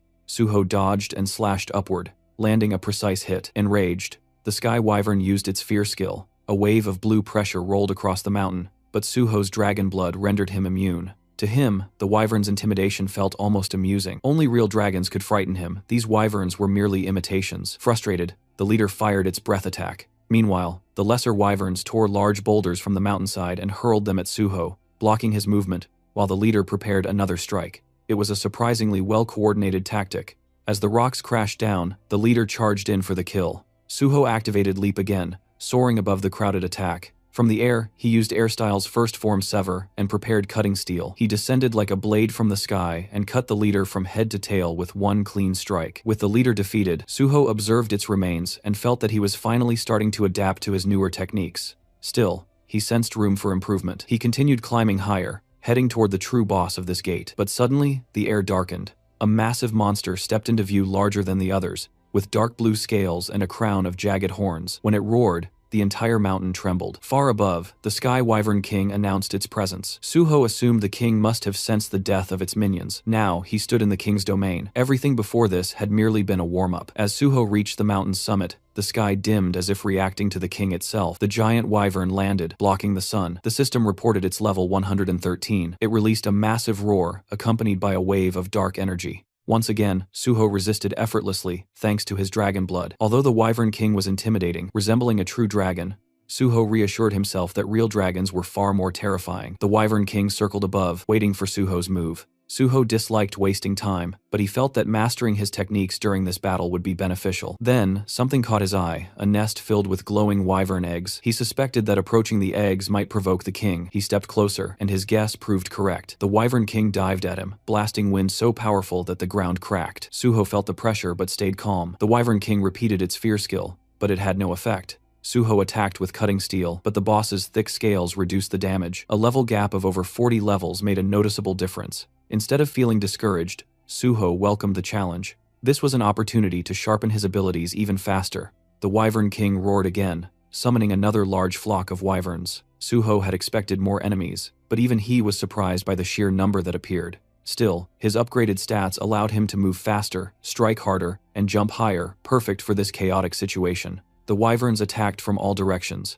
Suho jumped onto one wyvern's back and used it like a platform. The system immediately notified him his leap skill had reached rank S. Now he could jump one more time in mid-air, effectively doubling his movement in the sky. Suho tested it immediately, stepping on empty air and closing the distance to the Wyvern King with perfect timing. His blood weapon now shifted into a long red staff. Suho extended it, striking the Wyvern King's neck and slamming the giant beast to the ground. Even so, the monster struggled back to its feet. Suho respected the durability. Laughing lightly, he hoped the boss would hold out longer so he could test more techniques. The Wyvern King, desperate, forced its subordinates to attack again, but the lesser wyverns hesitated, as if fearing Suho more than their own ruler. Some even looked like they were trembling. Suho quietly remarked that perhaps he had become the true Wyvern King now. The real king shrieked in outrage, and the minions finally resumed their attack. Suho moved through the air, bouncing from wyvern to wyvern. Still, he noticed his sword-drawing technique was not leveling up as rapidly as he had hoped. These opponents were strong, but not quite enough to push the technique further. Deciding to accelerate the pace, he rushed toward the mountain peak. There, he discovered something enormous, the Sky Wyvern Queen. Larger and stronger than the king, covered in purple scales, she guarded her nest and could not leave it. This gave Suho an advantage. The queen was powerful, but bound to her nest. She attacked by rolling huge boulders toward him, but he used sword drawing to slice them apart with ease. Her screams summoned every remaining wyvern on the mountain. Suho remained calm. He understood that she would rely on her minions rather than attack directly. At that moment, the Wyvern King swooped down in a full-force assault. Suho decided it was time to finish this battle. He chose not to use his strongest skill immediately. Instead, he wanted to reach a higher level of sword drawing. The best swordsmen relied solely on their blade, and Suho wanted to honor that principle. He focused on perfect timing and precision, repeating sword drawing over and over. The system reacted to his mastery, recognizing that his understanding had surpassed all others. System alerts flooded his vision. His sword drawing evolved to a supreme level. The guardian sword within him responded, granting a new form, Cloud Cutter rank S+. Red energy flickered in his hair and eyes. Suho unleashed Cloud Cutter with a powerful swing, sending a massive vortex of bloody energy crushing through the Wyvern King. The boss collapsed and died with a final cry. The remaining wyverns shrieked in fear and grief, but Suho was not done. He activated Cloud Cutter again. In one sweeping strike, he destroyed all remaining wyverns, including the queen. The system announced his triumph. Suho stood on the mountaintop with his sword resting on his shoulder. The gate conquered. After the battle ended, Suho took a moment to check his status window. The gate had given him a massive boost, and his experience bar was sitting comfortably ahead. His strength stat was already brushing past 80, and he didn't have far to go before hitting the next tier. A small smile formed as he saw the new additions Double Jump and Cloud Sash, the exact skills he'd been aiming for. It felt good to see his plan finally paying off. Turning toward the queen's den, he decided it was time to collect his loot. Inside were 12 Sky Wyvern queen eggs. The association's advance team had only confirmed 6, which meant the remaining half naturally fell into his hands now. With the job complete, he shifted his attention to the wyvern corpses. Monster byproducts sold for high prices, especially when used to craft rare materials, and the Sky Wyvern Queen's corpse was considered top tier. Summoning his Shadow Spear, he decided to let it handle the cleanup. He placed the spear beside the queen's massive body, and it immediately began its work, devouring the corpse piece by piece. As it absorbed the flesh, the spear's purple energy flared, growing more vicious and alive, upgrading the blade to its next level. Watching the transformation, Suho realized that even a 1-star beast could serve as excellent nourishment for the Ghost Blade's shadow devouring. Judging by the spear's state, one more powerful meal should push it further. With that in mind, he directed the spear toward the king's corpse next, letting it feast again. Outside the gate, chaos had already broken out. Someone shouted that the gate reading had been completely deceptive, and people around him stared in disbelief. They finally realized the guy inside wasn't just some healer, he was actually a swordmaster. Among the crowd, a black-haired man wiped sweat from his forehead, overwhelmed. He knew better than anyone that even with a full raid party, clearing that gate wasn't guaranteed. Yet somehow this man had done it solo, and not as a combat class, but officially as a healer. Choi Yoon brushed it off casually, reminding him that she'd already said he would clear it easily. He agreed, but couldn't understand why she looked so excited. She just told him it must be his imagination. Their conversation paused as Suho walked out of the gate. They congratulated him for conquering it solo, the girl cheering first, and the guy echoing her. Suho thanked them and then reached into his inventory, pulling out the wyvern eggs. He placed all 10 Sky Wyvern queen eggs before them, saying he'd found that many inside. Kim Suwon stared, stunned by the sheer quantity. Suho calmly insisted he had retrieved every single egg, while keeping quiet about the extra ones he kept for himself. As for the Sky Wyvern King and Queen corpses, he explained that both bodies had fallen to the base of Sky Mountain during the fight, making it impossible to recover them. Of course, hiding the fact that Ghostblade had already devoured them cleanly, leaving no trace.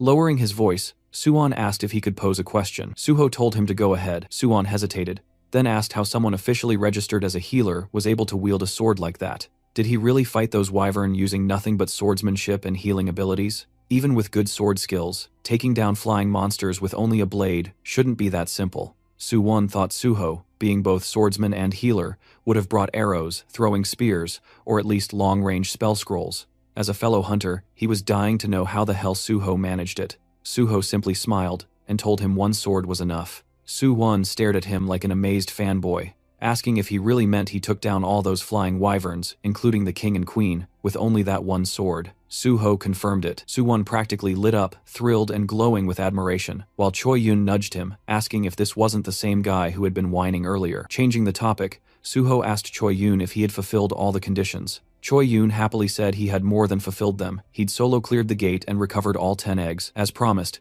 she guaranteed him free use of the largest unit in the Cheongdam residence, adding that her boss never went back on their word. She then asked when he wanted to start using it. Suho told her he wanted to start today, and also requested access to future reports on items and magic stones. He asked if that was possible. Smiling, she said it absolutely was. He could contact her for anything, from item disposal to money laundering, and she'd provide top-tier service. Suho suddenly pushed a small diary toward her, saying he had one more favor. She told him to go ahead. Inside was a photo of a green-haired man.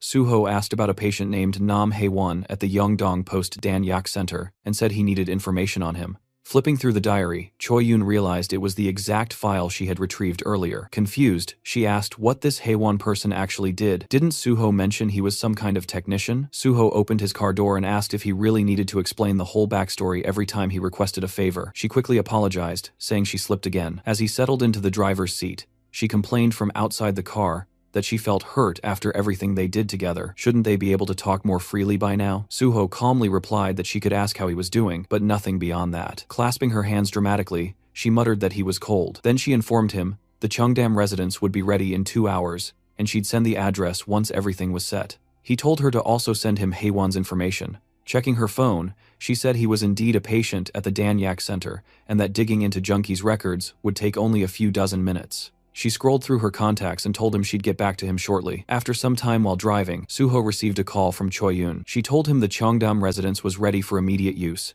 and she had already gathered all the information on Nam Hae-won and sent it directly to his phone. Suho thanked her for the work, but Choi-yo still pushed, asking why he was digging into a person who is a drug addict. Suho simply ended the call, refusing to entertain the question any further. He opened the map location she sent. Looking at the screen, he muttered the name Yeongdong-po, realizing this was where the man and deciding he would go recruit him now. Soon after, he arrived in front of a cluster of old, worn-down buildings that looked more like a slum than anything else. Standing before one of the structures, he noted that this must be the house where Nam Hae-won stayed, another semi-basement. He glanced through one of the small windows and noticed the curtains pulled shut from the inside. He pressed the doorbell, only to realize it was broken, so he began pounding on the door, calling out for Nam Hae-won. After a moment with no response, he assumed the guy wasn't home and said he would have to return later. What he didn't know was that inside the room, 3 men were standing over a collapsed Nam Hae-won. The brown-haired thug crouched beside him, asking if Hae-won really had visitors coming by, deciding they should finish the job before anyone saw him. Before he could act, a heavy thud shook the entire door. All 3 thugs froze instantly,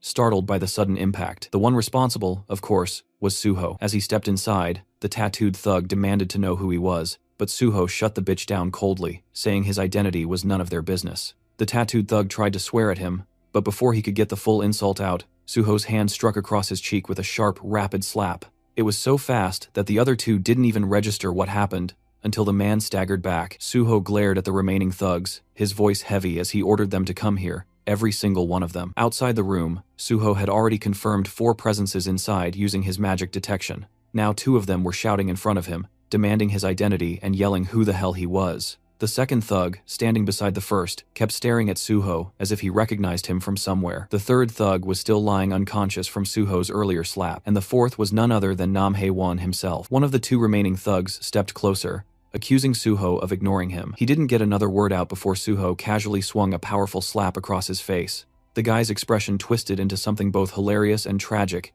as he flew backward and collapsed onto the floor. The last conscious thug witnessed everything, the first slap, the second, and now his second friend, dropping like a broken puppet. He barely had time to react before Suho turned his head and delivered another brutal slap. This one sent him spinning in a full circular motion, crashing far across the room and landing in the most dramatic fall of the 3.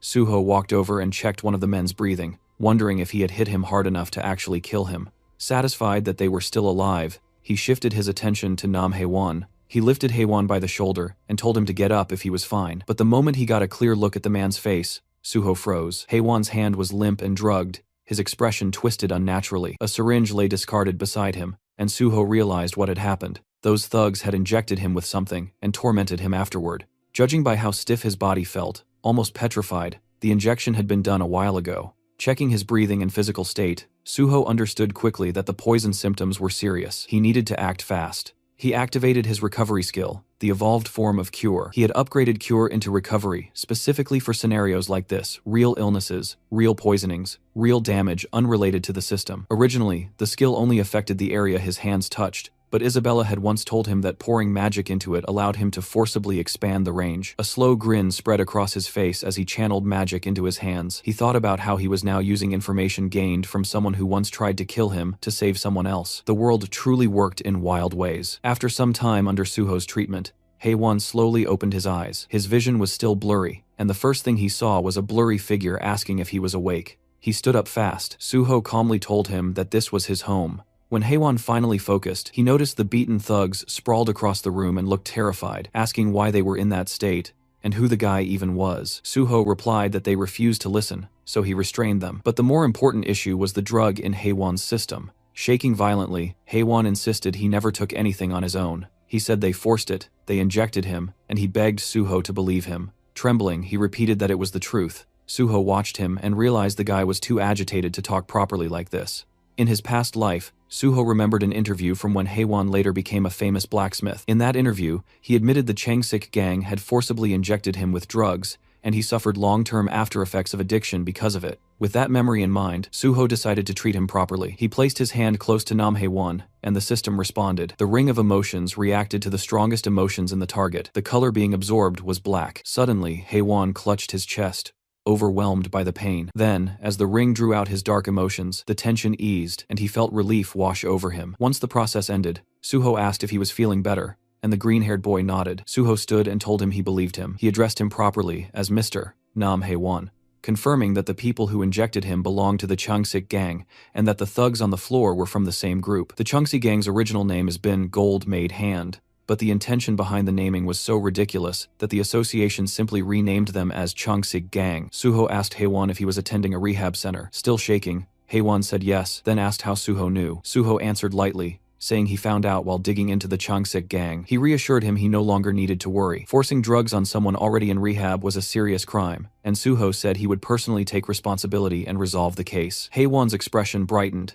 and he thanked Suho sincerely. Suho told him that since this was an important matter, he would return to check on him again soon. Then he asked if Haewon was experiencing dry mouth or withdrawal symptoms. Haewon admitted that he was, and that he was starting to feel cold. Suho knelt in front of him and asked him to sit for a moment. Haewon obeyed. Suho activated recovery, and blue light gathered around his hands. Seeing it, Haewon watched in quiet awe. Suho explained that this was the healer's recovery technique, tailored for drug addicts. It relieved withdrawal symptoms and pushed out the lingering drug energy from the body. But full recovery required continuous long-term treatment. Recovery consumed a large amount of mana, and very few healers were trained enough to handle it. That was why, in Suho's past life, Isabella had become one of the most influential figures among the last Crusaders. And that was also why, after returning, he chose the path of a healer. Standing up, Suho told the green-haired boy that addiction treatment needed consistency, and they would meet again for further care. For now, he had to head toward the Changsik gang's station.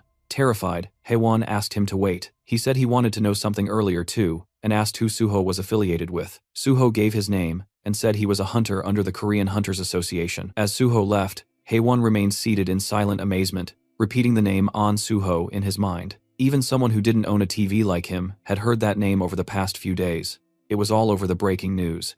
And now he realized the person who saved him was the same An Suho everyone had been talking about. From above, the slum looked like a war-torn zone. After multiple gate shocks, half of Yangdongpo had collapsed into ruin, turning firmly into a slum. Suho walked through its broken streets, the air heavy with neglect. Since the district sat right in the center of Seoul, it had eventually become a perfect breeding ground for crime. He looked up at the crumbling surroundings, thinking that this must be the place that both the police and the association pretended not to see. In front of him stood a building with a bold sign that read, "Gold Made." Suho stared at it, wondering what kind of gang had the audacity to brand themselves with such a grandiose name. He pushed open the door and stepped inside. The first floor was a convenience store, shelves intact, lights on. Suho immediately understood the situation. A convenience store in the middle of a slum, still operating smoothly, was clear proof that the place was being openly run by gangsters. There was no way it would remain untouched without heavy backing behind it. He walked to the back of the store and found a staircase. As he climbed, a voice barked from above telling him to freeze.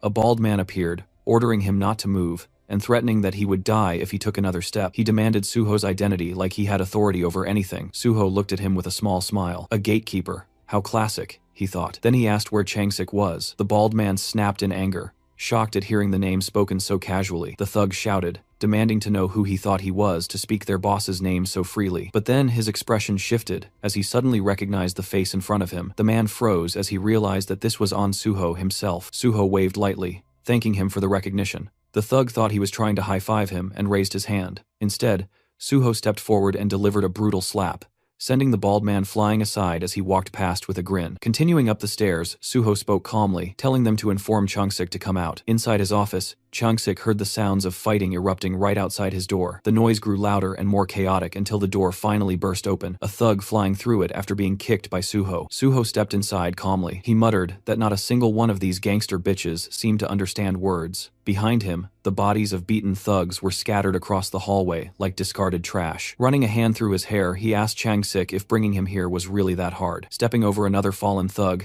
he added that he wondered what the gang would even do if he resisted. Chung-sik sat in front of him with a straight, unreadable expression. Two bodyguards stood behind him like statues. As Suho approached, he knew exactly what kind of place this was. More than 80% of this organization's members were awakened. The fact that awakened criminals operated openly like this was proof that the nation's security had already collapsed. In his previous life, the Chung-sik gang had grown even larger than this current version. They had created countless victims, and it took an exhausting amount of time to take them down. Remembering that, Suho clenched his fist. In a cold tone, he said that this was exactly why cancer needed to be removed before it grew. Chung-sik tried to speak, addressing him as Hunter on Suho, and asking what he was doing so suddenly. Suho stepped closer, telling him not to act clueless. They were the ones who started all of this. Chung-sik demanded to know when he supposedly started anything. Suho told him he was playing dumb to the very end. He said they messed with someone named Haiwon. He dropped a syringe on the desk, and both the boss and the bodyguards stared at it. Suho told them he had just met Haewon himself. He asked if they truly intended to keep denying it. Chung-sik leaned toward his subordinate and quietly asked who Haewon was. The underling whispered the explanation into his ear. Suho raised his leg and slammed it down on the table, breaking the surface clean in half. He said they had turned his closest friend into that state. His eyes glowed red as he asked why they did it. The two bodyguards froze. Chung-sik kept his expression firm, trying not to show fear. The boss rolled his hand across his face and told the bodyguards to step outside. They hesitated and asked why. He then barked at them to get out. The rest of the guards immediately rushed out of the room, leaving only Suho and Chung-sik inside. Chung-sik swallowed and said he believed there was some misunderstanding, suggesting they talk calmly. Suho walked over the broken table with slow steps. He said that every word they spoke only earned them another beating. Chung-sik, now trembling, warned him that if he touched him, he would call the police. Suho punched him across the face, calling it nonsense. The blow sent Chung-sik sliding across the floor along with his chair like his ass glued to it. Suho said that hearing the word police come from a gangster boss was hilarious. Chung-sik groaned on the ground in pain. Suho added that he figured a boss wouldn't go down from just one punch. Chung-sik forced a laugh, saying he wouldn't just sit there and let it happen. But the moment Suho stepped toward him, terror returned to his eyes. Suho reminded him again that he was begging for a beating, tightening his fist. And with that, Suho's punch drove straight toward the boss's face. Outside the office, the guards heard the repeated thuds of fists slamming into something or someone. Alarmed, they rushed toward the room, shouting for their boss. When they threw the door open, they found Suho standing in front of a shattered glass window. He told them their boss fled. One of the guards stared at him in shock, asking what just happened. Suho explained calmly that Chung-sik had smashed the window and bolted, pointing out the broken frame as if it were obvious. The baldy guard raised his hand like a confused school kid, saying that this was the third floor. Suho brushed him off, telling him that Chung-sik was a level 100 hunter who could roll out of something like that without a problem, so they should stop babbling nonsense. With a smile, he told them he planned to dismantle this entire place starting now. Then he added that anyone who wanted to come with him could follow him straight to Cheongok. Just hearing the name made the entire group freeze. Cheongok was the correctional facility next to Cheonsong Penitentiary. While Cheonsong held regular criminals, Cheongok held awakened offenders. Since the whole place was filled with violent awakened criminals, it was practically a hell within hell. A pro version of hell. Only the strong survived there. Its reputation alone was enough to make half-baked punks bitches tremble, exactly like the situation unfolding now. Sweat poured down their faces. Suho reminded them that he had connections to the Great Hunter Association. He told them to run before he tossed them all inside. Otherwise, he would drag them along with Chung-sik straight to Cheongok. The thugs gritted their teeth in terror, then the next second they bolted at full speed, shouting that they don't know any boss. Watching them scatter, Suho said he expected about that much loyalty from gangsters, calling them vermin, cockroach bastards. He warned them that if even one document disappeared, he would carve them up slowly. He ordered them to leave empty-handed. Once the building was clear, Suho activated his magic detection. A blue magic circle formed beneath his feet. After a moment, it detected something special radiating mana on the third floor in the corner of the room. Suho approached the spot and uncovered a hidden safe. He called it obvious, saying the bastard must have thought hiding it here would keep it protected. It was a top-tier safe from a famous brand, the kind that only unlocked with the registrant's mana signature. He placed his hand on the reinforced steel. Blue light pulsed across it. With toughness like this Cutting the steel would destroy the contents, so he needed to slice the door off cleanly. Suho summoned Bulgasari. The tiny elephant monster popped out from subspace, standing at attention like a soldier. Suho told him he only wanted the door removed.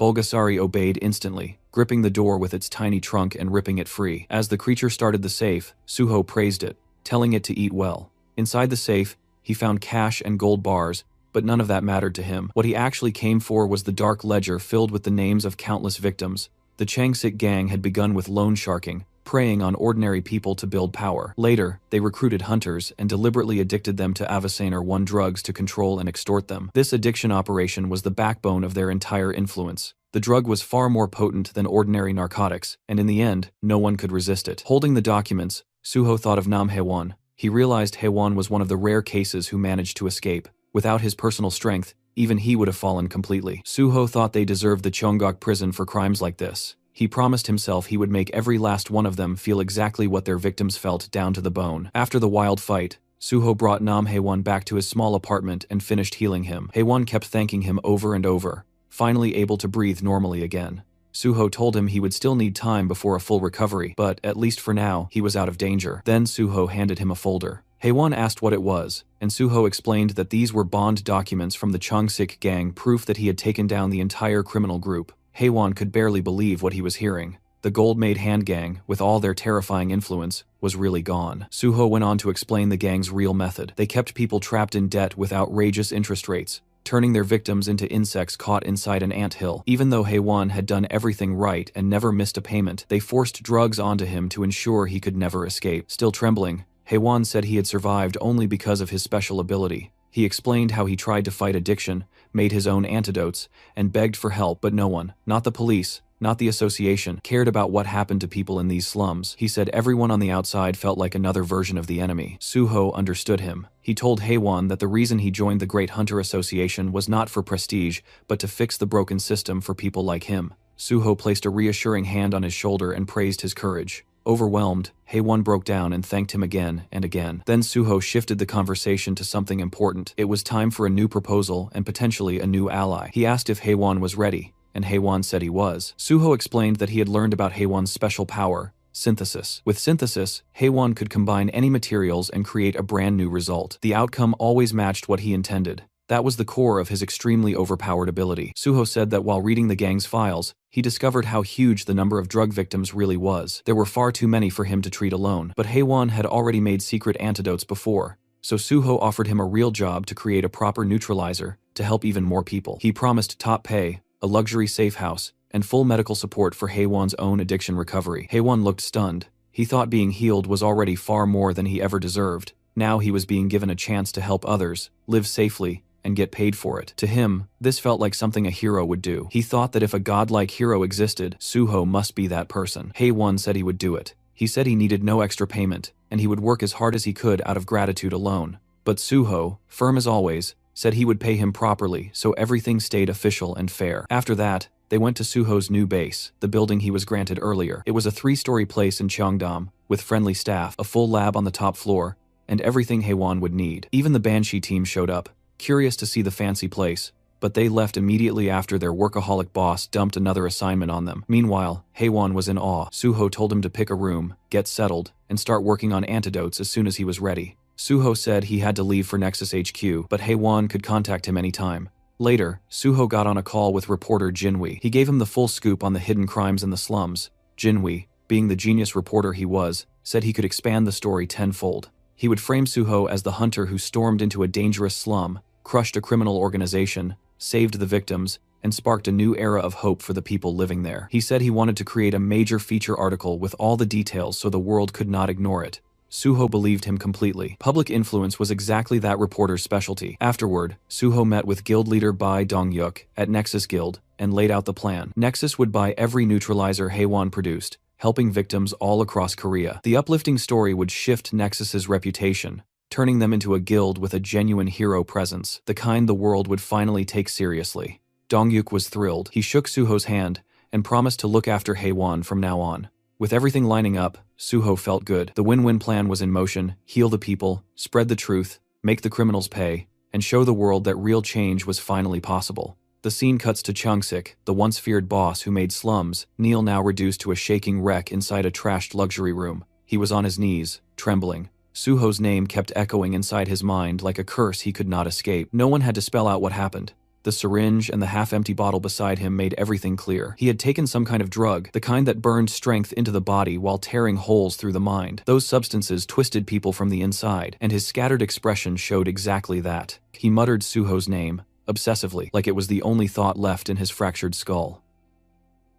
The moment Suho stepped through the glowing blue portal, he entered his secret subspace that had once been a fancy private domain of polished marble and luxurious furniture. Now, the place looked like a disaster zone, as if a tornado had torn straight through it. He scanned the area, noting the cracked marble floor and the expensive furniture knocked over and scattered across the ground. To him, it was clear that someone had completely wrecked the place. On the floor, Chung-sik lay twitching, his skin pale and his body reacting in strange spasms. Suho observed him and figured that the drug must have done something unbelievably intense to the guy. It became obvious that this gangster had not run away, but had been dragged into Suho's subspace instead, effectively kidnapped by the chaos of the situation. Suho walked over, knelt beside him, and placed a hand on his body. His blue healing energy flowed instantly, and the system announced that recovery had begun. Chung-sik, still dazed, looked like someone who had just escaped a bizarre nightmare. Suho demanded that he pull himself together, offering no calm or gentleness in his tone. Suddenly, Chung-sik snapped into anger and panic. He grew wild, yelling incoherently as he lunged forward to attack Suho. Suho barely reacted, simply kicking him in the chest and sending him flying backward like it was effortless. Chung-sik continued screaming, desperate to be let out, spiraling into fear as though he believed he was trapped with a monster. Suho smirked and rolled his eyes, noting to himself that Chung-sik still had a lot of energy. He assumed the drug was overstimulating him, but mentioned to himself that he had brought extra, so the man did not need to worry. Sensing danger again, Chung-sik crumbled into full desperation. He dropped to the floor, crawling and begging Suho to release him, insisting he would do anything to avoid experiencing the drug again. Suho had no sympathy. He stepped onto Chung-sik's chest with force, pressing him down firmly. Chung-sik screamed for help, insisting that he had been kidnapped, but Suho reminded himself that no one could enter this place, and that the fools from Chung-sik's gang had already run away. He promised internally that he would hunt them down and make them pay as well. For now, he instructed the criminal to sit still, reflect on his choices, and drown in regret, since that was the only useful thing available to him at the moment. Later in the afternoon, Suho returned to his new house. Haewon came running toward him, full of excitement. Suho noticed how hyped he was, and Haewon proudly revealed that he had just finished creating a brand new neutralizer for the dangerous drug. The new version was called Hammer 2. The system displayed information identifying Hammer 2 as a grade C item that excelled at neutralizing the effects of the drug, called illusion. Suho felt genuinely impressed, especially since Haewon had made it in only 2 hours. Haewon explained that he had improved the old version, naming it Hammer 2 because it metaphorically smashed illusions. Suho recalled how Hammer 4 had saved lives in his past life, which meant Hammer 2 should still be a reliable creation even if it was not the strongest one yet. Haewon attributed the success to Suho's help and described the entire process as similar to grinding for items in a game. He believed that with enough time and money, luck would eventually follow. Suho thought Haewon was always humble and wondered how much stronger he would become when he leveled up further. Suho then asked if Hammer 2 could be produced in bulk, and Haewon agreed enthusiastically. He had already completed the formula, meaning they could make large quantities as long as they gathered the necessary ingredients. Suho found that reassuring, and then checked Haewon's current level. Haewon had just reached level 51, thanks to creating the new drug. Because of this, Suho concluded that he would not need to call Giwon for now. Haewon was already functioning as a high-level hunter. With that decided, Suho shifted his focus toward helping all the victims from the slums, ready to use what they had gained to fix the damage that had been done. The next day, several news stories appeared online, claiming that the police and the Hunter Association were ignoring the suffering in the Yeongdeungpo slums. Unfortunately, only around 500 people viewed the article throughout the entire day. The hype simply was not there. Suho realized that Jinhui had been right. There were too many terrible places in the world, so unless something was explosively dramatic, people rarely paid attention. Still, this was only the beginning. Suho then got busy. He distributed large boxes filled with food, water, and magical neutralizer potions to the grateful residents of the slums. Soon after, a truck arrived, loaded with even more supplies. People helped unload everything, and quickly delivered food and potions to everyone. Suho thought Nexus had truly come through with support. His phone rang. Chief Pai was on the other end, speaking to him with the energy of a relaxed uncle. As they discussed tomorrow's appreciation plaque ceremony, they agreed to keep it short and simple. Suho felt secretly thrilled, because receiving a plaque meant the possibility of special recruitment. After some light conversation, Suho called Jinhui to talk about the ceremony and the news. While the slum article did not get many views, he believed it had probably caused trouble for the reporter with the Hunter Association. But Jinhui remained calm, mentioning that only popular stories went viral, and that he had broken no laws. He added that he planned to upload part 2 soon, and that the PBS news group would likely report on the ceremony as well. He then asked if Suho had an Instagram account. Suho did not. This annoyed the reporter, who said many fans were waiting to follow him. Then the conversation took a strange turn. There was an entire fan cafe for Suho, called Anshin Temple, where fans referred to him as the Guardian Priest. Suho realized that the moderator running the cafe was actually Jinhui himself. The reporter admitted to managing it so that Suho's reputation would stay clean, and to avoid unnecessary drama caused by other chaotic fan groups. The logic was reasonable. He also offered to manage an Instagram account for Suho, boasting about his social media skills, and saying he could help Suho become extremely popular. But Suho preferred doing things himself. He asked the reporter to simply send content for posting, and he would copy and paste it. That simple approach made the reporter ridiculously excited. He even suggested that Suho upload selfies and photos for fans, but Suho was not confident about pictures. The reporter advised him to relax and at least make the account. Soon enough, Suho would become an influencer. After the call, Suho made the Instagram account, and immediately his phone began vibrating non-stop with notifications. A huge number of users started following him. Inside the house, Haewon noticed the phone buzzing constantly, but Suho said it was fine. He figured that Jinhui had already started promoting the new account aggressively, so he muted all notifications. Finally, the big day arrived. The appreciation plaque ceremony at the Hunter Association headquarters began. A massive crowd had gathered inside. Reporters, fans, and people holding signs shouted Suho's name, and the title Guardian Priest. Suho had expected a simple ceremony, but the screaming fans and swarming reporters told a very different story. The number of people was overwhelming, forming a sea of excitement. Security guards struggled to control the crowd, begging them to stop pushing and asking them to wait outside. 2 association workers stared in shock, completely stunned by the turnout. They checked and confirmed that all these people had come for only one person, Hunter Suho. They found it unbelievable, especially because the event had never been posted online. It was the first time in the association's history that such a scenario had occurred for an unofficial event. Suho's fame had reached another level entirely. Inside the auditorium, the chaos continued. Fans filled the entire space, holding signs for Suho and Sword God, buzzing with anticipation. One girl even mentioned that she had skipped school just to attend. Others discussed how the fan club president, Golden Horse, was absent, so they planned to take plenty of photos for her. In the press section, reporter Jo Jinhui was busy texting. He informed Suho that a massive crowd had shown up for him and asked where the MC was. Suho had actually arrived early, and had been observing everything while using his monochrome solitude skill, which made him invisible to others unless he chose to be seen. A fan sat directly in front of him, with no idea that the sword god was right behind her. Suho soon received a message from Chief Pai, asking him to meet in the hallway, next to the waiting room. He slipped out silently to meet his senior. Chief Pai was astonished by the number of fans, and jokingly called Suho a superstar, which made Suho laugh. Chief Pai then mentioned that the recent article about the Yongdeongpo slums had stirred public sentiment toward the Hunter Association. Suho already knew the article would make the association look bad, but Chief Pai seemed unconcerned about reporters, which explained how easily the journalist had entered today. Chief Pai congratulated Suho for the award, and rushed off for something urgent, maintaining his typical cool and distant style. Then an announcer called everyone to take their seats. The ceremony was about to begin. Suho walked toward the stage as the crowd erupted in excitement. Cameras flashed everywhere. Fans screamed about his appearance, some claiming they finally understood why people fell for him, and others joked that they would let the sword god cut them. Suho stepped forward and received his appreciation plaque from Association President Young Kyung-won. They posed for photos. The president teased him about being good at posing, and Suho responded politely, giving credit back to the president. Keeping the atmosphere smooth, the president praised Suho's work in Yongdeongpo, and hinted that good news, likely a job offer, was on the way. Suho assumed this meant special recruitment. The president then asked him to speak a few words. Suho thanked everyone, and said he had only done what he believed he was supposed to do. He admitted feeling strange about receiving a reward for helping people, but promised to work hard. Fans screamed that they loved him, and he could only laugh and thank them. A short Q&A followed. Reporter Kim Sang-won asked whether Suho still intended to join the association, to which replied, yes.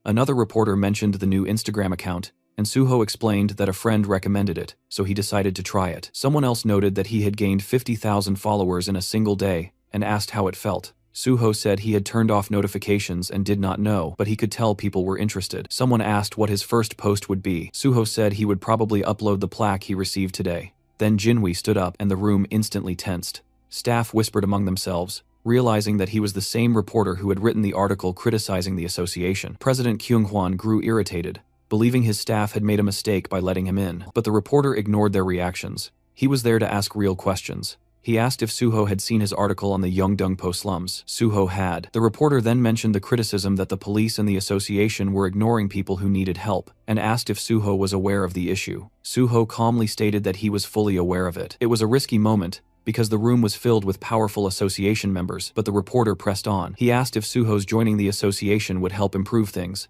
The president nearly jumped out of his seat, barely held back by his aides. Suho, with a slight smirk, stated that if he joined, he would do everything in his power to eliminate corruption so that no one would ever have a reason to doubt the association again. The reporter thanked him, and the public portion of the ceremony ended. Later, Suho and Jinhui left together in a car. Suho praised him for his work. The reporter joked that the angry stares from the staff had made him extremely nervous, but Suho noted that he had acted brave the entire time. The reporter then apologized if his questioning was too harsh, explaining that his job required him to act while public attention was still focused. He wanted to maintain the momentum, and that was why he planned to release another article soon. Suho appreciated it, because he finally got to express what he truly wanted to say about improving the association. The reporter was almost in disbelief that Suho meant every word, but Suho clarified that he would not lie while receiving an award. He genuinely intended to make changes. A few days passed, and Suho received his new civil servant ID. He had been officially appointed as a level 5 official, far faster than anyone had expected. At the same time, the entire internet exploded with discussions about Suho's past achievements,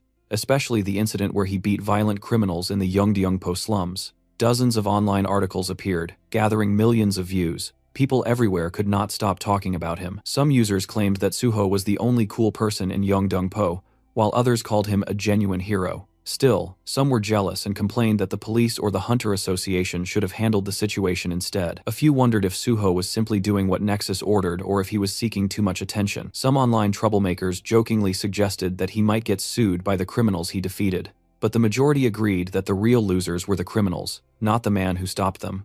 People argued a lot, but everyone agreed that something massive was happening. Then major headlines appeared everywhere. The news declared that An Suho was joining the Great Hunter Association. Broadcasts repeated it constantly, referring to him as the hero of Yeongdeungpo, and announcing that Swordmaster An Suho had earned a special grade 5 position. Crowds of fans and reporters waited at the entrance of the association building, screaming his name like he was a celebrity attending a concert rather than a civil servant arriving for work. The shouting did not stop. People wondered what would happen to Nexus now that Suho had moved to the association. Questions came up online about whether he still had a contract with them and whether Nexus would be upset. Inside the Nexus office, the boss, Bae Dong-yuk, remained calm. He mentioned that everyone was talking about them now and that it was time to release an official statement. Nexus sent out multiple news articles wishing An Suho good luck, clarifying that there was no contract issue and explaining that they had never paid Suho any signing bonus. The message was clear. Nexus wanted everyone to know they supported Suho's decision. Elsewhere, two men watched the news and read newspapers.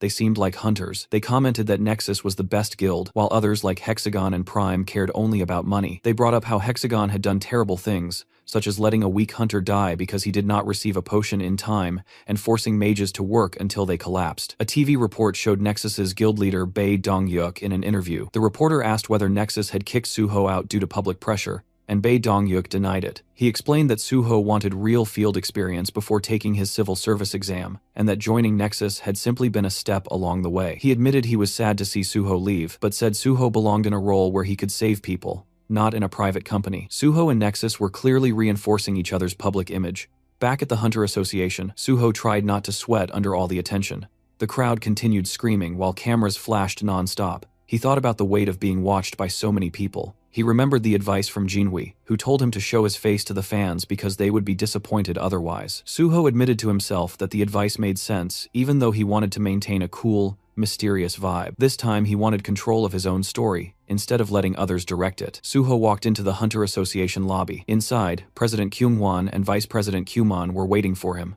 Cameras flashed everywhere, as the president welcomed him with extreme friendliness, calling the day historic, and congratulating him before inviting him inside. They entered the elevator. As soon as the doors closed, the president dropped the formal tone and became more casual. He asked if Suho was doing well and if he knew his schedule. Suho said he was fine but had not been informed of the details yet. The president said that the vice president would explain everything. When the elevator reached the correct floor, the president left, and Suho remained with Vice President Kyuman. Suho found it slightly unusual that the Vice President himself would be giving the briefing, but Kyuman simply led him through the hallway to an office where Chief Pai waited alongside Chulman. Kyuman explained that these two would guide him and wished him luck. Chief Pai greeted Suho with a big smile, telling him to sit down. He acted extremely friendly and even asked Chulman to get Suho a drink. Suho found it amusing that two people from different departments would both be training him. Chief Pai told Suho to call him senior in private and only use the title chief in official situations. Suho nodded, recognizing how significant that request was, because Chief Pai was known for being strict about titles and reputation. Then, Chief Pai began testing Suho's knowledge about his new job. Suho explained that he knew about the probation period.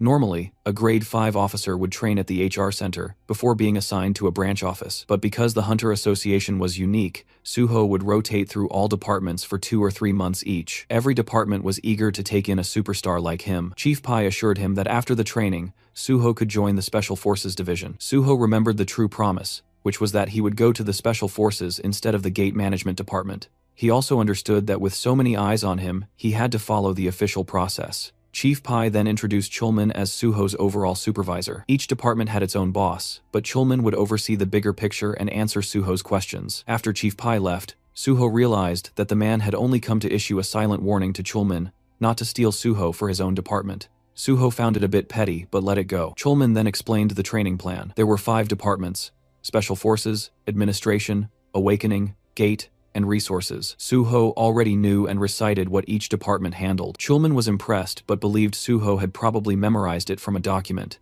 He informed Suho that his first rotation would be in the Awakening department. As they walked toward the department, Suho noted that this meant he would meet Director Lee Wanek, a member of the president's faction, and someone Suho planned to remove later. Chulman continued explaining that every department would have people monitoring Suho and giving him tests, which meant he had to pass everything thrown his way. Still, Chulman remained confidently positive, insisting Suho would do just fine, keeping the cheerful, supportive attitude he always carried. When they arrived at the Awakening department, Suho immediately thought to himself that he would not need his memory abilities for this part. There was one person here no one could ever forget. Inside the office stood Lee Wanek, looking authoritative behind his desk. He stood up immediately to greet them, calling it an honor to have a national superstar like Suho start his first rotation in the department. He also said he would be the one grading Suho's work, and acted overly friendly. Suho's thoughts drifted to what he knew about this man. Wanek was famous inside the association and had close ties with the chairman. After leaving for another company, rumors circulated that he was involved in human trafficking, but nothing came to light because Kyunghwan had covered it up. Suho believed things might turn out differently this time since he now knew the truth about the past. This place needed to be cleaned from top to bottom. Someone knocked on the door, and Wanek identified the visitor as Jun Song before calling him in. He introduced him as the officer who would help Suho in the Awakening department. The two shook hands politely, and Jun Song said he had heard a lot about Suho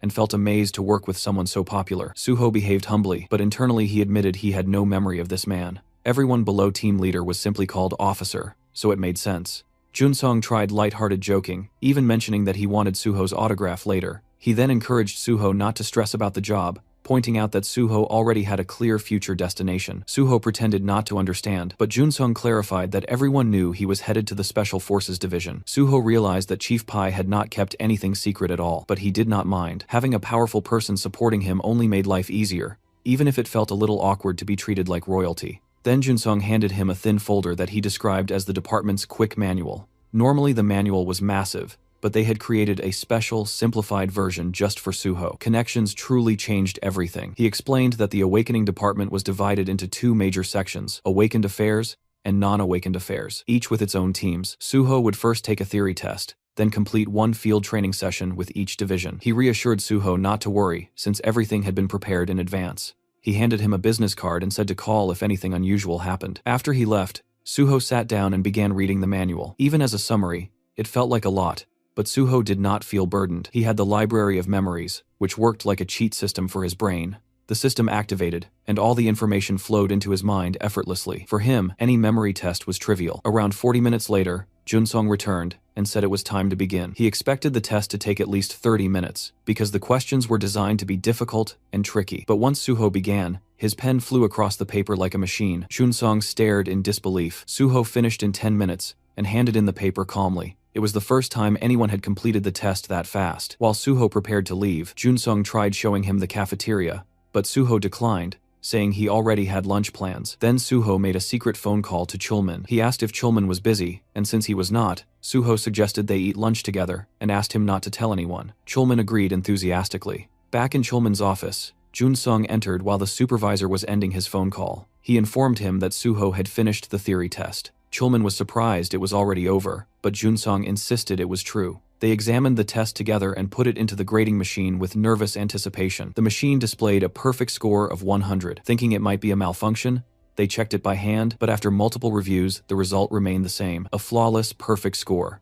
Jun-sung nearly lost his mind, saying no one had ever achieved this, especially on their first day. He finally understood why Chief Pai wanted Suho so badly. Chulman could only laugh. He admitted internally that he had hoped to work with Suho first, but Chief Pai's influence was overwhelming. It was hard to compete when Suho performed at that level. Meanwhile, Suho was just yawning casually in the hallway, completely unfazed. None of this meant anything to him. After meeting for lunch, Suho and Chulman sat on a bench beside a vending machine. Suho said that since Chulman treated him to lunch, he wanted to buy the coffee. Then Chulman asked why Suho had suddenly wanted to eat together. Suho explained that he did not know many people in the association yet and did not want to eat alone. Chulman was the only person he knew well. Chulman joked that if Chief Pai heard that, he would feel a bit hurt, but Suho said he simply wanted a comfortable place to eat, so it could not be helped. After a quiet, comfortable pause, Chulman congratulated him on his perfect score from the morning. He explained that he had graded it immediately, because Jun-sung kept pestering him. He joked that Suho was insane. He could fight. He entered the association as a special grade 5, and now he turned out to be extremely smart as well. To him,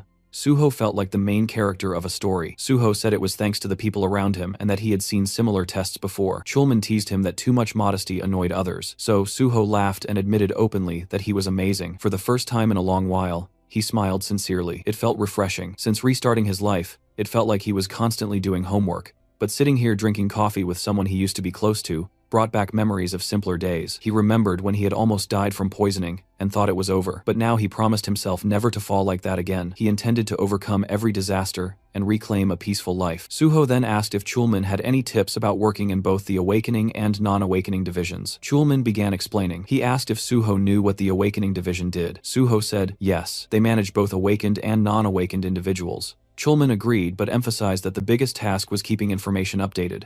No one could see an awakened person's status window except the person themselves. They had to personally come in and update their information. If they ignored the deadline, they received fines and eventually jail time after repeated warnings. There was even a specific term for these cases: malignant non-updaters. Managing those troublemakers was their primary job. He continued, explaining that awakened individuals were like superheroes. Some were so durable that bullets could not harm them. Others could disappear as if they had never existed. Every country needed their data updated regularly. It might sound like the association treated them as potential walking disasters, but there was currently no better method. Suho then asked about the non-awakening side. Chulman said it worked similarly. Sometimes people awakened as players and hid it instead of registering. The department had to track down and arrest those unregistered players. Suho already knew all of this, but pretended to be new. After the break, Suho returned to the building, walking beside Jun-sung. The officer asked if Suho enjoyed his meal, and said they would begin work in the awakening department. He congratulated him again for his perfect score, noting that even the director would be pleased. They arrived at an office where a man was waiting. This was Lee Moonho, chief of the awakening section. He greeted them warmly, and said he had already heard about Suho's perfect score. He handed him a folder and said he could begin his field training immediately. He wished him luck, and Suho acknowledged it.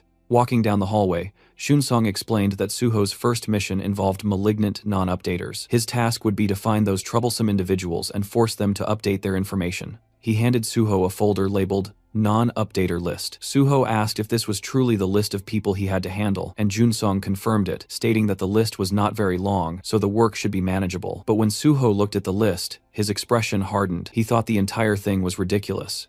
Every name belonged to someone notoriously dangerous. Individuals known for giving even the awakening section a difficult time. He wondered if this was another hidden test from Chief Pai, who loved testing his subordinates endlessly. Still, Suho decided he was ready for whatever came next. He would take down every person on the list either way. Since Jun-sung worked at a desk and not in the field, he introduced Suho to a new mentor, Han Ho-sung, a grade 7 field officer, who Jun-sung introduced as a veteran at catching non-updaters. Then Jun-sung slipped out of the room, leaving the two alone. Suho introduced himself while Ho-sung leaned back casually against a desk. looking relaxed. He suggested that they check the list first. When he saw the names, he let out a deep sigh. The association had told him to treat Suho like a VIP, yet they handed him this insane list. It was filled with legendary troublemakers who had vanished or were considered impossible to catch. Hosong guessed that the association wanted Suho to look like a hero because everyone was watching. He asked if Suho already knew how to use the stat scanner and the necessary tools. Suho did, so Hosong said no extra training was needed. Then he asked if Suho planned to choose his first target. Suho said he did and pointed at a photo of a man with long dark hair. Hosong asked if Suho even knew who the man was. He was a malignant non-updater who had fled overseas and evaded capture, but that did not stop Suho. He said that if the man was still on the list, then he had to be pursued. Suho pressed his hand firmly onto the list, covering the photo of his chosen target. With a confident smile, he prepared himself to track down every one of those legendary troublemakers. The page displayed a photo of a dark-haired man named Kim Gungwon, an illegal pharmacist whose real occupation was designing doping substances. He provided doping drugs to both ordinary and professional athletes. The issue was that the drugs he distributed did not rely on chemical doping effects but on skill-based doping, something far more dangerous and far harder to trace. Suho scanned through the information and noted that Kim Gungwon denied all charges, yet multiple reports had already been filed that confirmed the accusations. An update to his status window had been requested years ago, but he had continuously fled, avoiding every attempt to track him. His current location was presumed to be overseas. Normally, when an unregistered hunter goes untraceable for a long time, they are declared missing, but the fact that his name remained on the active list meant one thing: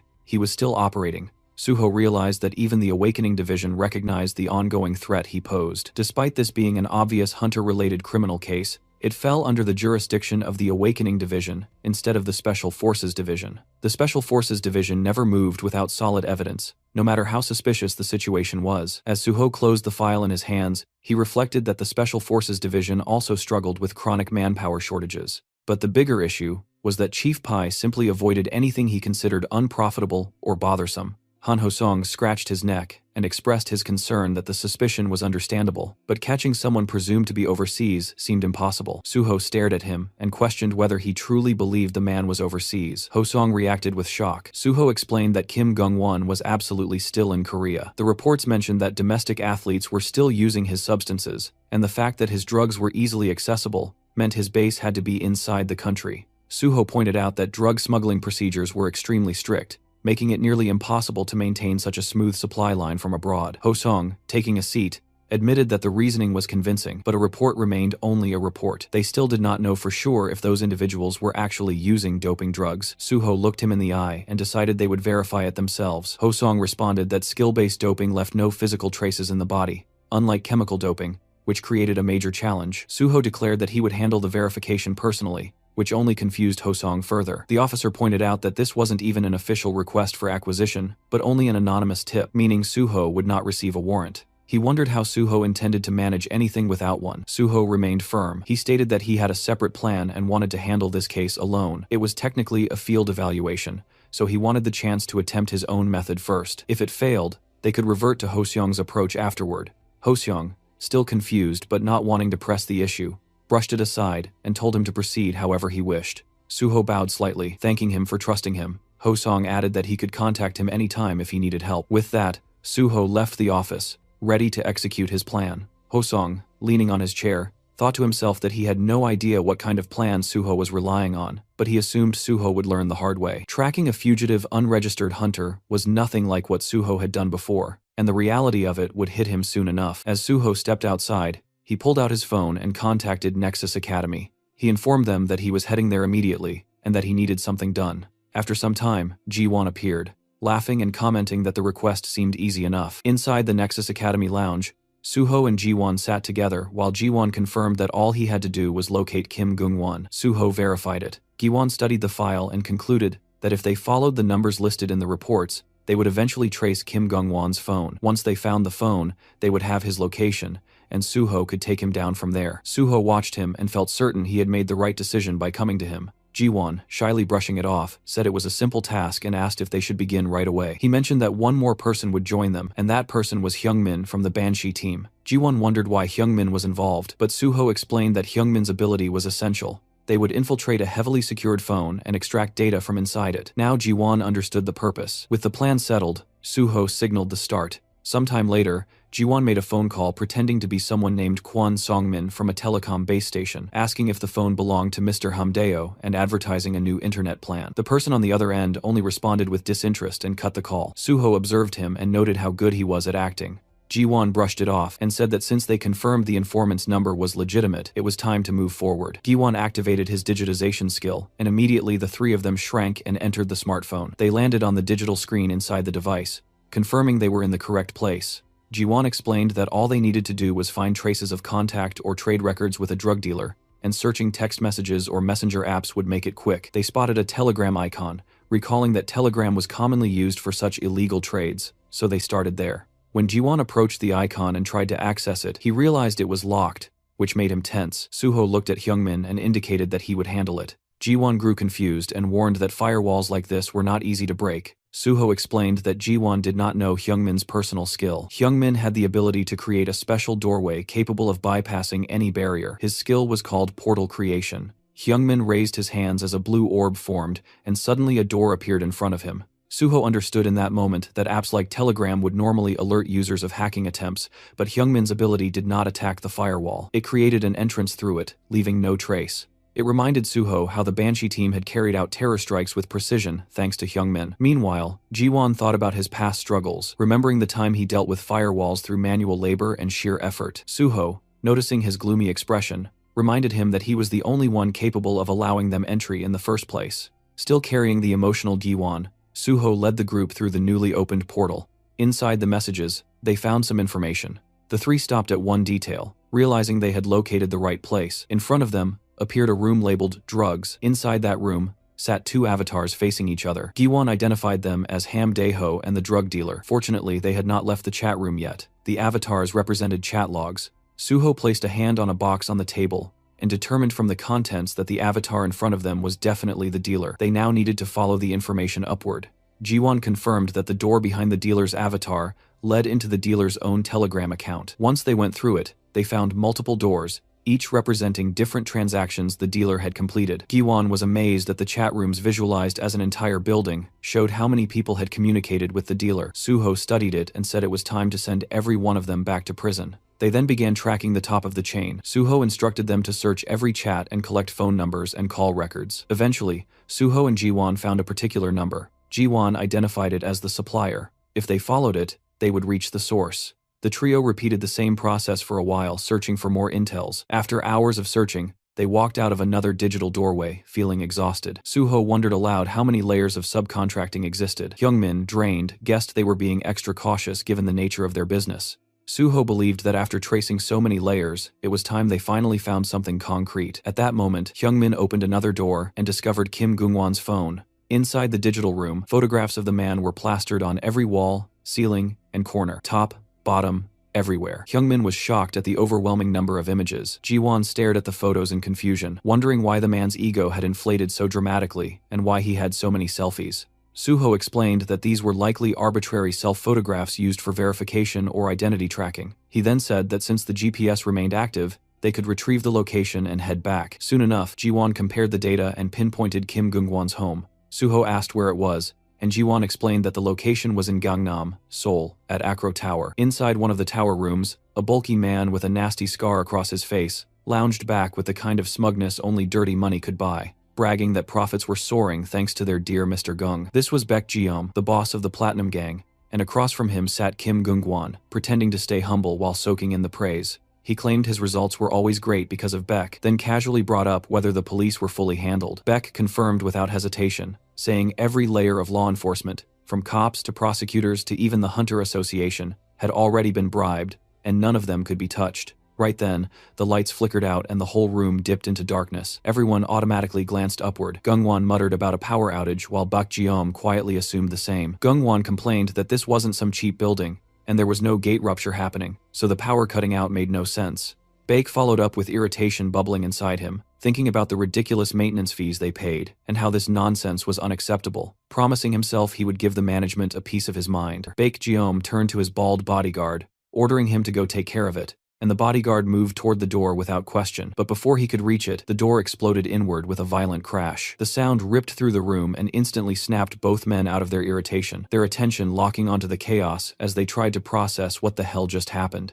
The answer walked in on its own. Suho stepped through the broken entrance, gripping the bald bodyguard's head like a piece of trash, slammed it into the floor so hard the skull cracked. With a cold smirk aimed straight at Gungwon, letting the bastard know he had been found, Gungwon froze when he saw Suho, demanding to know who he was, while Baek stood beside him casually puffing on a cigar, commenting that Suho looked familiar. Suho rose to his feet and introduced himself, holding up his ID. He identified himself as An Suho, record updater of the Awakening Department of the Korean Hunter Association, and stated that Kim Gungan had intentionally refused record updates for years. That alone was enough reason for an on-site arrest. Kim Gungwon, terrified and shocked, recognized him as the sword god An Suho. Suho confirmed that identity, scratched his neck, and told him to cooperate obediently. Instead, the men took their fighting stances. Suho looked at their audacity and warned that, if they did not want to die, they should submit. Moments later, the two criminals knelt on the ground with beaten expressions while Suho stood tall in front of them, thanking them for their cooperation. In their minds, the criminals thought he had beaten them one-sidedly, and wondered how that counted as cooperation. Suho then turned to Yeonhwa and thanked her for her EMP ability, which allowed them to enter easily. Yeonhwa blushed and played with her hair, admitting the job had felt so easy and anticlimactic that it seemed like a waste of training time. Hyungmin, standing nearby, revealed that she had skipped training and rushed over excitedly, but before he finished, Yeonhwa elbowed him sharply and reminded him that when the team leader called, she always needed to come running happily. Meanwhile, Suho sat in a chair in front of the criminals and suggested they continue their conversation. He first looked at Kim Gungwon. Taking out the stat measuring device, he remarked equals on its impressive capability. System rules prevented people from seeing each other's status windows directly, but the association could check stats through reaction results based on input values. Officially, the innovation had an accuracy above 70%, but in practice, Suho had extracted 100% accuracy. Kim Gungwon, panicked, thought to himself that Suho had beaten him until the results reached 100%. Suho smiled at him and reminded him that he had even healed him, so there was no reason to look so upset. He repeated that if the measured stats later failed to match what they recorded now, he would die. Faced with that statement, Kim Gungwon desperately agreed. Then Suho focused on Baek Jeom, who had recently risen as a big shot in Gangnam thanks to Kim Gungwon. Suho knew this man needed to be arrested someday, but since today was only an on-site assessment, it would be difficult. Still, he could not pretend he had not seen him standing right there. Suho looked at him and addressed him as Baek Jeom, pointing out that the man had said something unclear earlier. Baek Jeom asked what he meant. Suho continued, stating that Baek Jeom had bribed the police, prosecutors, and the Korean Hunter Association. The sudden accusation left Baek Jeong trembling, as Suho pressed for more details, specifically wanting to know who inside the Korean Hunter Association was involved. Suho placed a hand on Baek Jeong's shoulder and warned him to refrain from actions that caused misunderstandings, or he would die. The cold tone made Baek Jeom in fear and promise understanding. From the sidelines, Yeonhwa and Hyungmin watched the scene unfold. Yeonhwa commented that it brought back memories, and that it had been very scary back then, while Hyungmin admitted he never expected Suho to become someone he respected this much. Meanwhile, Baek Jeong confessed that he had bribed Park Kyuman, the vice president of the Korean Hunter Association. Suho asked if it was just one person. Baek Jeom cried as he insisted it was only him and begged Suho to believe him. Suho looked at him and sensed he was not lying. He then wondered whether Park Kyuman knew nothing about the awakening and non-awakening assessments. If Park Kyuman had known, he would have removed anyone connected to him from the list or given special instructions to protect them. This meant someone had targeted Park Kyuman. It would not have been Section Chief Lee Munho, the one who had provided the list. But the mere fact that Lee Munho assigned the evaluation task meant someone higher had pressured him, someone above Park Kyuman or on equal footing. The possible candidates narrowed down to Chairman Jang Kyungwon and Special Unit Chief Pai Sung-yeol. To Chairman Jang Kyungwon, Park Kyuman was like a tongue in his own mouth, so he had no reason to harm him. Pai Sung-yeol's official rank was lower than Park Kyuman's, but most people said his internal power was far greater. Suho concluded that the most likely suspect was Pai Sung-yeol. According to his memories, he didn't remember that the vice president and Chief P were on bad terms, and he decided he would have to watch carefully.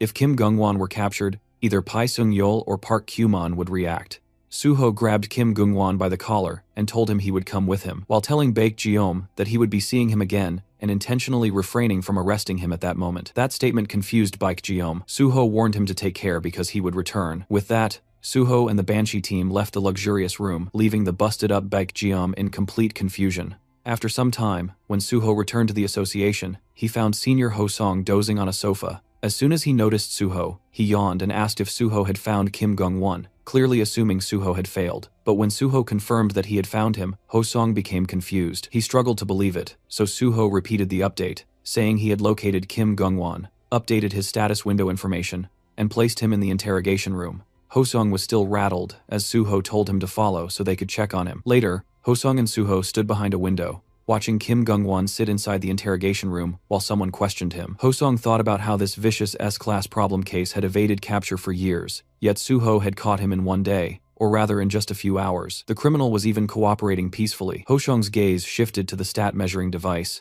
and he thought about how the machine normally produced only 70% accuracy, yet this time the results had come out nearly identical to the real stats. He looked at Suho and marveled that something so notoriously difficult had been handled so effortlessly, as if Suho had taken a simple stroll. Suho then said the charges were proven and that they could hand Kim Gong-won over to the Special Forces Department immediately. Ho-sung nodded. Still confused, he asked how Suho managed to catch him. Suho, wearing a straight expression and not even looking at him, said he simply asked around here and there and got lucky. He then asked if he could bring in the remaining non-updaters too. Ho-sung agreed and suggested they go together, but Suho suddenly turned, saying he wanted to catch all of them himself and earn the highest evaluation. The sudden declaration caught Ho-sung off guard. Suho bowed slightly and said he would ask for help if needed, but asked Ho-sung to focus on transferring Kim Gong-won to the Special Forces Department. As Suho walked away, the sloppy 7th grade officer remained standing alone and simply responded with an okay in confusion. A few days later, chatter filled the office. Someone mentioned intern An Suho and said stories about him catching all the vicious non-updaters were spreading everywhere. People wondered how he managed to complete in 2 days what even pro-awakeners could not. They said the real sword god was also the real squad god, and the work class difference was overwhelming. But they also wondered if the awakening department would now receive all the blame. Someone said the department might start hating intern An Suho for this. Inside the awakening department, everyone cheered Suho's name loudly, calling him sword god over and over. These workers had been scolded endlessly because of those S-class problem cases, but hearing praise even once felt 1,000 times better than constant criticism. They shouted their love for Suho. A woman in the office asked him not to leave and begged him to work there forever. She admitted she never said things like this, but had never seen talent like his. A senior employee with shining eyes declared he had even joined Suho's fan club, and told others to call him Suho Priest, all while holding a poster with Suho's face on it. As Suho is leaving with documents in his hands, his colleagues cried out for him not to go. Suho thanked them, but reminded them he needed to finish his work with the awakening department first. Soon after, he received a call. The name on the screen belonged to Pai Sung-yeol. Chief Pai, while looking at documents, asked Suho if he was busy and told him to come see him if he had a moment. Suho realized instantly that the bite he had been waiting for had finally arrived. Inside Chief Pai's office, Chief Pai handed a can of Coke to Suho and commented that Suho's performance in the awakening department had been impressive. Suho responded modestly, saying that it was nothing. Chief Pai sat down and questioned him, wondering how Suho could call it nothing when he always produced results far beyond expectations. Suho thanked him. Chief Pai then asked whether the first person he caught was Kim Gong-won. Suho confirmed it. Taking a sip of Coke with a smirk, Chief Pai pointed out that if Suho had only seen Kim Gong-won, Suho realized immediately that things were happening exactly as expected, and that Chief Pai already knew everything. That made everything simpler. Suho revealed that he had also seen Baek Jeom. Chief Pai then asked why he had let him go. Suho explained that he believed the man was too big for him to handle. Chief Pai asked why Suho spoke, as if he already understood what he was implying. Suho clarified that he assumed Chief Pai was referring to Baek Jeom's connections. Chief Pai confirmed it. He then asked Suho to explain why he had not reported back right away. Suho said he waited because he had no justification to report. Chief Pai wanted to know what kind of justification. Suho clarified that he planned to join the Special Forces unit, but since Chief Pai's name had not been mentioned yet, reporting prematurely would have looked like overstepping. Suho assumed that if he waited, either Chief Pai or the vice president of the association would call for him. Chief Pai approved of his decision and told him to report everything directly to him from now on. He said he would, in return, tell Suho everything he wanted to know. Suho agreed. Chief Pai asked if Suho was not curious why he had to report to him. Suho answered that there was no need to be curious since Chief Pai surely had his reasons. Laughing, Chief Pai called him a crazy kid. Then he pulled out a credit card and handed it to Suho, telling him he did a good job and should eat something expensive with his friends after work. He insisted that Suho not settle for cheap food like pork belly, but enjoy anything he wanted. Suho tried to decline, but Chief Pai reminded him that when an adult gave something, he should accept it with thanks. Suho left the office and walked down the hall, thinking that he had just walked past the vice president earlier without saying anything. It became clear that something existed between the vice president and Chief Pai. Pulling out his phone, Suho called Giwon. He told him he would send a few numbers and instructed him to gather all possible information. Giwon agreed without asking any questions. Suho asked why he did not question him about the details, and Jiwon replied that if Suho told him to do something, he would simply do it. Suho realized this must have been the same feeling Chief Pai experienced earlier. Suho encouraged Jiwon to work hard, promising to buy him expensive food, and telling him to decide what he wanted to eat. Jiwon celebrated on the other end of the call. After ending the call, Suho thought of reporter Jo Jinwi. He called him and checked if he was free in the evening. Later that evening, Suho and Jinwi clanked their beer glasses together. Jinwi congratulated him on officially starting his work as a hunter. Suho thanked him and asked if he had been busy with articles. Jinwi said it had not been difficult since all he had to do was add flavor to the solid foundation Suho provided. He asked about the Banshee team and others, and Suho explained that he set aside a separate table so they could bond better with Haewon and the others. Suho then tells Jinwi that Haewon would want to greet him too, so they would invite him properly next time. He said he prepared this small repayment for last time. Jinwi said he should be the one repaying Suho. He explained that Hammer 2 helped save victims, and that the Nexus had risen into a nationally favored guild, which caused his related feature articles to perform extremely well. Raising his glass, he said he looked forward to working together. Suho raised his glass as well and agreed that they should continue working together. The next day at the association, the manager of the non-awakening division, Lee Se-hyun, greeted Suho with cheerful energy. She told him she had heard about his impressive achievements and was happy to welcome him to the non-awakening division. Seeing his modest expression, she reminded him not to be too modest because it did not look good. She asked if he knew what the division handled. Suho replied that they searched for unregistered hunters. She confirmed it and told him that it would be as difficult as finding a needle in the desert. She said he should not aim for more or less, but just find exactly one person to complete his field evaluation. Suho said he would find one quickly. She handed him a blue file labeled unregistered and said she liked his confidence. She informed him that Officer Eom would guide him through the details. She told him to do his best. After some time, as Suho went through the reports she had given him, he decided to review the documents he received earlier from Eom Jun-sung. He found them to be only scattered reports. He thought about the fact that there was no way to identify an unregistered hunter unless the person confessed. Unless their level had increased noticeably, they were indistinguishable from normal people. Hunter registration existed to prevent unexpected incidents, but some people avoided it because they disliked having awakened, especially when certain jobs could only be taken by non-awakened individuals. Athletes were a prime example. Then someone called out to Suho. It was Jo Song-gil, an investigator for unregistered hunters. He said he heard about Suho's record-breaking achievements in the Awakening Division. He mentioned that his colleague Han Ho-song had praised Suho endlessly, so he was looking forward to meeting him. Suho responded politely. The officer asked whether Suho intended to handle this assignment alone. Suho said he would try alone first. Turning away, the officer told him to contact him if he got stuck, and Suho realized the man had simply come to dump all the work on him. Suho decided to meet the first person he had marked for evaluation. Somewhere else, a dartboard was filled with perfectly centered arrows. A blonde boy named Park Gung had shot all of them. People behind him praised his skill, saying that his abilities never disappointed. Another person commented that he would likely win the upcoming tournament again. Someone else noted that the first place prize money would be large, and they felt jealous. Two other students approached Park Gung. A girl invited him to go to karaoke with them after a long time, but Park Gung said he needed to help his mother at the shop, telling them to go without him. The black-haired boy complained that even on the day before the tournament, when practice ended early, he still had responsibilities. Park Gung apologized, saying they would go next time.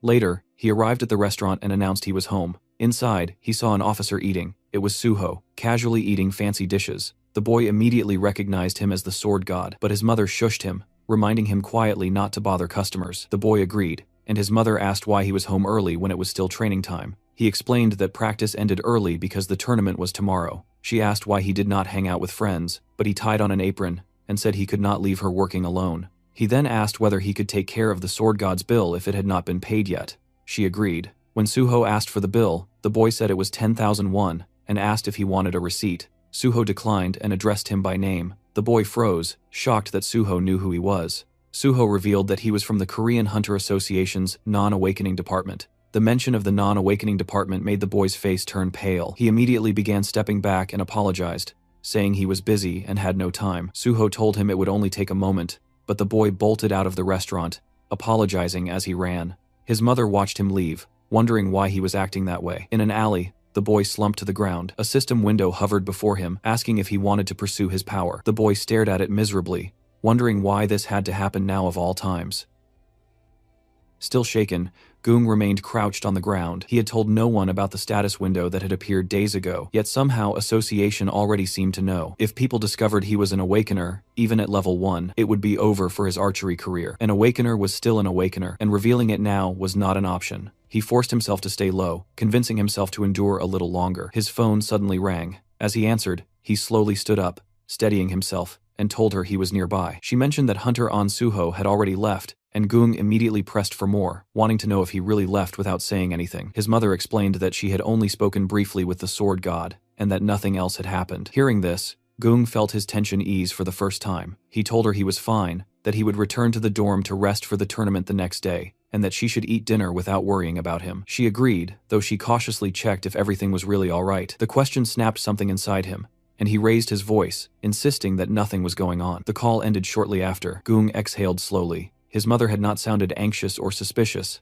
and that alone brought him relief. It seemed the sword god had chosen not to tell her anything. The reason behind that decision bothered him. Clutching his phone tighter, he wondered if that man intended to expose him later, though clearly not yet. No matter what was coming, he could not abandon tomorrow. This tournament mattered more than anything else. It was the biggest high school archery competition in the country, and the first place prize was 50 million won. That money was his grandmother's chance at surgery. He had lived his entire life for this single moment. Once the tournament was over, he would report everything properly. All he needed was just one more day. The next day, the scene shifted to the training center, where Park Gung sat alone in the waiting area. He looked unsettled, his thoughts heavy, as he wondered if Sword God hadn't come all the way to school properly before. The tension sat clearly on his face. From behind, his dark-haired friend suddenly greeted him, startling him slightly. Gung reacted instinctively, brushing it off by saying he was feeling a bit sick. His friend noticed the reaction and pointed out that Gung seemed nervous, though the blonde boy immediately denied it. Park Gung was reminded that even if he was not in perfect condition, first place would still naturally be his. His friend added that no one could deny it, smiling as he mentioned that Gung had never lost first place since joining the school. He had outranked all the upperclassmen and secured the top spot every time, which was exactly what real talent looked like. Hearing this only made Gung more uneasy, as he pointed out that his friend beat upperclassmen every day as well. The response came with a shrug, admitting that despite that, he was still stuck as the eternal second place. In the end, the world only remembered whoever stood first. With a smirk, his friend added that considering how much money his family spent on him, failing to even secure second place would mean serious trouble at home, especially with the kind of father he had. His friend clenched his fist lightly and brushed it aside, telling Gung that regardless, he had a reason to win and needed to make sure he did. He promised to watch until the very end. Gung thanked him, admitting that the encouragement helped him relax a little. Just then, Gung's attention was pulled away by the coach calling for him. Meanwhile, Won-seuk watching him from background with dark smile. As soon Gung entered an office, he noticed the coach speaking with a man dressed in black. One look was enough for him to recognize who it was. The man standing there was none other than An Suho himself. Gung immediately wondered why he was here. Fear crept in fast, sweat forming as he realized the officer might have come to take him away. The coach excused himself, saying he would leave so the two could speak comfortably. Once alone, Suho addressed Park Gung and brought up where he had gone the previous day. The question made Gung stumble over himself, unable to respond properly. Suho then asked the boy if he is awakened, and the words hit Gung like a hammer. His fear intensified, his thoughts spiraling as he wondered whether he should tell the truth or lie. The tournament was right around the corner, and even just participating meant victory for him. He needed the prize money for his grandmother's surgery. There was no other way he could earn such a large amount outside of archery. Just this once, he wanted to hold on. Suho placed a firm hand on Boy's shoulder, emphasizing the seriousness of the matter and asking for honesty. Still trembling, Gung finally admitted the truth and confessed that he was awakened. Suho's expression softened into a smile as he thanked him for being honest. Then, without hesitation, he stated that they would report the awakening immediately and that Gung would have to withdraw from the tournament. He assured him that he could make sure the coach and others would not hear about it. The words left Gung completely stunned. Desperation overtook him as he pleaded, telling how he had not even chosen a class yet and was still only level 1. However, Suho's response was cold and firm. He acknowledged Gung's situation and understood what he wanted to say, but the law was absolute. Even if Gung entered the tournament and reported afterward, any results within a 2-month window would be nullified. The realization shocked Gung even further. Suho explained that reporting now was the better option and told him to come with him to the association. With no real choice left, Gung reluctantly agreed. Suho led him toward his car, watching as the boy followed quietly without resistance. Seeing this, Suho felt a sense of relief. In his previous life, Park Gung had won this tournament, but later lost the title in disgrace after his so-called best friend Hong Won-seuk reported him. That incident twisted him deeply, eventually pushing him into villainy and turning him into the notorious criminal known as Gang Gui. It was a painful decision, but with Suho's interference, the boy is saved by his hellish fate. Meanwhile, as they drove along, Suho casually brought up why the boy was acting like some kind of criminal, even though nothing about him really fit that label. The boy shifted uncomfortably and admitted it was because he had hidden the fact that he had awakened. Suho immediately shut that idea down, saying that he hadn't actually done anything wrong. At that moment, the boy snapped his neck to look at Suho so fast it was almost reflexive. Clearly caught off guard and confused, Suho calmly told him to stop worrying because he wasn't a criminal in the first place. Still unsettled, Gung struggled to understand and tried to grasp what Suho meant. Suho explained it simply. He asked whether anyone had suffered damage because he delayed reporting his awakening. The boy admitted that no one had. Hearing that, Suho concluded that there was no problem. Without a victim, there was no crime, and there was no reason for him to carry guilt. He then instructed Gung that once they arrived, he should report his awakening at the first-floor registration desk. Suho continued, warning him that he likely would not be able to do archery for some time, and perhaps not ever again. Still, he acknowledged Gung's talent, reminding him that he was an excellent archer, and that another great future would eventually open up for him. Not long after, the car reached their destination. At the association's registration center, Suho dropped the boy off and prepared to leave. Just as he turned away, someone called out to him. It was Investigator Joe, standing nearby with a cigar in his hands. With a casual tone, Joe remarked that handling everything alone must be tough. Suho answered calmly that it was not that difficult. A faint smile crossed his face as he added that he had only just begun. Joe echoed the words, noting that if Suho was only beginning, then there was no need for his help. Suho responded with a polite bow, assuring him that he was fine, and then took his leave. As Suho walked away, he made a call to Jinhui and asked if he had some time to talk. Behind him, Investigator Joe let out a quiet sigh. Watching Suho's back, he muttered that the man was clearly having a hard time, though his pride kept it well hidden. Soon after, the boy reached the reception desk. The woman there informed him that his player registration card was ready, and he thanked her as he accepted it. Staring down at the card in his hand, a heavy thought settled in. He realized he could never return to being an ordinary person again. Closing his eyes, he reflected on the past few days and felt an unexpected sense of relief despite having lied during that time. He decided that the first thing he needed to do was tell his mother the truth. He tried calling her repeatedly, but even after 8 attempts, there was no answer. Worry crept in fast, and the fear that something might have happened to her. He rushed toward their small restaurant, his heart pounding, only to be met by a large crowd gathered outside. As he stepped inside, he saw people packed into nearly every corner. In awe, he wondered what on earth was going on. A dark-haired girl noticed him and complained that her group had been first in line. Another man looked at him closely and asked if he was Park Gung. The moment the crowd realized who he was, excitement erupted. People began cheering, recognizing him as Ansung High School's archery prospect, and several asked him to take pictures with them.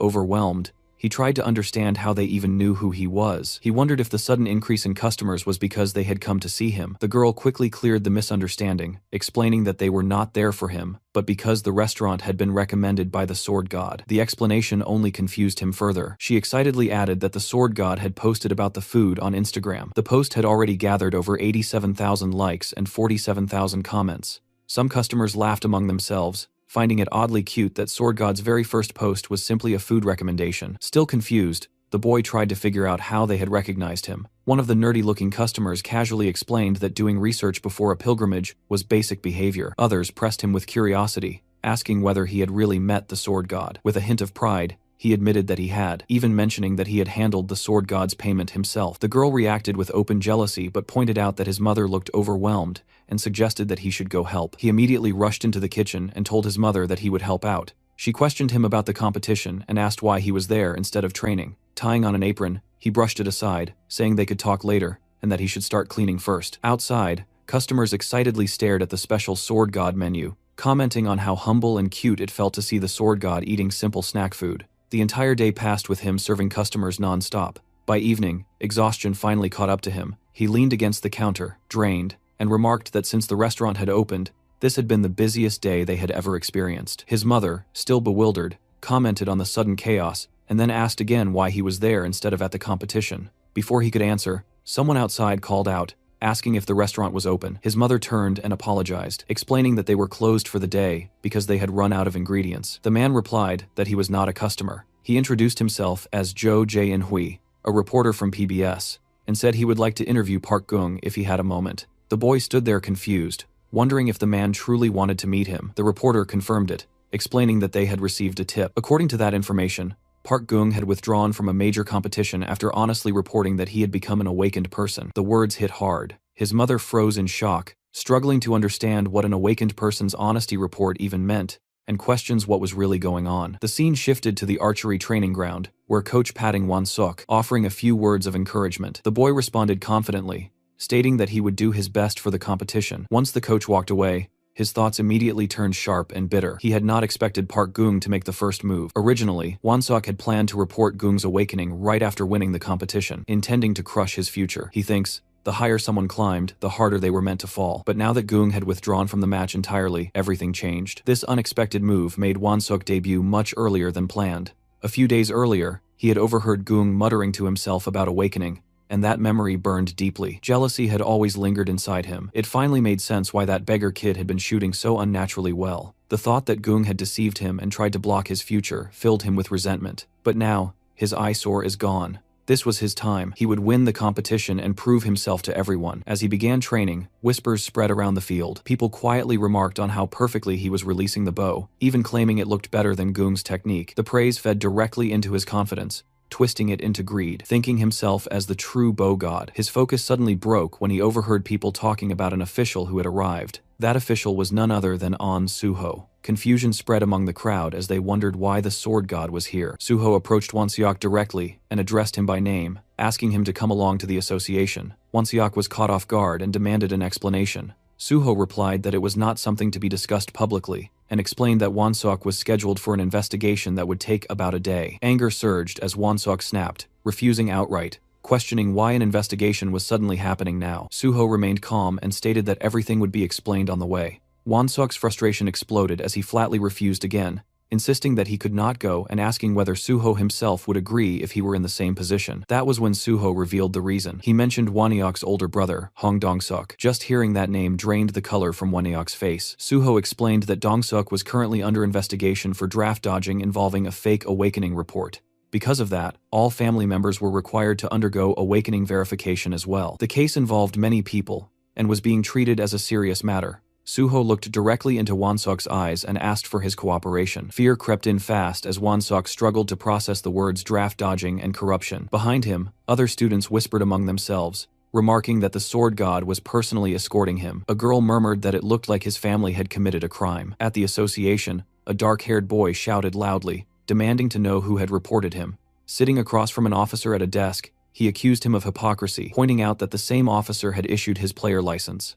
The officer warned him that continued refusal to cooperate would only make things worse. At that moment, Suho arrived, bringing Won-seok along. Watching the situation unfold, Suho reflected that he had caught everyone he could remember being tied to the draft fraud, and now everything was exploding at once. The moment Won-seok saw his brother, his restraint shattered. He struck him instantly, knocking him to the ground, unleashing his rage as he blamed him for ruining his competition and spat insults at him. Observing the scene, Suho thought about how distorted they all seemed. Investigator Joe rushed over to Suho, asking for help. Suho replied calmly that interns were not allowed to perform official duties, and that he was currently busy in undergoing field evaluation. Joe protested, but was suddenly called away by his superior and had to leave. Watching him go, Suho thought that he had already spoon-fed them more than enough, and wondered how much more they expected from him. Not long after, he arrived at a PC cafe. Looking around, he noted how old it felt. The place still allowed indoor smoking, had no customers, and carried an atmosphere frozen in time. After the cataclysm and the rise of virtual reality,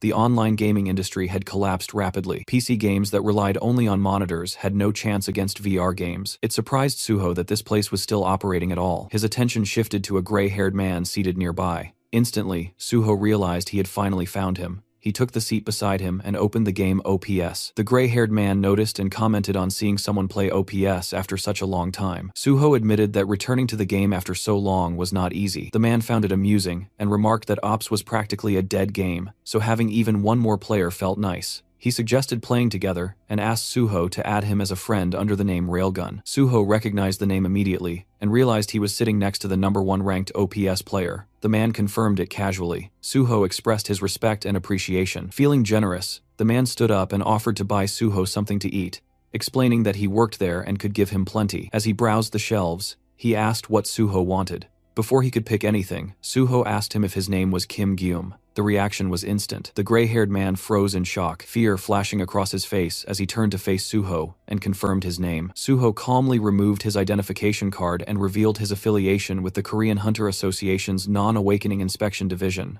Fixing his gaze on the man, Suho asked him to show his ID. The gray-haired boy trembled as he stepped backward, finally confirming that he was Kim Gwon, his fear obvious the moment his identity was exposed. Suho stared straight into his eyes with an unshaken firmness, already aware of the truth, and demanded identification without hesitation. The boy tried to stay composed, claiming his ID was locked inside the staff room and insisting he would return shortly. As he moved toward the stairway, Suho followed closely, already anticipating what would happen next. The moment they reached the stairs, the boy bolted without warning, sprinting away exactly as Suho had predicted. Outside the building, the exhausted boy leaned against a wall, gasping for breath, his thoughts spiraling as he wondered how the association had managed to track him down. He did not realize that Suho was already standing behind him like a silent shadow. Before the boy could react, Suho casually remarked on his attempt to escape, and in the same instant struck him with a powerful flick to the forehead. The impact alone sent pain shooting through the boy's body, instantly dazing him. He dropped to his knees, trembling as the pain overwhelmed his senses. Suho reminded him coldly that any refusal to cooperate or another attempt to flee would result in immediate arrest. Kneeling beside him, Suho listened as the frightened boy protested, insisting he had done nothing wrong. Suho then called him by his real name, Kim Jian, shattering the boy's composure. He asked whether the person inside the building was his older brother, Kim Jian. The boy denied it instantly, but Suho remained unmoved, already seeing through the lie. He told him they would go back inside first, as he needed to confirm Kim Jian's real body. Anger suddenly overtook the boy, and he rushed forward with a clenched fist. The attack was effortlessly stopped with one hand, shocking the boy, as Suho twisted his arm without strain. Suho made it clear that he had come to help them, but their actions were only creating unnecessary trouble for him. Moments later, the boy gave in, tapping out under the pressure. Suho smiled calmly, warning him that one more attack would end with him being tied up, and he ordered the boy to show the way to his place. Inside the room, the twin of the gray-haired boy lay motionless on the bed. Suho stood over him, quietly observing, and it did not take long for him to realize that the boy was in a possessed state. On the bed lay identical IDs belonging to the twin brothers, both bearing the same name, Kim Gwon. Suho turned his attention back to the gray-haired boy and questioned when his brother had awakened. He then revealed that Kim Jian's possession trait could only activate on the same player, and hearing this made the boy visibly tense. Suho warned him not to lie, stating that their work dates at the PC cafe could easily be checked. Realizing there was no escape from the truth, the boy broke down and desperately asked what Suho was planning to do next. With his eyes shut tight, he explained everything in a rush, revealing that he was paralyzed from the waist down due to an accident, while his brother had ended up in a vegetative state. They had no parents, no money, and no support, and this was the only way they could survive. Suho calmly responded that he would not do anything, a statement that completely confused the boy. For clarity, the hooded boy was Kim Gwon, the younger brother, while the disabled one was Kim Jian, now possessing his own younger brother because of his vegetative condition. With that understood, the situation continued. Suho looked at the boy calmly and explained that he was there to help them, instructing him to sit down and listen properly. The boy, irritated and unwilling to trust him, resisted until Suho finally introduced himself as An Suho. The name struck a nerve, sounding familiar enough to spark panic. The boy quickly pulled out his phone to search the name, only to realize that the sword god himself was standing right in front of him. At that moment, the original Jian returned to his own body, confusion washing over his face as he tried to process what was happening. Pulling himself toward his wheelchair, Jian focused on Suho and asked him to explain in detail how he intended to help them. There was a saying that truly helping the helpless meant giving them work instead of handing out money, and Suho applied that principle without hesitation. He stated that he intended to find a job for Kim Jian, then directly brought up whether Jian wished to become a hunter again. The boy reacted with visible confusion, unable to understand how Suho could say such a thing while clearly seeing the condition of Jian's legs. He went on to make it clear that if Suho's idea involved entering gates by possessing his younger brother's body, then that path was completely off the table. Suho responded calmly, clarifying that it would not involve possession at all, and that the job would be for Kim Jian himself. The boy frowned deeply, irritation rising as he told Suho to stop joking around. If something like that were truly possible, it would have happened long ago. He pointed out that his level was already above 50, and he could not even enter the lowest level gates anymore to make a living. Suho then shifted the topic and asked whether Jian was familiar with partner items. These items were special equipment that synchronized perfectly with a player's innate traits, amplifying their abilities in unique ways.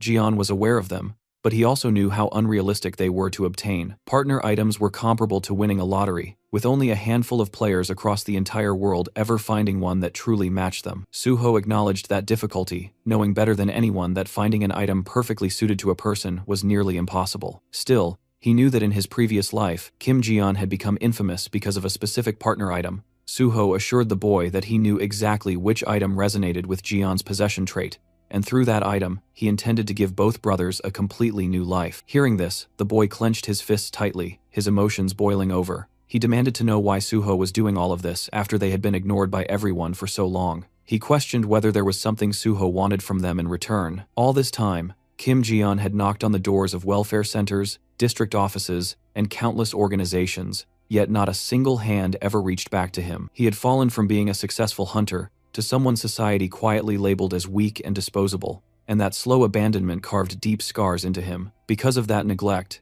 Kim Ji-yeon eventually ended up walking the path of a villain. In the present, Suho stated that Ji-yeon had never been abandoned, but the boy clearly did not believe those words. What followed left him completely shaken. Suho stepped forward and knelt in front of him, lowering himself without hesitation, and apologized for arriving late. He admitted that he should have come to help much earlier. From deep inside, Suho genuinely wanted to help Kim Ji-yeon, even though he had not created the system and was not the state itself. Still, he understood his responsibility as a public servant and intended to fulfill that duty sincerely, without excuses. With a calm smile, Suho explained that his delay was not due to neglect or indifference, but because he had not found a viable solution before. This time was different, and this time, he promised to help. Kim Ji-yeon stared at him in silence for a long moment, before finally apologizing in return. He admitted that he had never experienced anyone truly trying to help them, which had made them overly sensitive and defensive. Suho stood back up and told him that he would have reacted the same way in that position. He then assured him that his brother's awakening report would not interfere with their disability pension, making it clear that he had already considered those consequences. Suho even went as far as stating that he would personally deal with the PC cafe owner if Ji-yeon was not paid properly, though the man was spared when Ji-yeon explained that the owner had treated him kindly. Shifting the focus forward, Suho stated that he would soon introduce Ji-yeon to a guild for hunter-related activities. The boy wondered how any guild would accept someone like him, but Suho dismissed that concern entirely. All Ji-yeon needed to do was wait patiently until Suho returned with the partner item that would change everything for them. After some time, Suho returned to the Hunter Association. As he stepped out of his car, his thoughts lingered on why Chief Pai and the vice president had contacted him so suddenly. Before he could reflect any further, his attention was pulled away by Park Gung running straight toward him. Suho asked why the boy was here, and Park Gung quickly explained that his mother had packed food for him. This was because of Suho's Instagram post and the recent news coverage, both of which had been receiving a great response. The boy expressed his gratitude openly, clearly excited by how things were going. Suho brushed it off calmly, stating that he had not done anything special. He mentioned that he only posted the food because it genuinely tasted good, and regarding the news coverage, he casually denied having reported anything himself. Gung awkwardly agreed. Suho then asked whether the boy had changed his class. Gung immediately brightened and explained that he had chosen the archer class. He was still serious about becoming a hunter, and went on to ask whether Suho had any guild recommendations for him. Just as we all can predict now, Suho brought his new sidekicks to the Nexus Guild. The guild leader, upon seeing an applicant personally recommended by Suho, approved him instantly with a broad smile. Sometime later, Suho was seen knocking outside the vice president's office, calmly announcing his arrival. From inside, he was told to come in. As he stepped through the doorway, Suho bowed respectfully and asked whether he had been summoned. The vice president confirmed it, saying he wanted to check on how Suho had been doing lately. After Suho took his seat, the vice president smiled and mentioned that he had heard Suho's recent achievements were quite impressive. Suho brushed it off casually, attributing everything to simple good luck. Vice President Kumon responded with a wide smile, pointing out how modest Suho was, especially considering he had been dealing with nothing but difficult assignments in the Awakening Department. He even mentioned that Suho had handled a military service corruption case that wasn't technically part of his evaluation. While looking straight at Suho, the vice president asked where he had managed to obtain that kind of information. At that moment, Suho clearly understood what was happening. The vice president was probing for his sources. Judging by how quickly the vice president reacted to issues tied to the Awakening Department, Suho's suspicion deepened. There was a strong chance that Director Lee Wanek and the vice president were connected to the corruption case. Realizing this, Suho decided to toss out some bait. Closing his eyes briefly, Suho explained that he had conducted field inquiries based on tips. The vice president immediately countered, saying those tips didn't seem related to draft dodgers at all, and asked how Suho had actually investigated the case. That was when Suho realized the vice president had already reviewed all the tip-off documents in detail. Suho then added that he also obtained information through acquaintances, relying on informants he had built connections with during his time working as a hunter. That response visibly shocked the vice president, who pressed him on what kind of people would go so far as to help him. Suho calmly replied that the information came from connections. When the vice president demanded to know exactly what kind of connections, Suho brushed it off, saying they were just from here and there. That vague answer caused the vice president to lose his composure. He raised his voice, demanding to know what here and there even meant. Suho apologized politely, but stated that since those connections involved government agencies, he couldn't disclose them. The vice president then asked whether those agencies had ties to their organization as well. Suho responded honestly that he wasn't sure. The vice president pressed again, half accusing, half pleading, asking if Suho was really going to treat him this way, and saying he felt hurt by it. Suho listened in silence, giving no reaction at all. The vice president then argued that information like this should be shared with someone who ran organizations like him, claiming that this was how influence spread and associations grew, and questioning how such information could even be misused. With a faint smirk, Suho added that he had heard there were internal connections within the Daewon Association as well. Since the source was reliable, it was probably an insider. The vice president immediately latched onto that, expressing interest in meeting those informants. Suho replied cautiously that they were extremely wary of exposure, which would make such a meeting difficult. The vice president suggested meeting them under the guise of being a client, but Suho insisted that even then, it wouldn't be possible. Stepping closer, the vice president desperately asked if Suho was truly going to do this to him. After a brief pause, Suho finally said he would ask them once. That answer instantly pleased the vice president, who told Suho to give him a response by today. Suho agreed, saying he understood. With the conversation finished, Suho stated that he would take his leave. He thought to himself that he had hooked the vice president perfectly, exactly as planned. The scene then shifted to the non-awakened department, where Suho ran into Aom Jung-sung. Standing right in front of him, Suho calmly checked whether his evaluation had already been completed. Aom, however, was visibly sweating while juggling a stack of files. He awkwardly explained that the awakening department was completely swamped at the moment, and asked Suho to wait a little longer. The staff handling evaluations were buried in work, and it would likely take several more days to finish everything. Hearing that, Suho was genuinely taken aback, wondering what this sudden delay was even supposed to mean. Around them, chaos filled the department. Other officers were shouting behind his back, clutching their heads and complaining about how an absurd number of draft dodgers had appeared all at once. Just compiling the list alone was taking forever. Another officer muttered miserably about his mother, apologizing in his heart for being unable to go home from work. Suho then calmly asked where he was supposed to wait in the meantime. Aom hesitated before realizing that Suho hadn't even been assigned a seat yet. Suho simply stood there blankly, waiting for an answer. Not long after, the scene cut to him outside the building, holding a cup of coffee in his hand. Standing beside him was Chulman, laughing openly and pointing out that Suho had basically been kicked out. Suho admitted it with a frustrated tone. Chulman took a sip of his drink, and casually mentioned that he had heard Suho caught a massive number of draft dodgers. Suho asked how that news had already spread. Chulman explained that even when people asked the awakening department, no one responded, so everyone just ended up watching the situation unfold from the sidelines. Suho thought to himself that this wasn't exactly good news. The department was clearly busy dealing with something ugly, and there was no reason to air its dirty laundry in front of others. He then asked Chulman if he knew much about internal politics. Chulman was surprised by the sudden question, and wondered why Suho was asking something like that out of nowhere. Suho explained that he thought it would be better to understand these things. He wasn't planning to pick sides, only trying to avoid danger by knowing what was coming in advance. Chulman immediately understood why Suho was asking. Watching him, Suho reflected that Chulman showed a lot through his expressions.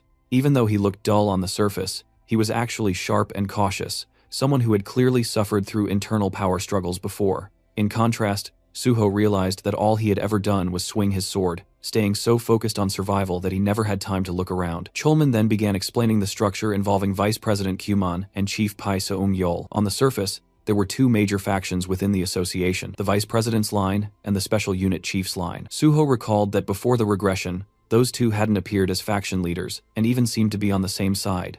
Looking at it now, that clearly wasn't the case. They were never allies to begin with. Suho suspected that cases like the Sun Baek-geum incident were likely handled by slowly gathering information and tightening a leash from behind the scenes. Chulman continued, explaining that the factions themselves were easy to distinguish. The Awakening Department and the Management Department belonged to the Vice President's line, while the Gate Department and the Resource Department fell under Chief Pai's line. He then asked Suho why the president didn't seem to have a faction of his own. Suho answered simply that the president was the highest-ranking person in the association. Chulman agreed, adding that the president only needed to survive his term, so his focus leaned more toward external relations. Chulman asked if there was anything else Suho was curious about. Suho said no, stating that he would keep everything he had heard in mind. Chulman then offered to arrange a temporary seat for him in the gate department. Suho thanked him but expressed concern that doing so might cause unnecessary misunderstandings. Instead, he suggested studying for other department theory exams at a cafe. Chulman agreed and said he would provide the necessary study materials. Suho thanked him once more, thinking to himself that taking the rest of the day off might not be such a bad idea after all. Sometime later, Suho arrived at the Nexus Guild villa in Paju. The moment he stepped inside, the Banshee team and Ji-won visibly lit up,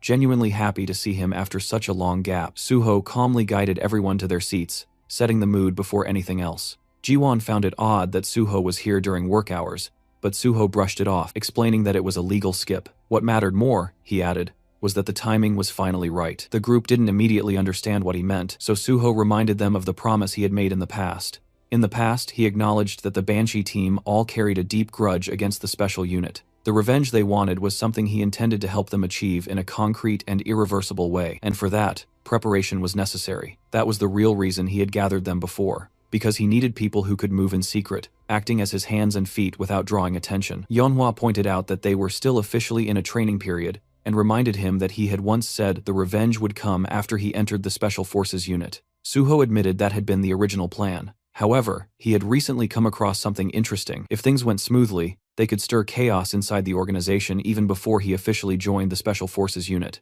He explained that the plan revolved around exploiting internal faction conflicts. With a faint, confident smile, Suho revealed the target they would take down first is Vice President Park Kyumon. As promised earlier, Suho brought the Vice President to a certain location that evening. After stepping out of the car, the Vice President glanced around and clearly found the meeting place unimpressive, even shabby. Suho calmly explained that the people involved were extremely sensitive about security and asked for his understanding. As the Vice President opened the door, he assumed they must have private rooms inside, reasoning that choosing such a place meant the informants were cautious and scheming. Inside the building, the Banshee members stood waiting, white masks covering their faces. The Vice President began sweating, his mind racing as he noticed no other signs of life. He wondered if something had gone wrong, or if someone had overheard them. Still, he reassured himself that Sword God Suho was right there, meaning nothing serious could possibly happen. Suho then turned slightly away from him and stated that this was indeed the right place. The Vice President grew uneasy, sensing something off about Suho's tone. Suho continued, saying that the timing was perfect for getting things done. In that instant, the Banshee members surged forward with overwhelming speed,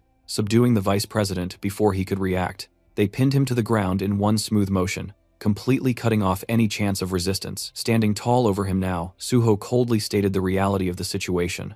The Vice President had been kidnapped, and Suho had no intention of explaining every detail. At his signal, Guak Duho stepped in and delivered a precise blow to the back of the Vice President's neck. The man's body went limp instantly as he fell unconscious, marking the true beginning of Suho's plan in motion.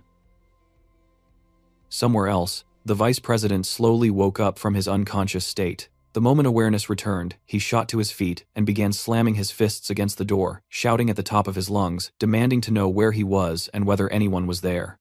Before any answer came, a strange, wet gurgling sound echoed behind him. The noise caught him completely off guard. Fear instantly froze his body in place as his thoughts spiraled, wondering what kind of sound that was, whether it was some kind of monster. The gurgling only grew louder. As soon as he realized the sound was coming from a specific direction, panic took over. He started screaming in terror, begging for someone to save him and for someone to get rid of whatever monster was there. Then his eyes finally locked onto the source of the noise. To his shock, it wasn't a monster at all, but a person, chained up and tightly restrained. Staring at that sight, the Vice President's mind reeled in confusion, realizing the figure was completely bound and unable to move freely. At that moment, Suho calmly walked into view and remarked that the Vice President looked surprisingly lively. The instant the Vice President saw him, rage exploded out of him as he hurled threats, convinced that Suho wouldn't get away with this. Suho didn't hesitate for even a second. He summoned his blood weapon and brought it down on the Vice President's hand in a single, ruthless strike. Bones cracked as fingers broke, and the Vice President collapsed to the ground, screaming in agony. Suho coldly scolded him, questioning whether he was brave or simply stupid to act like that in this situation. Immediately after, Suho activated his healing ability and restored the very injury he had just inflicted, telling him to stop whining because he didn't want to hear it. Trembling, the Vice President demanded to know what he had done to deserve this treatment. Watching him, Suho thought that the man still hadn't come to his senses. He raised his weapon again, commenting on how casually the vice president was still talking. That was enough to completely break him. Terror flooded the vice president's face as he begged for forgiveness, apologizing repeatedly and pleading not to be hit again. Suho straightened up and told him that was better. Cooperation would make things easier, and if they cooperated properly, their conversation wouldn't need to involve violence. He even added that he didn't enjoy hitting people. Then Suho moved toward the chained man, nudging him lightly with his foot before explaining who he was. The restrained man was Changsik, the boss of the Changsik Gang, an organization involved in loan sharking and drug trafficking. His crimes were so severe that he was being kept here under constant supervision and education. Suho made it clear that from now on, everything depended on the vice president's choices. He could continue living as Park Kyumon, or he could end up living as Changsik instead. With that final warning hanging in the air, Suho calmly told him to behave properly. Sometime later, the vice president was kneeling in front of Suho. Just as instructed, he had written down everything he had ever done in detail inside the notebook. Suho glanced through it briefly and told him he had done well. Then, almost casually, Suho remarked that the vice president had really done a lot over the years, so much that it was no surprise he ended up getting swallowed by Pi Seung-gyol. That single line hit Park Kyumon like a shock. Before he could react properly, Suho told him not to pretend he didn't know what was going on. Suho calmly revealed that he had caught Kim Gung-won, and that alone was enough to make Park Kyumon's position dangerously unstable. The vice president stared at him in disbelief and asked if it was really true. Suho sounded almost annoyed, asking if he seriously hadn't known. With a sigh, Suho mocked how slow he was, explaining that Kim Gung-won had been added to his investigation list early on as someone difficult to catch but clearly malicious. In the process of tracking him down, Suho had met Baek Jeon, and even learned that Son Baek Jeom had been bribing the vice president. Suho admitted he had deliberately let Baek Jeom go, just to see how Park Kyumon would react. Then Suho showed him his phone, and pointed out who had contacted him first after all that. It was Pi Seung-gyol. Suho explained that Pi Seung-gyol was already busy moving behind the scenes to take Park Kyumon down, while Park Kyumon himself remained clueless about everything happening around him. Suho added that he had assumed all the Awakening Department executives were on Park Kyumon's side, but it turned out none of them had reported anything to him. Grinding his teeth, the vice president cursed them in anger, furious after how well he believed he had treated them. Suho coldly pointed out that, given his situation, Park Kyumon's life was already hanging by a thread. If Pi Seung-gyol decided to act, it could all be over at any moment. Completely shaken, the vice president begged him, asking if there was really no way for him to survive. Suho crouched down in front of him and said there was a way, but only if Park Kyumon did exactly as he was told. If he complied, Suho would make sure he survived inside the association and could even fight Pi Seung-gyol on equal footing. Relief washed over the vice president's face as he desperately agreed, promising to do everything Suho said. Suho then took out a small black pill and handed it to him, ordering him to swallow it. Trembling, Park Kyumon asked what it was. Suho calmly explained that it was an item bomb, absorbed into the body once eaten and triggered only by his commands. It couldn't be detected by any search skills and was extremely expensive, so he told him to eat it quickly. Fear completely overtook the vice president as he refused at first, asking if he really had to eat something like that. Suho replied that he needed insurance in case of betrayal. If Park Kyumon truly didn't want to eat it, he didn't have to. Suho leaned closer and told him that if he didn't want to live here alive and unharmed, he could always live on as Changsik under a different name instead. He told him to choose wisely. Shaking violently, Park Kyumon stared at the pill, then closed his eyes and swallowed it in one motion. Suho nodded in satisfaction and told him that from now on, they would clean up the messes he had made, one by one. When Park Kyumon asked what messes he meant, Suho explained that if he wanted to live, he needed to stop Pi Seung-gyol from attacking him, and that started with fixing every wrong he had committed so far. He didn't care how Park Kyumon handled it or who he pinned things on, as long as no innocent person was sacrificed. If he crossed that line, Park Kyumon already knew what would happen. The vice president quickly swore that would never happen. Suho told him to relax, saying he would simply sit back and watch. Then he gave his first direct order. As soon as Park Kyumon returned to the association, he was to deal with the draft evasion case. Suho asked who had been involved, and Park Kyumon confessed that it was him, the Awakening Department head, and the non-awakened division chief. He admitted he had taken 70% of the money, while the rest was split among his subordinates. Suho thought that whoever subcontracted the job had clearly stuffed himself with money. He ordered Park Kyumon to return all the money and silence everyone involved. When Park Kyumon hesitated, saying he still had his share but didn't know about the others, Suho coldly pointed out that if the money wasn't returned, things would explode. Either retrieve it or fill the gap himself, but make sure no noise came out of it. Park Kyumon quickly agreed. Suho then added another command. As soon as Park Kyumon returned, he was to immediately proceed with Suho's Awakening Department evaluation. Both the field evaluation and the written exam were already done, so there was no reason for the process to keep dragging on. Park Kyumon apologized and promised to handle it. Finally, Suho gave his last instruction and told him to close his eyes. The vice president froze, confused by the sudden order. Suho lifted his bat and warned him that he didn't like repeating himself. In the next instant, the bat struck the side of Park Kyumon's head, and the vice president collapsed, losing consciousness once again. Meanwhile, outside the building, Hyunmin was growing impatient, wondering why Suho was taking so long inside. Duho agreed, pointing out that Suho had been in there for quite a while, yet everything had gone completely quiet. At that exact moment, the door suddenly opened, and Suho stepped out with the vice president slung over his back as if he weighed nothing. Yeonhwa stared at the scene in confusion and asked if Suho had hit him. Yeonhwa pointed out that there hadn't been any noise at all. Suho responded calmly, saying that, technically speaking, that was exactly what happened when you hit someone properly. He then gestured for Duho to take Park Kyumon and put him inside the car. Suho told everyone that he would explain their future plans later and asked them to gather together first. He handed Yeonhwa a notebook and explained that they would now use Park Kyumon to carry out some internal maneuvering. They were making their move before the situation fully took over the association, but before that, they needed to clean up the messes Park Kyumon had created. The notebook he had just handed over was the vice president's corruption ledger. As the group skimmed through its contents, Yeonhwa remarked that there weren't just one or two corrupt acts written inside. She asked if they were going to erase everything. Suho clarified that they would only erase the corruption that Pi Seung-jeol already knew about. Even if Pi Seung-jeol eventually learned about everything written there, it wouldn't matter. They would use Park Kyumon as needed and discard him afterward. Suho then asked if anyone in the group wanted personal revenge against Park Kyumon. If so, they could change how they dealt with him. After looking through the notebook and reflecting among themselves, the group confirmed that none of them had any personal business with Park Kyumon. Suho nodded, satisfied, and told them it was time to head back. As they were about to leave, Ji-won spoke up, noting that the vice president didn't seem to have any major injuries. Curious, he asked how Suho had managed to make him talk.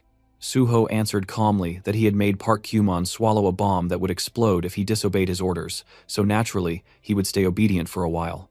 Ji-won was stunned, asking if there was really such an item in existence. Suho immediately shut that down, saying it was a lie. There was no such thing at all. After knocking down Park Kyumon, the group finally split up and began heading their separate ways. Suho told the Banshee team that he and Ji-won would go home, while the rest should drop Park Kyumon off and then return to Nexus. Yeonhwa nodded without hesitation, confirming she understood. Suho then turned to Ji-won and asked whether he had finished digging through the numbers Suho had given him earlier. Ji-won replied that he had checked them, but nothing came up for Pi Seung-jeol, Park Kyumon, Lee Wanik, or Lee Munho. To dig any deeper, they would probably need to trace things all the way back to the Messenger app headquarters. As they took their seats inside the car, Suho said that meant those numbers weren't saved as contacts. He told Ji-won to shift focus to the numbers they contacted regularly instead, then asked how long the task would take. Gi-won estimated it would be done by tomorrow, but Suho pushed him, asking if it could be finished today. Starting next week, Suho planned to begin pruning Park Kyumon, and timing mattered. The very next morning, Ji-won came running in, his loud voice snapping Suho out of his sleep. He excitedly announced that he had found a number used by Pi Seung-jeol. Sitting down, Gi-won explained that in Lee Wanik's records, there was one unfamiliar number that appeared repeatedly. There were only call logs, no messages or chat history. After tracing it further, Gi-won confirmed it was Pi Seung-jeol's second phone. Even more suspicious, that phone had no other contacts and no call recordings at all. Suho praised him for the good work and casually suggested that, if Ji-won hadn't eaten yet, they should grab dinner. Ji-won replied that Hae-won would be arriving soon as well, so they could eat together. Suho paused, then asked if today was the day Hae-won was coming back. Not long ago, Hae-won had finished treatment for drug addiction and had been developing antidotes. After that, he had gone alone on a nationwide trip, finally living out a dream he had carried for a long time. After some time, Hae-won finally arrived and casually greeted them as if he had just stepped out for a walk. Suho immediately noticed something off and pointed out that Hae-won had gone traveling without even carrying a bag. Hae-won simply pulled out a card and said that one card was more than enough. He even kissed it dramatically, explaining that he had made plenty of money from antidotes. He had lived miserably and painfully for so long that it was finally time to spend it properly. Ji-won looked at him with pure admiration and commented that such a mindset was insane in a good way, something worth learning. Suho shut that down instantly, telling him not to pick up strange habits. Not long after, they started eating together. Suho remarked that Haewon looked genuinely refreshed after traveling and asked which place left the biggest impression on him. Haewon said it was Busan, mainly because the tteokbokki and kimbap tasted amazing. He even claimed the Busan accent somehow made the food better. Suho brushed that off, saying he had just finished drug treatment and questioning what kind of high he was talking about. Haewon got visibly annoyed and insisted he was being serious, not joking at all. Ji-won jumped in, saying that now Haewon was back, they could finally drag him online again. Looking straight at him, Gi-won promised to prepare a death, then corrected himself and said an amazing dungeon instead. Haewon immediately refused without hesitation. While Ji-won kept pushing Haewon, Suho stepped in and said Haewon was needed for something important. Suho told him there was work he had to do. When Haewon asked what it was, Suho answered simply that he would be making clothes and told him to follow him to the second-floor lab. Upstairs, Suho led him into a room stacked full of boxes and packages. Haewon stared at the piles and asked what all of it was supposed to be. Suho explained that these were the materials for the outfit he planned to make. Haewon was stunned and wondered how many outfits could possibly come out of that much material. Suho calmly replied that it was all for a single outfit. As Haewon opened one of the boxes, he found it filled with green slime stones, a low-grade material most people would not even take for free. These stones were formed when slime monster fragments hardened through magical reactions. Suho instructed Haewon to fuse all of them into a single mass and use it as fabric. Haewon could barely believe what he was hearing. Suho, already turning to leave, told him to think positively since even fusing materials would give him experience. He added that he would go look for the remaining materials in the meantime. Slime stones were the last thing they could buy with money, so Haewon would need to gather and work diligently if they wanted to finish on time. Haewon asked what the final item was supposed to be. Suho explained that once Haewon reached a point where no further fusion was possible, the item would be complete. If materials ran short, Suho would simply order more to fill the gap. Left alone in the room, Haewon stood there in total confusion, muttering that Suho really did just say whatever he wanted and walk away. The scene cut to a quiet village on the outskirts of Gyeonggi Province, deep into the night. The place was dead silent, the kind of silence that felt unnatural rather than peaceful. Suho stepped out of his car and entered the abandoned building ahead. The moment he crossed the threshold, he activated colorless solitude, letting the world around him fade into isolation. If his memory was right, what he was looking for was definitely here. He expanded his magic detection, and almost immediately, his senses locked onto something strange. A Buddha-like statue stood inside, its surface faintly pulsing with dark, twisted magical energy. Without hesitation, Suho lifted the statue and carried it outside. For a brief moment, he stood facing it in silence, studying it as if it were alive. Then, in one smooth motion, Suho summoned his blood weapon. A bloody sword materialized in his hand, crimson energy crackling violently through the air. He slashed down. The blade tore through the statue diagonally, red light flashing as the upper half slid cleanly off and crashed onto the ground with a loud, heavy thud. For a split second, everything was still. Then the gurgling started. The fallen statue twitched, red eyes snapped open from within the stone, glowing with malice. Thick black energy poured out, wrapping around both halves. In the next instant, the broken piece lifted itself and fused back together perfectly, restoring the statue as if it had never been cut at all. Suho stared at it calmly and muttered that it had come to the right place. This wasn't just a cursed item, it was a soul shield, a parasitic being embedded inside the artifact, designed to trap souls within a soul prison. Suho realized something was off. Normally, a soul shield would be immobilized inside the prison, unable to act. But this one had hijacked a statue as a vessel, moving around like a hermit crab hiding in a borrowed shell. Tightening his grip on the sword, Suho decided it was time to drag it out. He activated Steel Slash and brought his blade straight down, splitting the statue vertically from top to bottom. The stone shattered instantly. But instead of dying, the black energy exploded outward, surging toward Suho and swallowing him whole. The system warned him that the parasitic spirit was invading his mind, attempting to corrupt and destroy it from within. Suho didn't even flinch. The very next moment, he activated his dragon blood. A faint smirk appeared on his face, as the parasitic spirit suddenly sensed something terribly wrong. The system reported that due to the dragon armor's draconic effect, mental corruption could not progress. What had tried to invade him now screamed in panic and fled instead. But before it could escape, the draconic energy completely purified it. The black energy vanished. As the purification finished, the item's form changed. A small skeletal figure materialized in Suho's hand. The system informed him that he had obtained the Freed Soul Prison, a rank A item originally created by a necromancer to seal evil spirits. The item had become cursed after being damaged and overloaded with trapped souls, but the parasitic spirit inside had now been fully purified. He only needed one more material now. With the final piece, he could craft a partner item perfectly suited for Kim Guan. Clenching his fist, Suho felt the plan tightening into place.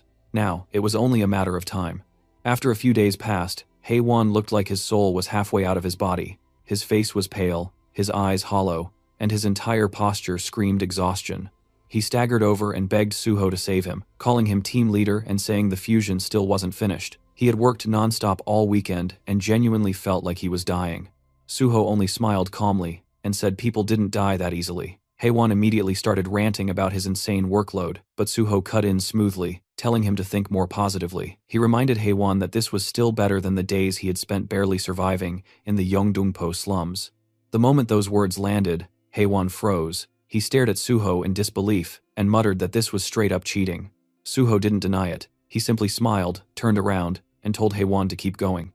Left behind, Haewon grabbed his hair in pure frustration. As Suho stepped outside, he thought to himself that no matter how much Haewon complained, he would finish the job properly in the end. Right then, his phone rang. It was the vice president. He reported that all the money had been returned to the people listed in the notebook, and that everyone involved had been silenced. Suho told him to keep speaking normally unless they were alone together, since anything else would look suspicious. The vice president agreed. He added that everything had been handled cleanly, and that the draft evasion case was framed as being exposed through an anonymous tip-off, so the draft dodgers wouldn't dare say anything. Sitting down in his car, Suho asked about Director Lee Wanek and manager Lee Se-hyun. The vice president replied that he would summon them separately later that day and deal with both immediately. Suho acknowledged it and reminded him to also take care of his evaluation case. Then he gave another instruction. He wanted to be transferred to the resources department. As the call ended, Suho's thoughts sharpened. Other departments only had people worth targeting, but the resources department was different. That place held items and skills that truly became flesh and blood, including things that weren't even registered in the official database. Suho knew there were hidden, extremely important items buried in those resources, and his next move was simple. He was going to take them. A black-haired officer stepped forward and introduced himself, saying he was Kim Sok, an evaluator from the Resource Management Department. He shook Suho's hand and explained that he would brief him on the on-site evaluation while they headed over. Suho returned the greeting, introducing himself as On Suho and saying it was nice to meet him. As they walked, Kim Sok-hwan began explaining the structure of the department. In resource management, equipment items were handled by the equipment team, skill books by the literature team, consumables by the consumables team, and general materials by Special Team 1. Then there was Special Team 2, which was responsible for cursed items, making a total of 5 teams in all. Kim Sok continued by explaining that the on-site evaluation was split into 2 parts. One test covered all teams together, while the other was exclusive to Special Team 2. Listening quietly, Suho thought about how that made sense. Unlike the 4 teams dealing with standard items, Special Team 2 was dangerous in many ways. Still, he wasn't particularly worried. Even cursed items used for evaluations were meant for practice. If anything, the first test would be more troublesome. That one focused purely on logistics, meaning nothing but manual labor. Before long, they arrived at the warehouse. Kim Sok explained that this was the external resources warehouse managed by the department. Inside, workers were busy organizing items, moving around efficiently, and calling out instructions to one another. Kim Sok told Suho that from here on, he would need to learn where each team's items were stored, how to locate them quickly, and how to properly sort and store them. This knowledge was part of the written exam, but the field itself was full of unpredictable variables. Suho asked whether he should begin the evaluation immediately, without any prior training. Kim Sok looked at him carefully and remarked that he seemed extremely confident. Just as Suho confirmed that he was, an item suddenly slipped from a high shelf and dropped straight onto a staff member's head. Nearby, workers rushed over, checking on him and shouting for a stretcher. Kim Sok handed Suho a safety helmet and explained that this was exactly the kind of variable he had mentioned earlier. Due to magical reactions, items could shift, move, or fall at any time. He asked whether Suho still thought demonstration training was unnecessary. Suho calmly put on the helmet and said yes, they should start the evaluation immediately. Clearly taken aback, Kim Sok warned him that falling objects weren't the only possible accidents and strongly suggested training first. Suho brushed it off, thanked him for the concern, and said he was fine. With that, he said he would be on his way. Left standing there, Kim Sok could only respond with a stunned, Okay, thinking to himself that Suho was truly fearless. As Suho strolled through the warehouse, he muttered that it had been a long time. Back when he had rotated through the resource management department, he had done this kind of work to the point where it built physical endurance. Those days had been genuinely rough. Compared to jumping straight to the top floors and dealing with real threats, simple sorting work like this felt laughably easy. Thinking that the item he was looking for should be nearby, he stopped in front of one of the racks. Reaching inside, he found an apple. The system identified it as a stone apple. An apple made entirely of stone, noting that it looked crude and worthless. Suho glanced around casually, checking whether anyone was watching. Once he confirmed no one was paying attention, he touched the apple. Instantly, its surface shifted into a vivid red color. Suho smirked. To anyone else, it looked like useless junk that had been forgotten in storage, but when infused with red-grade mana, this item revealed its true value. The resource department simply didn't have anyone skilled enough to notice that. Thanks to that lack of talent, the hidden option of this item now belonged to him. At that moment, a black snake suddenly emerged above the stone apple. Suho recognized it instantly as the poison-eating snake. The snake opened its jaws and lunged straight at him. Instead of dodging, Suho deliberately let it bite into his neck. The system immediately responded, informing him that the poison-eating snake had seeped into his body and that the trial of the snake quest had been triggered. Watching the system window, Suho thought that he had obtained the cornerstone of the poison dragon path. In his previous life, among all monsters that specialized in poison, the strongest were the poison dragon, the poison demon, and the poison king. They possessed overwhelming toxicity and near unmatched resistance to poison. Back then, Suho had eventually gained complete poison immunity by consuming the heart of the Venom Lord, but that was something only obtainable in the later stages. This time, he needed to start preparing early and steadily raise his poison resistance. Only then could he properly deal with the damned poison witch who had betrayed him, Suzuki Endo. Among her countless spells, poison magic was her specialty. He didn't care about anyone else, but against her, he would answer poison with poison. In Suho's mind, there was no greater humiliation than being crushed in your own field of expertise. Inside his office, Kim Sok leaned back casually in his chair, lazily thinking about Suho. In his mind, it was only a matter of time before Suho started complaining, saying he couldn't take it anymore. No matter how strong someone was, in theory, practice was a completely different beast. That was exactly why the warehouse had earned the nickname, the Labyrinth. Right at that moment, Suho walked in and calmly announced that he had brought all the items listed in the evaluation. Kim Sok, still half lost in his own assumptions, reminded him that he had clearly told him to undergo training first. Then his eyes shifted to the boxes Suho was carrying. He froze, blinking in disbelief, and asked what Suho had just said. Suho repeated himself, stating plainly that he had brought everything written on the list, and asked him to check. Kim Sok immediately broke into a sweat as he scanned the list he had personally handed over earlier. This was insane. He had intentionally mixed in items with confusing names, obscure codes, and misleading color classifications, and yet every single one of them was there. Still, he told himself it wasn't over. Suho still had to complete the sorting task. A short while later, Suho finished sorting everything from the first section to the third, flawlessly, without a single mistake. Watching this, Kim Sok felt his thoughts unravel. He had always believed combat talent and administrative work were completely different domains, yet here stood someone who excelled at both. A truly well-rounded genius actually existed. Unable to hide his shock, he admitted that it was amazing. Suho brushed it off casually, saying it wasn't anything special. Kim Sok shook his head and explained that this wasn't just departmental pride. Objectively speaking, the resource department was the hardest among all departments, and trainees consistently received the lowest on-site evaluation scores here. Suho thought back to his past life. The only reason it seemed easy now was because this was his second life. During his first run, this place had been pure hell as well. More importantly, since no one had mentioned the stone apple, it meant no one had noticed it. Even if someone had, they probably dismissed it as junk reacting to mana. Suho then asked whether they would proceed straight to the Special Team 2 test. Kim Sok explained that they had originally expected the first test to last until today or tomorrow, so the schedule for the next phase had already been set. When Suho asked what he should do next,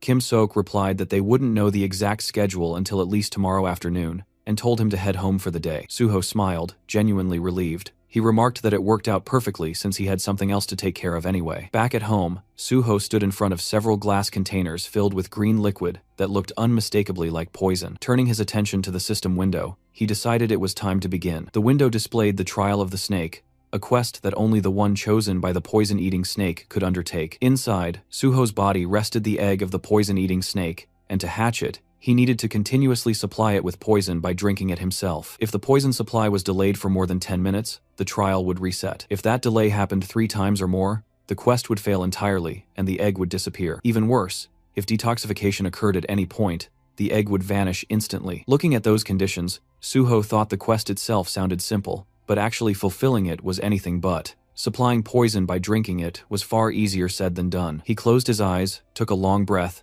then opened the lid of one of the bottles. Holding it above his face, he stared into the liquid, reacting inside. Even the lowest grade poison made his teeth chatter. Memories surfaced of the times he had been poisoned before, that deeply unpleasant sensation still vivid in his mind. Even so, he steeled himself. Gritting through it, he began drinking. A few seconds later, he finished the entire bottle in one go. His face turned pale, sweat breaking out across his skin. Clearly he is hating every second of it. The system message appeared immediately, informing Suho that he had entered a low-grade poisoning state.